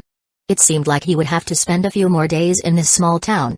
As the lava in the huge crack on the street outside the inn lost its magic energy support, it gradually dispersed, leaving only a 7 or 8 meter long and more than 1 meter wide gap. Still, 1 day was enough for the townspeople to repair the crack, and when Songjian returned to the inn, the crack was no longer visible. Seeing Songjian walking into the inn, the one-eyed innkeeper Old Boak raised his eyebrows, sniffed, and his face broke into a broad smile. He opened his arms and shouted loudly, "Welcome back to Old Boak's Inn, brave divine protector. I bet you've been hunting wild bees in the wild bee forest all day, otherwise, your body wouldn't have such a strong wild bee honey scent. Haha, let's toast to the warrior." Clang, clang, clang. Old Boak shook a small copper bell on the counter, making a pleasant ringing sound. Everyone raised their glasses and shouted loudly towards Songjian, "To our warrior." Songjian was taken aback, then he picked up a glass of beer and shouted loudly, "To the old Army Camp Inn." Everyone drank and laughed heartily. Some played the violin, some sang valiant military songs, and even more people punched the tables along with the beat. The atmosphere in the inn instantly reached a climax. "Old Boak, you got a hound's nose." Songjian took a few strong sniffs of himself but didn't smell anything. "Haha, how many wilderness poison bees did you kill today? 50 or 100? Otherwise, there wouldn't be such a strong sweet scent." Old Boak patted Songjian on the shoulder vigorously and said, "There are too many wild bees in the wild bee forest. I'm afraid one day they'll swarm the town, and if that really happens, I believe the army camp town won't stand a chance. You can post hunting quests. I believe if the rewards are reasonable, divine protectors would be willing to accept the quests." Songjian shrugged and said, "Although there aren't many players in Army Camp Town, those who can survive in this harsh environment are all elites. The wild bees are thorny, but they are no match for these players. The players' lack of interest in the wild bee forest is just because it's not attractive enough. I can't afford to offer quest rewards, even for the wild honey needed for brewing honey wine every month. It already emptied my pockets." Old Boak shook his head and said, "Honey wine is the specialty of the old Army Camp Inn. To maintain this reputation, Old Boak had to spend at least half of his profits each month to hire divine protectors to hunt wilderness poison bees and acquire honey." Songjian shrugged, thinking that honey wine could be considered Army Camp Town's specialty. If it could be traded with other places, it would not only eliminate the monster threats around the town but also bring prosperity to the town's commercial activities. However, this had nothing to do with Song Jian, as he couldn't stay here forever. By the way, did the group who fought yesterday come back? Song Jian asked. They dare to come back? Humphrey, the damage they caused to the town yesterday exceeded 100,000 doomsday coins. They have been marked as the least welcome people in town and won't receive any service or help in the future. Old Boke said angrily. Those who have been living in Army Camp Town for a long time have already considered it their home and do not allow anyone to destroy it. The 2 Death God warriors and the 3 Dark Council Alliance members from yesterday will most likely never be able to set foot in the town again. I think I'll be staying here for a few more days. Prepare a dinner for me, just like yesterday's. Song Jian had a couple of drinks, chatted casually with Boke, and then returned to his room to rest. No problem. I hope you can kill all those creatures in the wild bee forest. As Old Boke watched Song Jian's back, he lifted his glass of wine and shouted loudly. For several days, Song Jian tirelessly hunted wilderness poison bees, obtaining more than 2,000 wild honeys. His inventory was nearly full. There were no more wilderness poison bees at the edge of the wild bee forest. One had to go nearly 100 meters deep into the stone forest to find traces of wild bees. As Song Jian looked at the dense rows of wild honey in his inventory, he nodded in satisfaction. The time is almost up. I should go meet Chi Yun at the Shadow Fang mountain range. This past few days of grinding wild bees has made me sick. Just as Song Jian was about to turn around and leave, a wild bee the size of a basketball appeared before his eyes. Wilderness poison queen bee? Song Jian's eyes lit up. He had hunted so many wild bees but hadn't encountered a single poison queen bee. The queen bee's respawn time was once a month. Song Jian thought he wouldn't encounter one, but it respawned today. Queen bee honey, this is a good item for making queen bee wine. I'm lucky today. Song Jian gripped his long sword, a smile appearing on his face. He controlled the fire elemental elf and threw a ball of flame at the poison queen bee. Chapter 542, Wild King Bee. Boom, boom. 2 hot balls of fire hit the wild king bee, immediately grabbing its attention. A low hum as loud as a bomber filled the air. The wild king bee moved with astonishing speed, leaving after images as it rushed towards the 2 fire elemental elves. Swoosh, swoosh. As soon as it was about 3 meters away, the wild king bee shot 2 poisonous stings. The finger-long stings, emitting purple-black light, left a trailing after-image on Song Jian's cornea before directly hitting the bodies of the 2 fire elemental elves. Bang! Bang! The sharp poisonous stings, like 2 sniper bullets, blew a large hole in the chests of the fire elemental elves. The purple-black poison spread in an instant, coloring their entire bodies, turning even their surface flames into purple-black fire. After shooting out its stings, the wild king bee charged violently at 1 fire elemental elf, and after a series of chomp and bite sounds, the elf's head showed a successive loss of 50 to 60 vitality points. In less than 3 seconds, this fire elemental elf exploded completely. After killing 1 fire elemental elf, the wild king bee rapidly flew towards the other one, but this time, instead of using its chomp and bite skill, it used a normal attack. It took a good 10+ seconds to kill the second fire elemental elf. Just as it finished off the 2 fire elemental elves and was preparing to target Song Jian's golden demon-slaying sword had already viciously slammed onto it.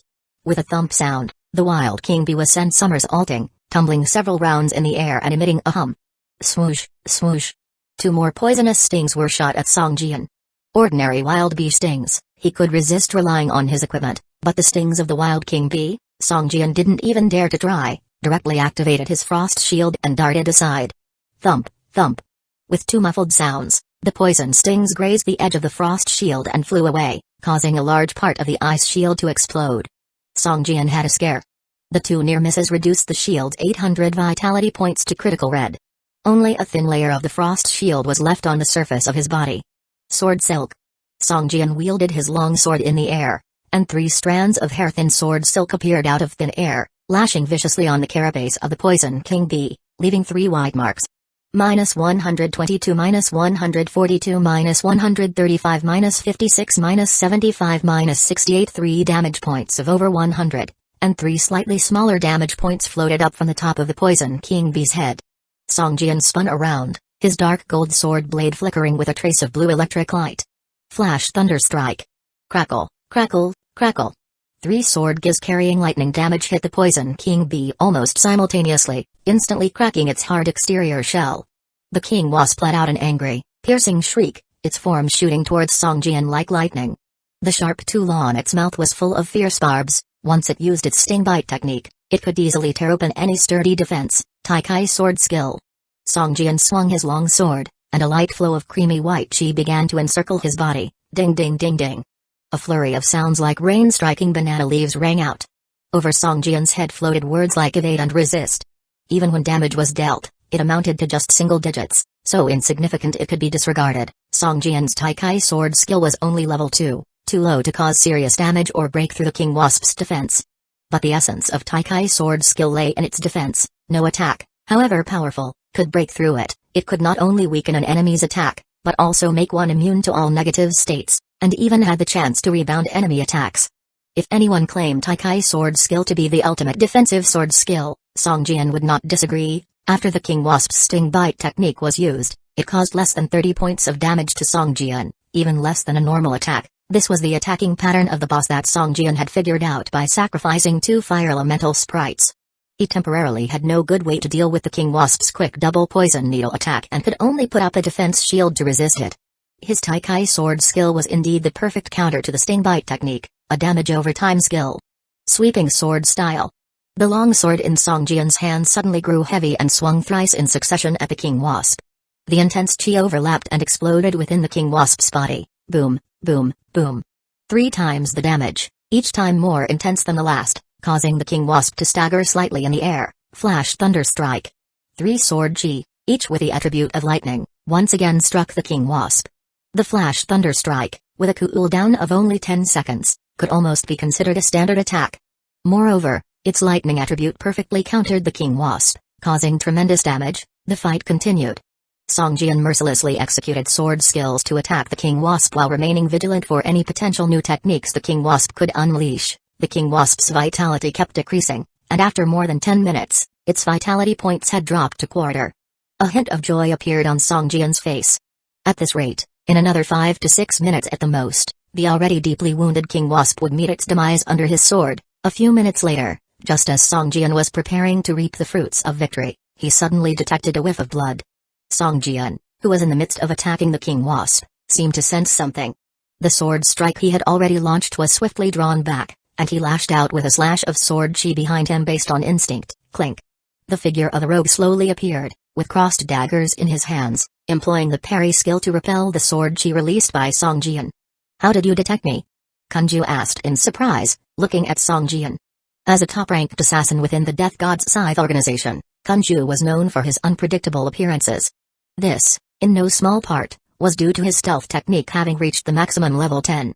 Even when passing by high-level creatures with great power, Kanju would go unnoticed. Some even met their end at his hands without having any clue who attacked them. Death's Scythe. Song Jian's eyebrows furrowed as he squinted at the strange symbol on Kanju's leather armor. The Death God's Scythe had dispatched a second assassin at this time, but how they learned that the first assassin had died was anyone's guess. Kanju was level 30 and had picked the suitable profession of a rogue for the assassin. Had Song Jian not detected him earlier, he might have fallen into a pincer attack just now. Such persistent ghosts. Song Jian's eyes narrowed as a chilling murderous intent surfaced. Chapter 543, Smoke Bomb. Song Jian was caught in a pincer attack between the wounded Wild King B-Boss in front and a level 30 Death's Scythe assassin pursuing from behind. Go to hell. Kanju revealed himself, but instead of retreating, he charged like a warrior towards Song Jian, his dagger slashing towards Song Jian's neck like a hunter's fang. Song Jian saw a flash of white light and quickly raised his sword to block. With a clang, the dagger was stopped inches from his face. A dark green flash crossed the blade of the dagger and a nauseating stench drifted from it. Song Jian's heart sank. The dagger was poisoned. As Kanju's dagger was almost knocked away, he stabilized it with effort. He felt a numbness in his arms and was taken aback. Although Song Jian had hidden all his attributes, they were still revealed under Kanju's inspection skill. Song Jian was only level 26, 4 levels lower than him, giving Kanju a psychological advantage. However, during their collision, Kanju discovered that Song Jian's strength had far surpassed his own, causing his face to darken. However, the battle-hardened Kanju did not feel discouraged. Many of his assassination targets had greatly exceeded his own power, but in the end, they were all killed by him. Such a small surprise was nothing to Kanju. Like a swallow, he suddenly flipped and stabbed at the back of Song Jian's head. This was one of Kanju's signature attacks, the side flip chisel attack, a rare skill owned by assassins. It was a reward he obtained after laboriously accomplishing a special task. Such tasks were so rare that they did not come across by everyone in 1,000 assassins, and perhaps only 1 or 2 in 100 who received such a task could complete it and receive the reward. Kanju was one of them. This unexpected move had turned defeat into victory many times for him. However, just then, Songjian surged forward, his long sword cutting down violently, causing Kanju to miss. Realizing Songjian's move, Kanju hesitated for a moment before understanding that Songjian was using a skill that forced a displacement, evading his fatal strike. The broken wing dance. After Songjian made a vacant slash in front, he immediately turned around and slashed at Kanju. Clang, clang. Reacting swiftly, Kanju used his dagger to block, leaning back like a willow leaf to offset the force of the blow. 2 numbers over 30 floated above his head, signifying the damage he had taken. The opponent's damage is too high. Even though I successfully blocked it, I still got hurt. Kanju's heart sank. He had underestimated his opponent and thoughts of 1,000-mile escape arose in his mind. In truth, Kanju should have retreated immediately after Songjian discovered him and broke his invisibility status using sword chi. This was a basic instinct of an assassin: when a strike misses, retreat thousands of miles. Songjian's level 26 status misled Kanju, making him overconfident and causing him to believe he could kill Songjian in a direct fight, even if he didn't get the first strike. But the ensuing confrontation went beyond Kanju's expectations. Songjian's strength attribute completely dominated his own despite being 4 levels lower. Kanju noticed for the first time that there seemed to be something wrong with the information on Songjian. At this point, if Kanju had given up the assassination and retreated immediately, Songjian would have had to deal with the attacks of the poisonous king bee and probably wouldn't have pursued him. Kanju only needed to regain Songjian's information and form a new assassination plan. However, he decided to take the chance, believing that his assassination experience could help him overcome this little setback. However, when Songjian's formidable damage was laid bare before Kanju's eyes, it was like a bucket of cold water poured on him from head to toe. The chilling feeling made him feel as if he were standing naked in the Siberian wind. Danger. This thought flashed through Kanju's mind. He was ready to retreat. Just then, a burst of chi exploded from Songjian's long sword. Kanju felt a loss of control over his body, which was launched into the air, now weightless. Damn it, how did this happen? Kanju's face turned ghastly pale, cold sweat dripping down his cheeks. It doesn't matter. Even if he takes this opportunity to attack me, it would only result in serious injury. He can't kill me. I can use doppelganger illusion and aurora shadow to escape safely. Kanju comforted himself internally. Even though he had lost control of his body, he quickly formulated a number of escape plans should he regain control. He had confidence to escape. Just then, Kanju realized that Songjian did not continue to attack him but moved to the side. Why did he not take this golden opportunity to severely injure me? Kanju was puzzled. Although he didn't know why, he felt that there was a bigger threat waiting for him. As expected, just as Kanju's body began to fall and was about to regain control of his body, a buzzing sound of rapidly flapping wings sounded in his ears. The Wild King Bee. Kanju's heart plummeted. He instantly understood Songjian's plan. The latter was preparing to use him as a shield to block the Wild King Bee's attack. Damn it, how could this happen? A look of despair washed over Kanju's face. His initial plan was to ambush Songjian when he was absorbed in battling the nearly dead boss. He didn't expect his own steps to be detected early, and worse still, he ended up becoming the target of the Wild King Bee's attack due to Songjian's tactics. Whoosh, whoosh. 2 purple-black poisonous needles were shot at Songjian, who sneered. Transforming into a black shadow, he slid away from the airborne Kanju and gave him a kick, sending him flying towards the needles. Thud, thud. Both poisoned needles hit Kanju with deadly accuracy. One drilled into his chest and the other into his ribs. It felt like corrosion was spreading from the punctured areas, and soon the rest of his body. Kanju crashed to the ground, rolled a couple of times, and biting down on his teeth, quickly took out a smoke grenade and smashed it onto the ground. Boom. After a spark, a thick white smoke began to spread around them. In no time, everything within a few dozen meters became completely invisible. Chapter 544, Forced Stealth Flash Thunder Strike. Without giving Kanju a glance, Songjian turned around and rushed towards the Wild King Bee. A streak of lightning flashed 3 times in quick succession. The Wild King Bee let out a piercing shriek, as it exploded into fragments, as though a delicate porcelain was smashed to pieces. Songjian was stunned for a moment. He didn't expect such a strong reaction from the death of the Wild King Bee. However, now that it was dead, Songjian casually picked up the few items it had dropped and glanced cautiously around him.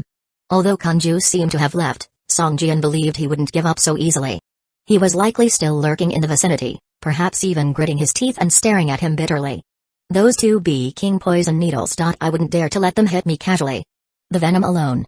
It would be enough to drive a person mad. Song Jian thought of Kunju tormented by the venom of the wild king bee, a faint smile appearing on his face.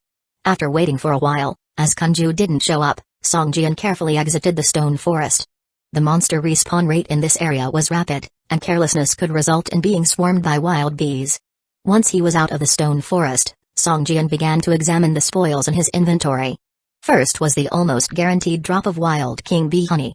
This time, he had gotten 3 portions.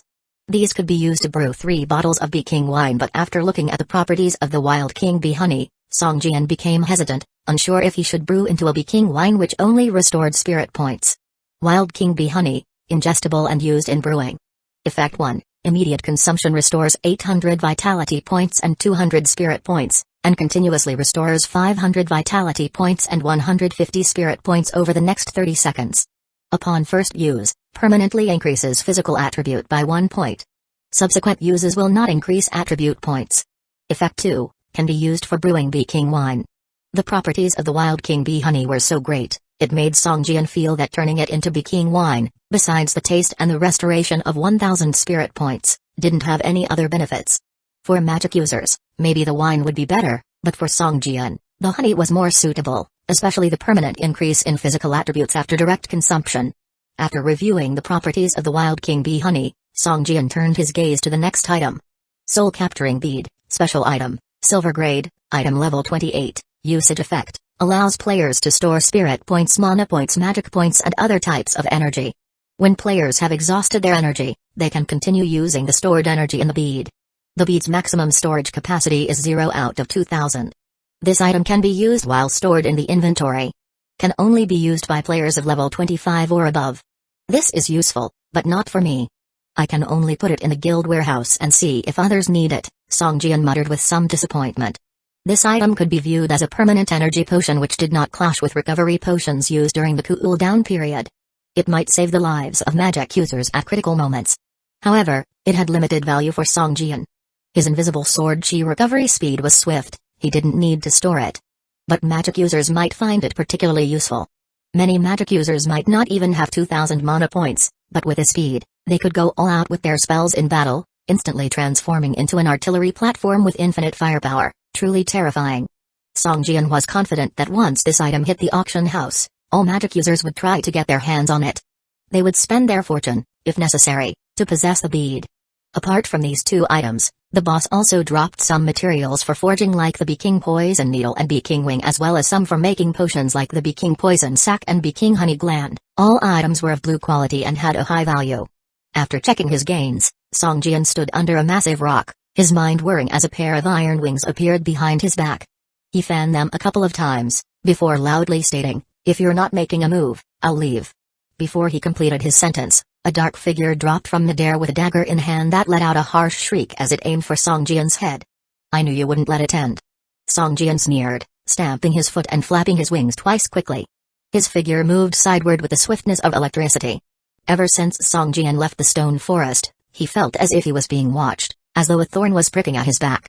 He knew Kunju, the assassin of Death's Scythe, lied in wait in the vicinity. Kunju could not accept his defeat and would definitely attack again.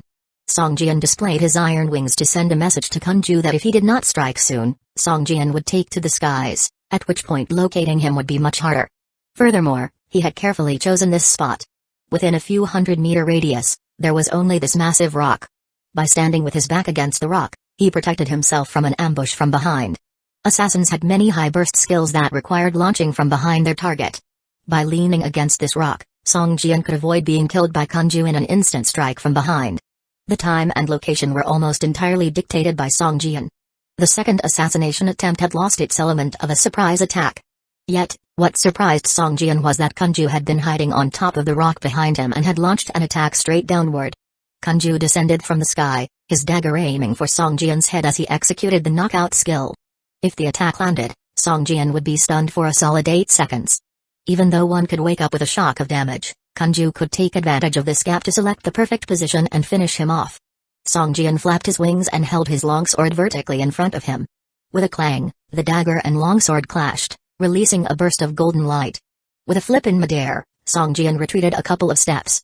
However, Kanju felt a severe pain in his forehead, and his body became stiff and unable to move. A stunned symbol appeared in his status bar. How can this be? Kanju was furious. His own skill was reflected back on him. Not only was the damage reflected, but also the negative status effect. This was impossible. A hint of a smile crossed Song Jian's face. His long sword, crackling with electricity, swung straight at Kanju. Flash thunder strike. 6 damage figures floated above Kanju's head in an instant, and his vitality points shrank by a third in a flash. This damage startled Kanju, and his body released a puff of white smoke and disappeared. Forced stealth. Song Jian frowned. A skill to enter stealth mode in combat was definitely a rare skill. Having so many rare skills, Kanju must be one of the elites in the Death's Scythe. Chapter 545, Night. Kanju felt his cheeks burning hot. 2 consecutive failures made a ball of fire rise in his heart. His 2 red eyes twisted his face into a fierce and distorted expression. During his first ambush on Song Jian, he was poisoned by the Wild Bee King. This kind of continuous damage made it impossible for him to use his stealth skills. Once he got injured in his invisible state, he would automatically reveal himself. Left with no choice, Kanju could only use a smoke bomb to escape. In order to get rid of the Bee King's poison from his body, Kanju even used a super antidote potion. This kind of potion could only be made by a master pharmacist. Kanju had only obtained it by accident after completing a task. He had spent a precious detox elixir but failed to kill the target, which made Kanju feel utterly humiliated. Once recovered, Kanju couldn't wait to strike again, but he never expected that Song Jian could reflect his attacks, and the opponent's damage was extremely high. One move could take away a third of his vitality points. If Song Jian was allowed to attack, Kanju might be instantly killed by him. Am I supposed to admit defeat? Let those in my organization mock me? No, I have to kill him, kill this god-favored one. Kanju gnashed his teeth, blood seeping between them, but he didn't seem to feel any pain. Song Jian stared at the empty wilderness and put away his iron wings, feeling a little regret in his heart. Though his damage was already strong, he didn't have much control over his abilities. Professionals like Kanju, who could fight and run as they pleased, gave him a headache. Being watched constantly felt like a dark cloud hanging over his head and just wouldn't go away. In response, Song Jian hesitated for a moment before deciding not to return to the military camp town but headed towards the Shadowfang mountain range instead. Song Jian's map was far more detailed than the simple version provided by Qiyun. According to the map's directions, it would only take 4 or 5 days to reach the Shadowfang mountain range at Song Jian's speed. If he could hire a mount in the military camp town, he could potentially arrive 1 or 2 days earlier. As night fell, large dark clouds appeared in the sky, looking just like in Doomsday City. Song Jian sat before a bonfire, sighing quietly. It seemed impossible to absorb moonlight essence tonight. However, even if he could absorb it, Song Jian wouldn't dare to do so now. The feeling of being watched was always lingering in his heart. The opponent was unlikely to give up in the night, an environment perfect for ambushes. With a thought, 30 blood crows appeared beside Song Jian. In no time, the crows were evenly distributed within a 100-meter radius around him. Any slight movement or sound would prompt him to discover it and react. While blood crows had a weak attack, they could fly for a long time without eating, drinking or resting, making them excellent scouts. They could even be compared to wild zombies. Next, Song Jian summoned 30 blood wolves, spreading them out, so that it would be impossible to conceal their scent from these sharp-smelling creatures even if Kanju were to enter a stealth state. Only after setting up layers of defenses did Song Jian lay down to rest. He didn't believe that the blood crows and blood wolves alone could stop Kanju. However, it would be incredibly difficult for Kanju to approach him unnoticed. As long as the blood crows and blood wolves could detect Kanju's traces, Song Jian was confident he could kill his opponent, or at least force him to retreat. Time passed quickly, and soon it was late at night. The bonfire slowly dimmed, and Song Jian lay motionless by its side. With only the slight rise and fall of his chest, it seemed he had fallen deep into sleep. Suddenly, Song Jian's eyes snapped open. A cold chill crawled from his chest and spread throughout his body. Alarm bells rang in his heart. Although the blood crows and blood wolves hadn't signaled to him any danger, Song Jian knew that he was in grave danger. A phantom clone appeared in Song Jian's resting position. Song Jian rolled to the side, hiding in a dark corner. What's going on? How did he manage to silently break through the defenses of the blood crows and blood wolves? Song Jian's forehead was drenched in sweat. At first, he felt slightly drowsy, but now it was like he had been doused with cold water, and he was wide awake. Just then, Song Jian saw a Ben-sized red dot appear on the chest of the phantom clone lying on the ground. The dot quickly moved up to the clone's head and stayed there for a moment before it moved back to its chest, remaining still. Is this An infrared sight? Song Jian narrowed his eyes as he stared at the red dot and suddenly understood the opponent's tactic. The Death God Scythe's killer also possessed long-range sniping capabilities that he hadn't revealed during the day. Using the infrared sight, his position should be between 300 and 500 meters away from here. Song Jian glanced into the pitch-black wilderness following the direction of the infrared line, a fierce glint flashing through his eyes. Suddenly, a cloud of black mist floated upwards from where Song Jian had been and flew towards the distance. At that moment, a muffled sound came from a distance. While the sound wasn't loud, it was carried clearly into Song Jian's ears in the dead of night. He even installed a silencer. So his firing range has been reduced. It should be within 300 meters. Without even looking at the phantom clone, Song Jian flew straight towards where he believed Kanju was hiding. At this time, Kanju was lying on top of a rock, observing Song Jian through the night vision scope of his sniper rifle. Since Song Jian had laid down, Kanju had patiently waited, just like a hunting cheetah prey. Waiting for hours wasn't a problem as long as he found the perfect time to strike. When Kanju believed Song Jian was sound asleep, he finally set up his sniper shot. To improve accuracy, he had also installed an infrared laser sight. But as he pulled the trigger, he realized something was awry when the bullet penetrated the target's chest without any blood pouring out. His face changed, heart sinking. How could this be? How did he find out about me? Kanju hammered the rock beneath him with anger, quickly packing up his sniper rifle and getting ready to leave. At that moment, he didn't notice a cloud of black mist slowly approaching him from above. Chapter 546, seeing through Song Jian's killing intent grew even more intense. This Death Scythe assassin, like a bone-devouring maggot, refused to leave him be. Kanju had already sensed the threat approaching and had prepared to retreat and leave after finding out he hadn't killed Song Jian, but only eliminated one of his clones. At this moment, he was more than 250 meters away from the bonfire Song Jian had lit. He thought it was impossible for Song Jian to locate him so quickly. However, unbeknownst to him, Song Jian had already morphed into a dark cloud and appeared in midair less than 10 meters away from him. Warnings of impending death resounded continuously in Kanju's mind. The more assassination attempts there were, the more cards Song Jian revealed, making Kanju feel he had a better chance of victory. But what he didn't know was that the more times he tried to assassinate Song Jian, the more Song Jian learned about him. Whoosh! A breeze swept by, and Kanju suddenly found himself enveloped in a dark fog. He couldn't see his hand in front of his face. The fog continuously caused him harm, not much, but enough to unsettle him. How can he pinpoint my location so quickly? What kind of skill is that? Why can't I even sense anything 1 meter outside this thick fog? Kanju immediately activated his acceleration skill and dashed in one direction. However, no matter how fast he was, he couldn't escape the area covered by the dark fog. The fog seemed to cling to him like his shadow. Wherever he went, it followed. Come out and fight me for 300 rounds if you have the guts. Kanju roared in madness, swinging his dagger frantically in the dark fog as if his enemy were right before him.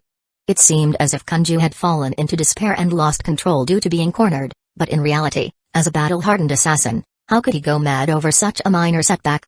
Everything Kanju did was meant to lower Song Jian's guard, hoping that he would become complacent and reveal a weakness. Song Jian remained still, as he naturally understood that the damage caused by the dark cloud to Kanju was minimal, and it was impossible for him to crumble so easily from just being suppressed and occasionally hit by some unexplainable attacks. The two opponents had actually begun a psychological contest at this point. 15 minutes passed in a blink of an eye, and Song Jian's morphing into dark cloud ability was about to end.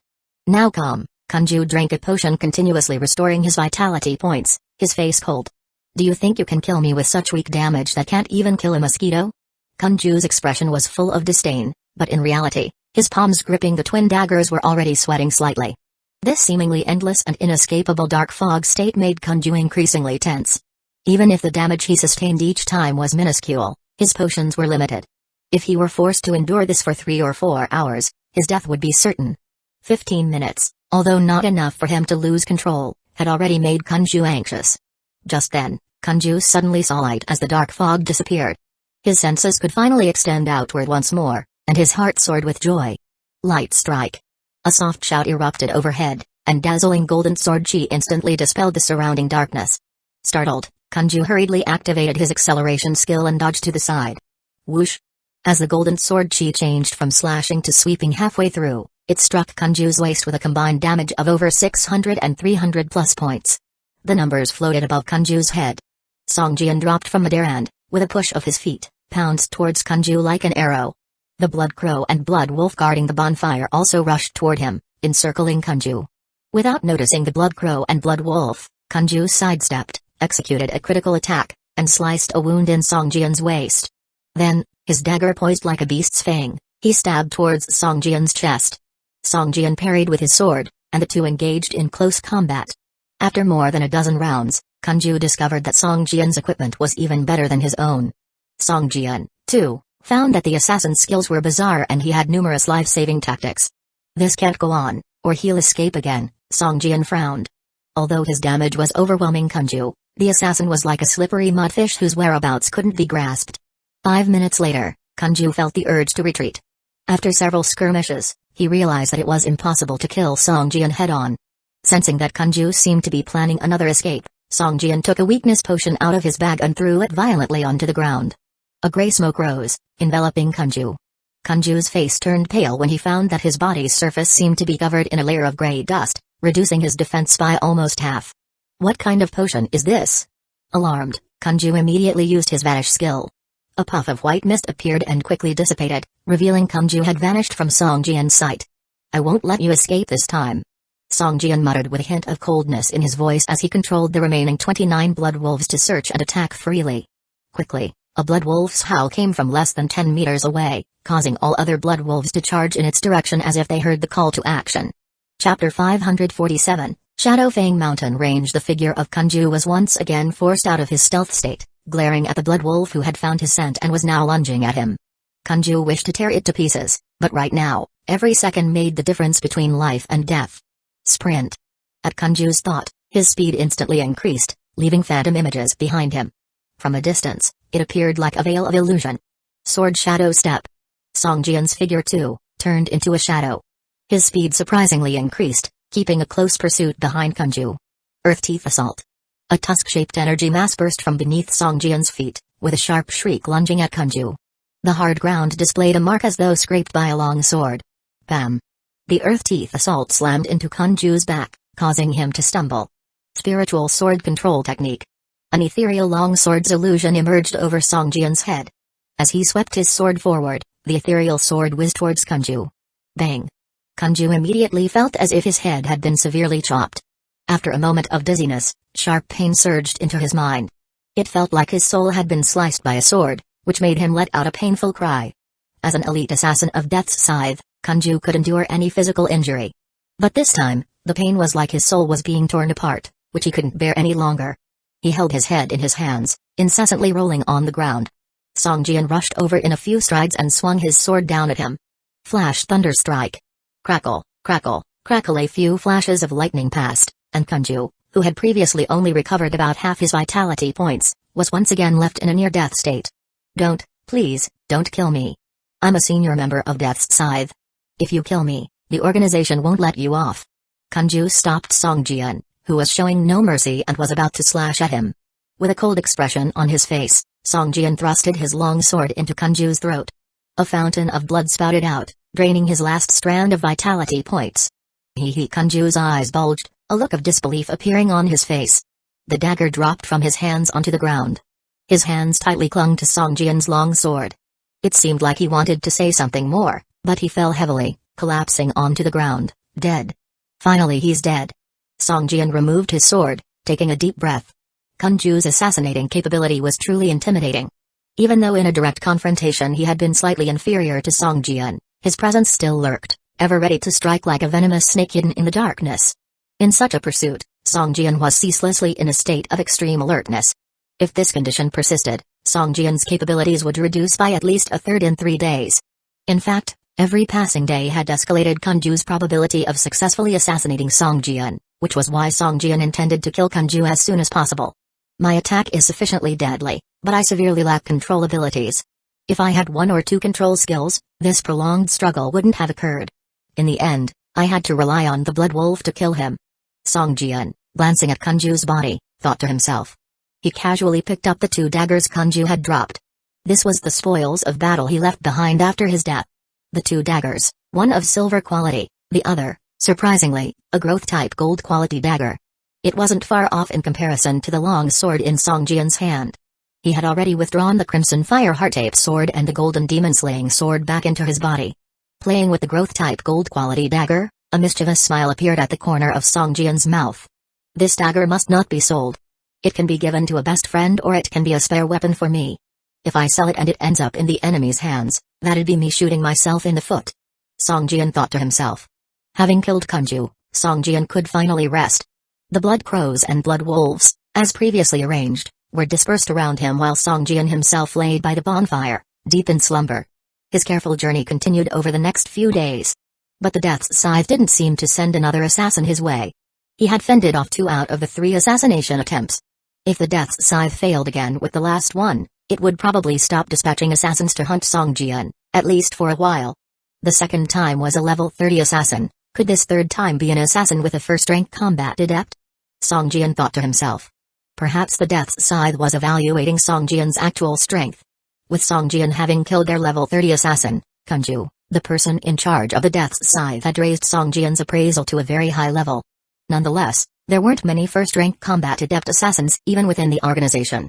To summon a first-rank combat adept assassin would require some time, which was why Song Jian hadn't encountered another assassin for several days. 2 more days passed and Song Jian finally entered the Shadow Fang mountain range. This mountain range was filled with dense shadow energy. Large purple-gray trees covered the entire range, and the beasts within were all shadow beasts filled with shadow energy. Their bodies were semi-transparent, revealing their true forms only when attacking. This presented the adventurers in the Shadow Fang mountain range with quite a headache. Song Jian opened his map and glanced at it. If he bypassed the not-so-far-off level 30 monster domain and traveled another 10 li, he would reach Dark Castle. The meeting spot he and Shi Yun had agreed on was in a small valley not far from Dark Castle. The monster domain ahead is the territory of the level 30 Shadow Leopard. According to the map, not only are these beasts formidable, they are also extremely fast. If targeted, it's hard to escape. The most important thing is that these monsters are usually in a stealth state, blending with their surroundings. It's only when they strike that their existence is revealed. But when you notice that, it's too late. Song Jian frowned slightly. If he could cross this area, it would save at least half a day. To bypass it, he would have to travel an additional 40 kilometers. After some hesitation, Song Jian decided to bypass this area, considering the scarcity of supplies here. The closest supply base, a military camp, was 300 li away and was impractical for resupply.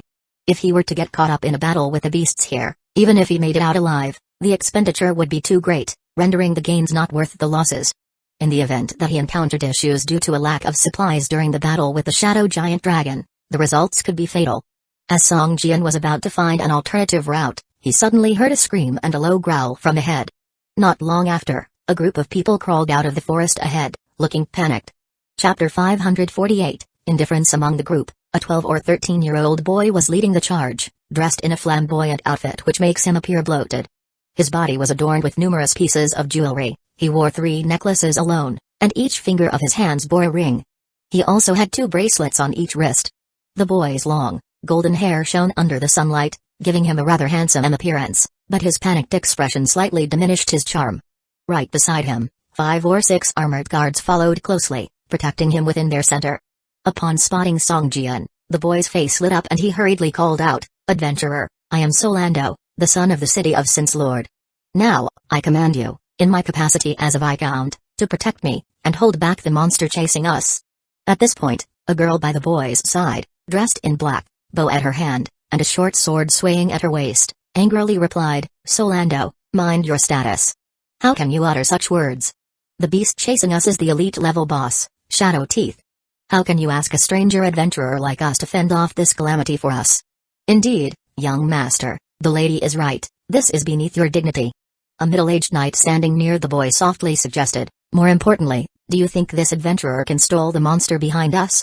And even if he can, for how long? A second? Or 5 seconds?" Solando gave a hostile glance to the middle-aged knight beside him, turned around and yelled at the girl, "Anna, you are just my cousin. If our Sakal family hadn't taken you in, you would have been long dead. Thus, you have no right to lecture me. You." Anna's eyebrows rose sharply, her face turning red in anger. She swiftly pulled out the short sword hanging from her waist and glared fiercely at Solando. Solando immediately began to tremble. Although he knew that Anna wouldn't damage him, seeing her with a drawn short sword, he couldn't help but be overcome by fear. 1,000 doomsday coins. As long as you can lure the monster away, I will give you 1,000 doomsday coins. Solando loftily pointed at Song Jian. 1,000 Doomsday coins was a considerable fortune for an average adventurer. However, compared to barring a level 30 elite boss, it was too cheap of a price. Song Jian smiled slightly, realizing that this entire group was made up of native game characters, or in other words, NPCs in the game. Naturally, he would not take them seriously. Wuxia Shadow leapt out of the forest, knocked down an armored warrior before Song Jian's narrowed eyes. He immediately felt a chill down his spine. It was an entirely ink-black panther, its body radiating a phosphorescent glow. Not a speck of impurity tainted its fur. Its eyes, however, were blood red, flashing a cruel, bloodthirsty light. With a roar, the panther clawed at the fallen warrior. A sharp, grating sound reverberated as the hard armor seemed to tear open like paper under the panther's claws. Then, just like consuming pre-cracked walnut kernels, the panther proceeded to rip the warrior to pieces, the screams incessant. Being eaten alive by a panther, experiencing its teeth tearing flesh off his body and swallowing it, reduced the warrior's sanity to tatters. He screamed in immense pain, loudly begging his companions to end his life. Nonetheless, everyone was guarding Solando and Anna, maintaining their distance from the powerful panther boss. Shadow Teeth, is this the Shadow Teeth they're talking about, a level 30 elite boss? Song Jian already had the Crimson Fire Heart-Ape sword summoned, firmly gripped in his hand. Initially, hearing about a level 30 elite boss, Song Jian did not think much of it. However, upon witnessing this panther, he immediately understood. This elite boss, known as Shadow Teeth, definitely possessed first-order combat power. At such a speed, I simply cannot resist. Song Jian looked serious as he slowly moved backward. The terrifying speed, coupled with a potent attack power, made the Shadow Teeth an absolute overlord in the surrounding Shadow Fang mountain range. Even though the dark castle populated by the Shadow Giant Dragon is less than 10 miles away, the Shadow Teeth show no fear and become the most terrifying existence in this monstrous region. It is not to say, however, that the Shadow Teeth have the power to rival the Shadow Giant Dragon. It just implies that the Shadow Teeth have the ability to escape when the Shadow Giant Dragon in the dark castle notices it. Crack, just like claws scraping across glass, a near-piercing sound resonated continuously. The Shadow Teeth directly shredded the armor of the soldier beneath it into scrap metal. Its tusks, covered in fresh blood, pierced through the soldier's body and ripped him out from his now useless armor. The high-pitched scream gradually dwindled, finally turning into a powerless whimper. Then all that remained was the sound of the Shadow Teeth chewing and tearing. What do we do now? Solando turned pale as a ghost, watching the guard who was just beside him now reduced to a mess of flesh. He felt like vomiting, a sour taste persisting in his mouth. Let's hope it's full now and won't trouble us anymore. Anna gripped her dagger tightly, her face full of tension as she spoke. At this point, she had slung her long bow on her back. With the speed of the Shadow Teeth, there was simply no opportunity for her to draw her bow and shoot. Young Master Solando, rest assured, as long as I, Kalen, am breathing, I will not let this monster harm you. With a determined face, the middle-aged knight who had been protecting Solando spoke. Hearing Kalen's reassurances, Solando exhaled deeply, his heart relaxing. At this moment, however, he saw Song Jian gripping a long sword with a vigilant expression, his eyes fixed on the boss monster, and anger welled up within him. Adventurer, you refused a Viscount's offer of friendship. Solando glared at Song Jian and threatened, since you refused to grasp the hand of friendship I extended to you, be prepared to face my high-raised sword and imminent death. Song Jian was momentarily stunned, suddenly receiving a system prompt. System, you have elicited the disdain of the son of the City of Sin's Lord. Your relationship with the City of Sin has dropped to indifferent. Indiana, indifferent? Song Jian was astonished. Even if he hadn't been to the City of Sin before, relations with human-dominated cities for all players were generally neutral. Then, by completing tasks, you could gain the city's reputation points, and gradually improve your relationship with the city. If your relationship with a particular city is reduced to indifferent, then the citizens of that city won't offer you any tasks. It means your relationship with that city will never improve, and once you enter the city, you would find it difficult to make any progress. However, Solando is just the son of the city lord, and not the city lord himself. Otherwise, if it was the City of Sin's Lord that Song Jian angered, a single word from the Lord could reduce Song Jian's relationship with the City of Sin to hatred, placing him on the city's most wanted blacklist. Interesting, a hint of a smile crept up on Song Jian's face. He initially intended to hold the fort for a while and save these NPCs, but he didn't expect this to happen. Upon seeing Song Jian's lack of fear and his nonchalant expression, Anna's face changed instantly. Only at this moment did she realize how different Song Jian was. God's chosen one, he is a God's chosen one. Anna exclaimed. Chapter 549, Epic Level Task. Only NPCs in the game refer to players as God's chosen. Players among themselves don't use this term, deeming it somewhat embarrassing. The game's natives have always held a reverence towards these God-chosen players who can disappear without a trace and possess massive growth potential. My apologies, my lord of the gods chosen, we were incredibly rude just now. Anna quickly apologized to Songjian. Gods chosen? Solando's eyes lit up. He immediately took the short sword hanging from his waist and shouted loudly at Songjian, Gods chosen, I have a task for you. If you can escort me safely out of here, this precious elf sword is yours. System, the son of the city of Sin's Lord, Solando, has issued you an escort task. Task requirements, successfully escort Solando to a safe area. Task reward, elf's sword, 500 points of goodwill from the city of Sin. Task failure penalty, none. Solando may be somewhat dissolute, but he is incredibly smart. He knows what a player values most. It seems like Anna has quickly understood as well, and she looks at Solando appreciatively. Songjian gave a cold chuckle, and without even giving it a glance, he flatly refused.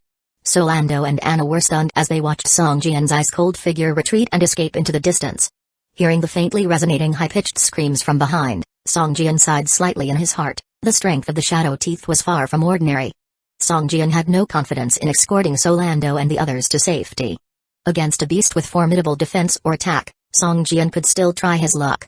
But against the speedy Shadow Teeth, it's already a challenge for Songjian to escape by himself, let alone protect such a large group of people. Another reason was that the elf sword was nothing more than a piece of silver-quality equipment. It was nothing compared to the dangers Songjian was about to face. Just as Songjian was about to leave, he suddenly received a red system prompt. System, you have obtained an epic-level task. Rescue. Task content, protect Anna Katerina and escort her to a safe place. Task reward, receive Anna Katerina's gratitude. Raise goodwill to friendly. Task failure penalty, Anna Katerina dies. Task fails. Attribute points decrease by 5. Do you accept? The dark red text sparkled in front of Songjian's eyes. Epic level task? Songjian was immediately excited. You see, getting an epic level task in this game is very difficult and the rewards are always substantial, containing at least one epic level item. Just like the task Songjian accepted earlier, he obtained a complete set of gold quality equipment that could combine to form an epic level set. Such a task is a rare opportunity. Even if it presents some risk to Songjian's life, it must be accepted and completed. The task reward is just Anna's goodwill, but the failure penalty is 5 attribute points. The reward and punishments are utterly disproportionate. Could it be that this epic level task is part of a quest chain? Songjian wondered. After carefully reading the task content, Songjian chose to accept it, then turned around and walked towards the group of people. At this moment, a 10-minute countdown appeared before Songjian. He didn't fully understand it, but he knew he needed to reach Anna as quickly as possible. One by one, Solando's escorts were brought down and killed by the Shadow Teeth, leaving only Anna and the middle-aged knight, Galen. We will all die here. Solando's face was as white as a sheet, despair evident in his eyes. The Shadow Teeth in front of him seemed like Death God's pet, constantly reaping the lives of the escorts. Furthermore, with the strength of the Shadow Teeth, it could kill all of them, but it patiently took them down one by one, playing with the remaining people like a cat toying with a mouse. Fear loomed in everyone's hearts. The Shadow Teeth slowly came down from a corpse. It had only eaten the victim's heart, unlike the first guard where it ate everything. Looking at the bloody face of the Shadow Teeth and its threatening fangs, Galen gritted his teeth, firmly held his knight's sword, and shouted without turning his head, "Young master, miss, run. I'll hold it off." Galen. Solando's face turned pale, full of regret. If he hadn't insisted on adventuring in the Shadow Fang mountain range, he wouldn't have ended up in such a dangerous situation. What's worse, Galen was the City of Sin Lord's trusted aide, and was assigned to protect him. If Galen lost his life because of him, his father would be furious. It needs to be known, Solando isn't the only son of the Lord of the City of Sin. If Solando falls out of favor with his father, he will have no future. Solando, run. Don't let Galen's sacrifice be in vain.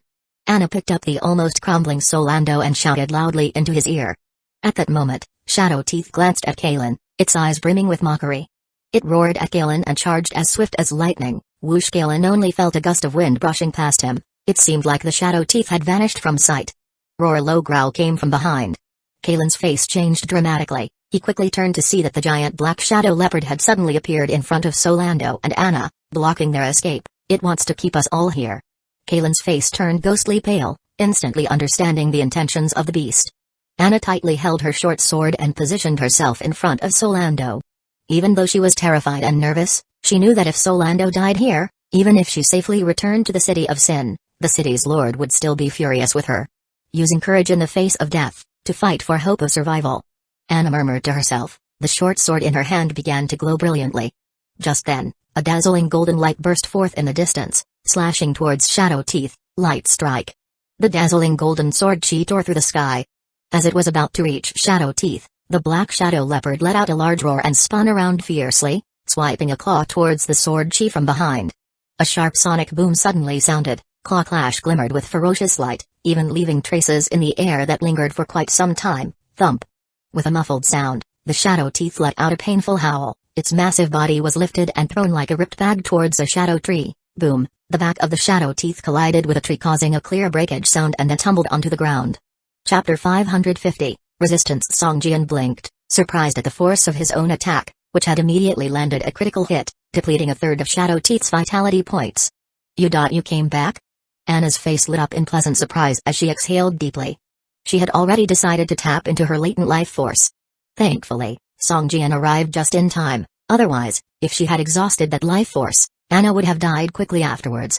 It was a secret technique of the elf race known as Elf Anthem that had massive power. It could detonate one's life energy accumulated over decades in just an instant. Because Anna had elf blood in her veins, she could use this secret technique, something ordinary humans didn't have the ability to master. Having pushed back Shadow Teeth with a single blow, the countdown that lingered before Songjian's eyes disappeared.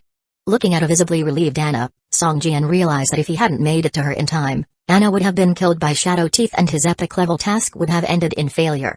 Actually, Songjian didn't realize that if Anna used the Elf Anthem technique, his mission would be considered failed too.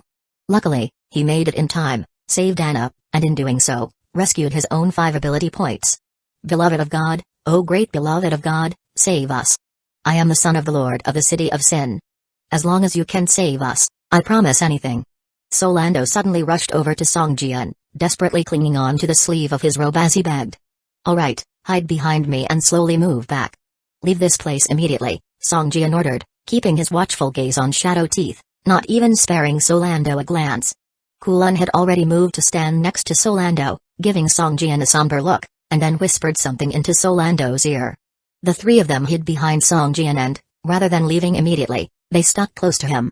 Songjian was surprised, believing that this was a task requirement and must guard the people he was to protect. He didn't pay this much mind and focused on Shadow Teeth, gradually moving backward.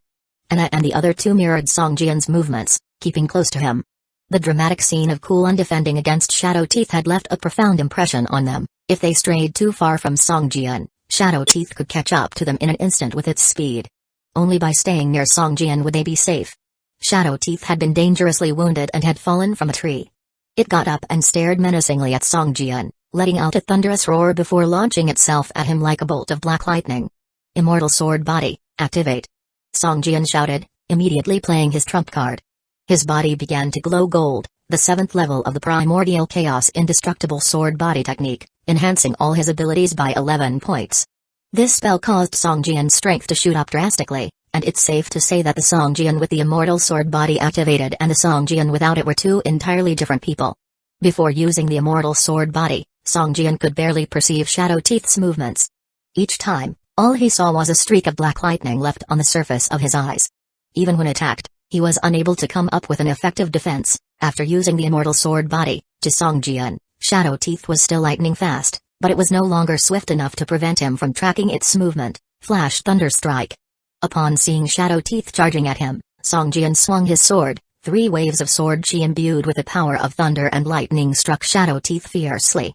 Simultaneously, Shadow Teeth's claws struck Songjian's shoulder heavily. A damage point of over 300 floated above Songjian's head. Just a casual attack from Shadow Teeth had already resulted in Songjian losing more than 300 vitality points. Sword Finger. Songjian raised his left hand and a silver sword chi burst forth, stabbing fiercely into the abdomen of Shadow Teeth. At the same time, Shadow Teeth let out a roar, releasing an unseen wave of sound attack covering a fan-shaped range of 60 degrees before it. This sonic attack caused them to lose their footing. Solando was even knocked to the ground, rolling about. Anna and Kalen could only manage to stabilize their bodies by violently shaking. Songjian felt dizzy but thankfully only for a brief moment, less than a second. And then suddenly, Shadow Teeth accelerated its speed, leaping into the air to swoop down on him. Its sharp claws, flashing coldly, whistled through the air.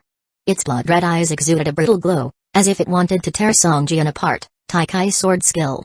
Song Jian's movements suddenly became gentle, a mysterious aura emanating from him. Under the assault of shadow teeth, Song Jian was like a fragile blade of grass in a storm, bending but not breaking, his sword clashing time and time again with the sharp claws of shadow teeth, ringing out with a sound of metal on metal. Using the momentum from shadow teeth's charge, each clash would push Song Jian 2 steps backwards. After a series of attacks, Song Jian had already retreated more than a dozen meters. He's incredible. He can actually fight shadow teeth to this extent. Anna stared at Song Jian in awe. Even Kalen, looking shocked, was staring at Song Jian. He hadn't expected the seemingly young beloved of God to actually be capable of saving them from the clutches of shadow teeth. Ding, ding, ding, ding. Shadow teeth's attacks were continuously deflected by Song Jian. After 6 seconds, when the duration of the Taikai sword skill came to an end, during a break from his offensive, Song Jian heard a roar and a powerful force hit him hard in the chest. An enormous force propelled Song Jian backwards in the air. -680 Song Jian was sent flying with almost 700 points of damage floating above him. His vitality points had now fallen to about half, and a stabbing pain shot through his chest. Song Jian fell from midair, braced himself with his left hand and rolled over twice before he steadied himself. The moment he was steady, shadow teeth was already in front of him. Song Jian took off running, his footsteps flashing white. A glowing ice path was left behind him, full of cold air. Seeing Song Jian escape, Anna and the others also started running towards Song Jian. Shadow teeth stepped onto the ice path. Every 2 steps forward, its limbs were frozen stiff by the freezing air, causing it to be rooted to the spot. Struggling free and taking another 2 steps forward had it frozen again, slowing it down considerably. Hearing the angry roar coming from behind, Song Jian finally breathed a sigh of relief. Glancing at the 3 panting figures, he said in a low voice, "We're not safe yet.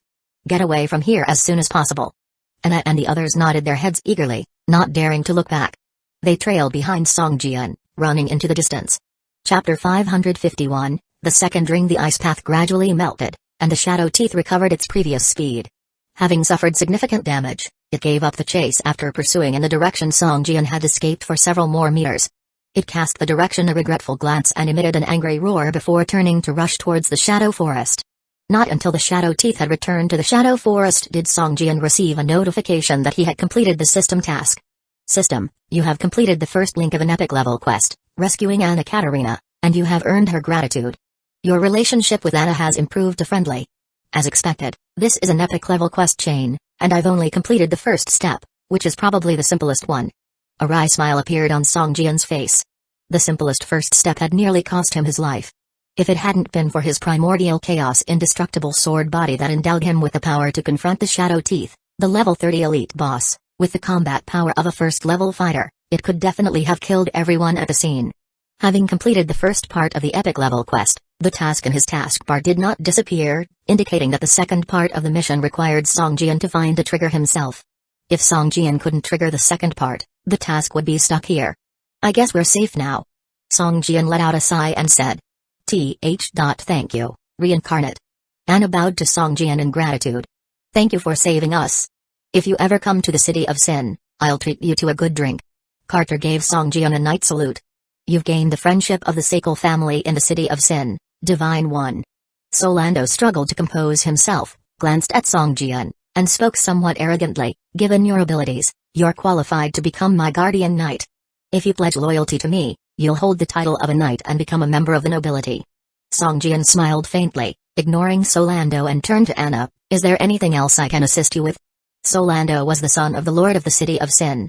However, according to Solando's previous remarks, Anna was not a member of the Seikle family, but a relative living under their roof. Although the servants referred to her as young lady, her status was not comparable to Solando's. However, the epic level quest released by the system was to rescue Anna, not the nobler Solando. Clearly, the game system believed that Anna was much more important than Solando in the game. No one told Song Jian this, but as a player, he understood that only those favored by the game system would become big shots in the future. These were the ones players needed to establish good relationships with. Perceiving the indifference from Song Jian, Solando turned livid, clenched his teeth silently, and sneered inwardly. He had no choice but to snort coldly, his dislike for Song Jian deepening. Reincarnate, we came here in search of the Dark Castle. According to legend, the Dark Castle hides a goblet of life. Any water held in the goblet of life turns into holy water that can cure any ailment. Our aim is to find this goblet of life. Could you help us retrieve it? Anna inquired. Anna, how dare you disclose such confidential information to him, to a stranger? Solando's face darkened, and he glared at Anna in dissatisfaction. Solan, do you think we can obtain the Goblet of Life from the Dark Castle with our current abilities? Anna turned her head and asked Solando. Solando grew silent. An elite knight squad had almost been wiped out. It seemed impossible for the remaining 3 of them to even approach the Dark Castle, let alone enter it to retrieve the Goblet of Life. Right after Anna made her request, Songjian received the second link of the epic level task. System, you received the second link of an epic level quest, recover the Holy Grail. Task objective, retrieve the Holy Grail from the Dark Castle and hand it over to Anna Katarina.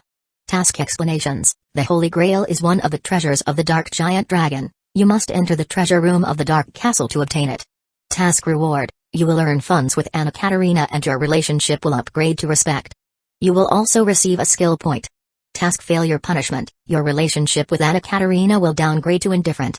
Having seen the contents of the second link of the mission, Songjian was slightly worried. It seemed that the first few links in this epic level quest were all for the purpose of improving his relationship with Anna, which appeared much more difficult than the first. In the first link, he just had to deal with a level 30 elite boss with the combat power of a first stage fighter. However, in the second link, he may have to face the Dark Giant Dragon, making the risk increase exponentially. Yet Songjian had set out precisely to enter the Dark Castle and engage in combat with the Dark Giant Dragon for half an hour. It turned out that in the process he could complete the second link of the epic level task. Of course, it would be my pleasure, madam. I will fulfill your wish and deliver the Holy Grail to you. Songjian gave Anna a bow and assured her. Thank you so much, brave warrior. If you complete this task, you can find me at Aromatic Castle in the city of Sin to deliver the Grail. Anna smiled charmingly and continued, however, make sure you are quick. The Grail must reach my hands within a month. Alright, I understand. Within a month, I will deliver the Grail to you. Songjian nodded in acknowledgement. As they watched Songjian's departing figure, Solando sneered, Anna, do you truly believe that a god chosen who hasn't even reached level 30 can retrieve the Goblet of Life from the Dark Castle? Solan, remember, you are not the only son of my uncle. You are the 6th in line to succeed. Do you think, if my uncle doesn't make it through this time, that you will still have the same status once your elder brother becomes the Lord? Anna glared at Solando dismissively. Solando's face turned ashen. He coldly snorted and fell silent as though something had occurred to him. Kulun stood still behind Solando like a statue, seemingly oblivious to their conversation. You should pray that he succeeds because this is your only chance. After giving Solando a look, Anna turned around and left. God damn it, I hate the way you talk to me. Solando muttered under his breath and staggered after Anna.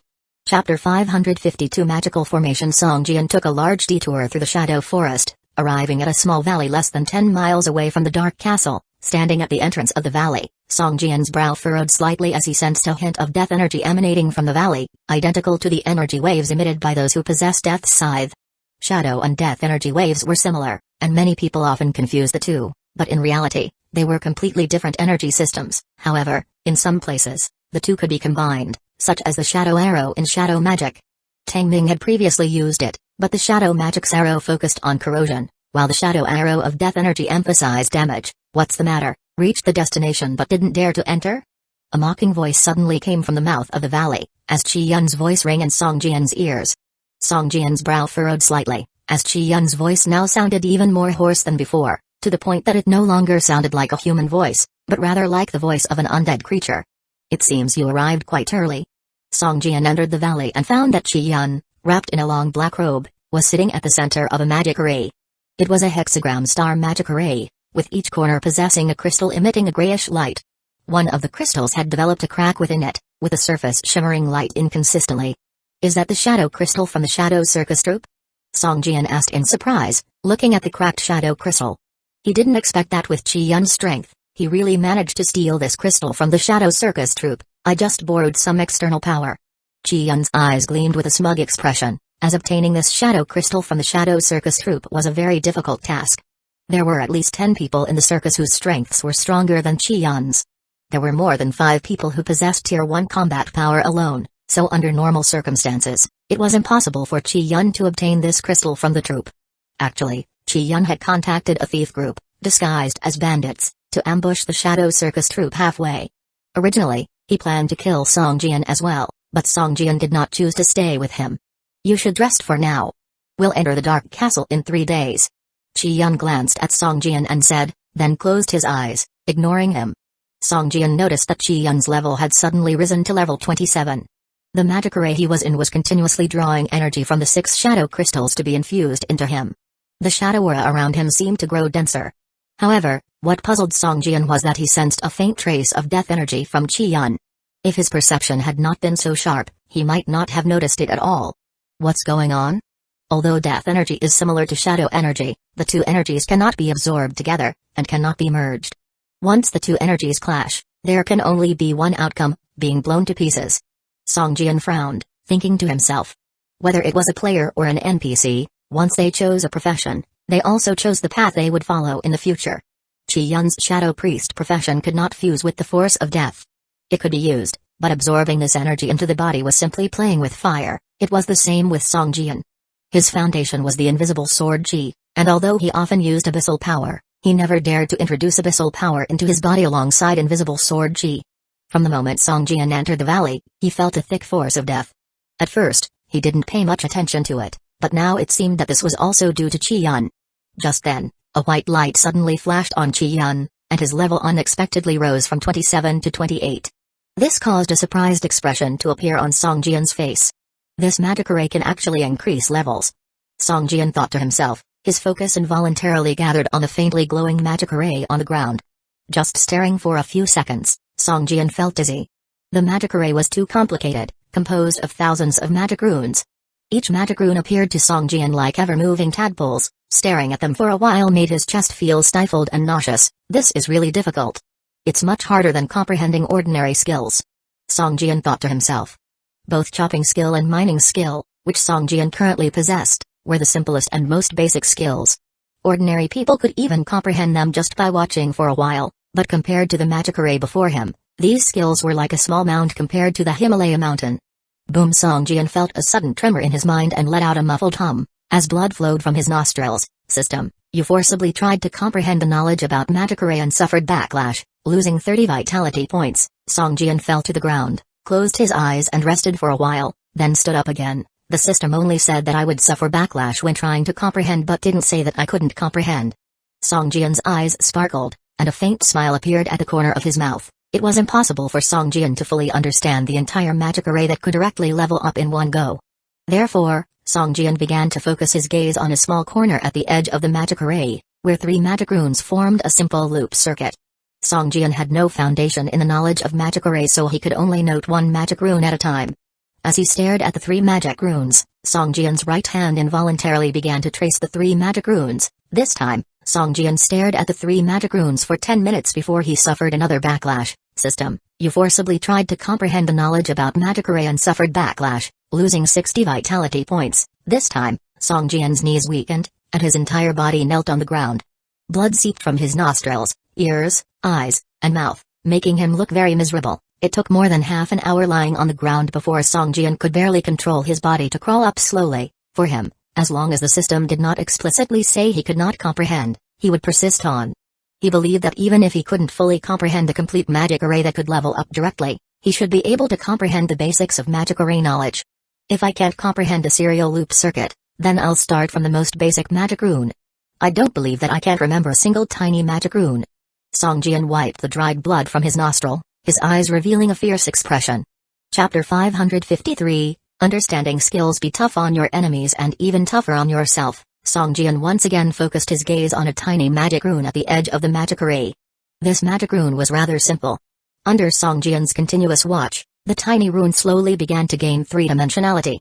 At this moment, Song Jian realized that the rune, smaller than a little fingernail, was actually split into 2 layers, and its magic structure was far more complex than he had imagined.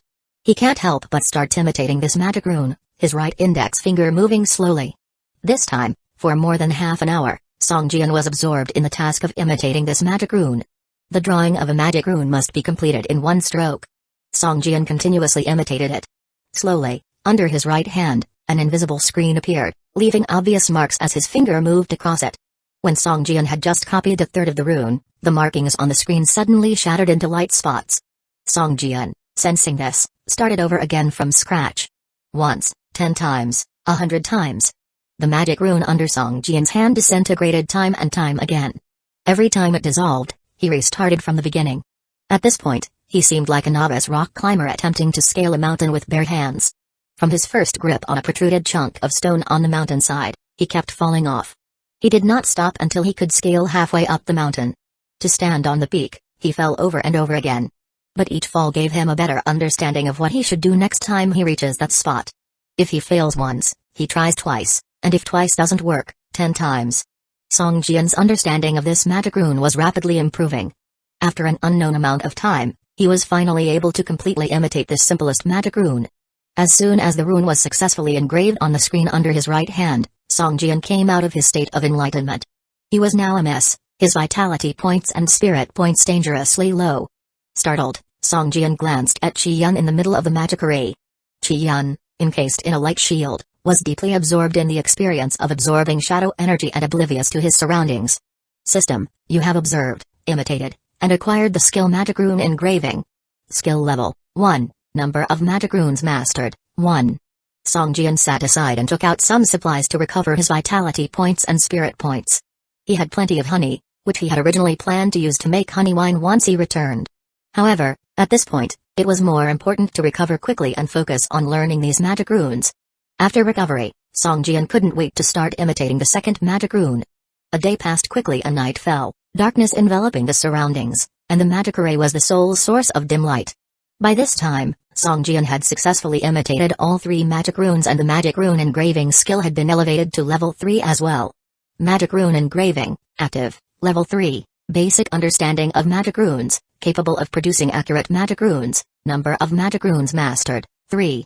These 3 magic runes make up a simple circuit, and once energy is activated in this circuit, it is transferred to the next set of magic runes. Now, I need to figure out how these 3 runes form this circuit. Song Jian focused on the 3 runes, brooding over them. He was in a situation somewhat similar to learning 3 English words and trying to understand English grammar to form sentences with these words. The difficulty multiplied by more than any simple imitation. After an entire night, Song Jian finally, by a mixture of guesswork and cogitation, had understood the principles and functions of the 3 simplest runes in the loop. System, you've understood the skill magic rune array, level 1, magic rune array, active, level 1, have the most basic understanding of the magic rune array, understanding how to build the simplest magic rune array, just the simplest, most basic rune loop took Song Jian a day and a night to figure out. The magic array in front of him was 1,000 times more complex and larger in scale than what he had just comprehended. It seemed impossible for him to fully comprehend this magic array given the time left. After hesitating for a moment, Song Jian finally decided to give up on continued comprehension. He sighed, ate some food and drank some water, and started to rest. Half a day later, Song Jian was once again full of energy. Looking at the magic array, he thought to himself, it would be nearly impossible to learn how to construct a magic array by self-comprehension. If only I could get a corresponding skill book. With this thought, Song Jian involuntarily glanced at Qi Yun in the center of the magic array. Since he could set up this magic array, then he must have mastered this skill. If I kill him, I might be able to get the corresponding skill book. Engrossed in the process of increasing his strength, Qi Yun suddenly felt a chill in his heart. He almost broke out of his ascension state and his brows furrowed slightly. But as he did not sense continued danger, and the magic array was designed to protect him, he ignored it, thinking of it as his imagination. After 3 days, the 6 dark shadow crystals on the magic array became increasingly dim, as if all their energy had been drained. Only the shadow crystal with the internal crack still emitted a brilliant glow. Bang! At this moment, a dim gray crystal suddenly exploded. The magic array flickered, and one after another, more shadow crystals exploded. These shadow crystals had been drained of all their energy and could no longer withstand the impact of the magic array's energy. In just a short time, 5 shadow crystals had exploded, leaving only the shadow crystal with an internal crack to maintain the array. Song Jian could clearly sense that the magic array was drawing power from this single shadow crystal at 6 times its original rate. A large amount of shadowy energy was rapidly drawn from the crystal, even forming small magic whirlpools in its surroundings. The energy of the magic array began to fluctuate wildly. Originally designed to run on 6 shadow crystals, it now only had 1. This situation not only damaged the magic array, but also the remaining shadow crystal. If this had been an ordinary shadow crystal, it would have shattered from the instability. However, what surprised Song Jian was this shadow crystal, despite having a crack, seemed to have an inexhaustible supply of energy that managed to support the entire magic rune array. Qi Yun, who was currently absorbing dark energy to improve his strength, also found this situation unusual. According to his estimates, the 6 shadow crystals should have been depleted by now, and the magic array should have stopped running. How can this be? Just as Chi-Yun was doubting his senses, a wave of unfamiliar energy surged from the magic array, flooding into him. Chi-Yun's eyes opened wide. A swirl of dark energy coiled around his eyes, and his flesh began to wither rapidly, making him look thin and emaciated. What is this? Chi-Yun's eyes blazed with anger. He tried to stand up, but found himself inexplicably bound, unable to move even a finger. Chapter 554, Temporary Task. Watching Chi-Yun now enveloped by a mass of black fog, Song Jian couldn't help but take 2 steps back. This energy was all too familiar to him, as it was the force of death, a power only found in netherworld hell. How could this be? Song Jian's eyebrows furrowed as his eyes suddenly locked onto the cracked shadow crystal in the center. At this moment, tendrils of black mist were surging out of the crack in the shadow crystal, as if the fissure connected to another dimension, reminding Song Jian of the space rift connecting the abyss. Could it be that the crack in the middle of this shadow crystal is not a break but rather a space rift connected to netherworld hell?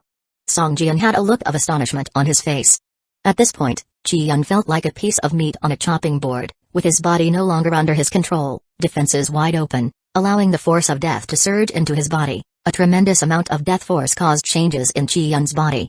Originally injected with the perfect gene potion, Chi-Yun had eliminated the defects in his genes, and his entire body was always kept at its peak, being the perfect man in the eyes of the world. However, to avoid attracting attention,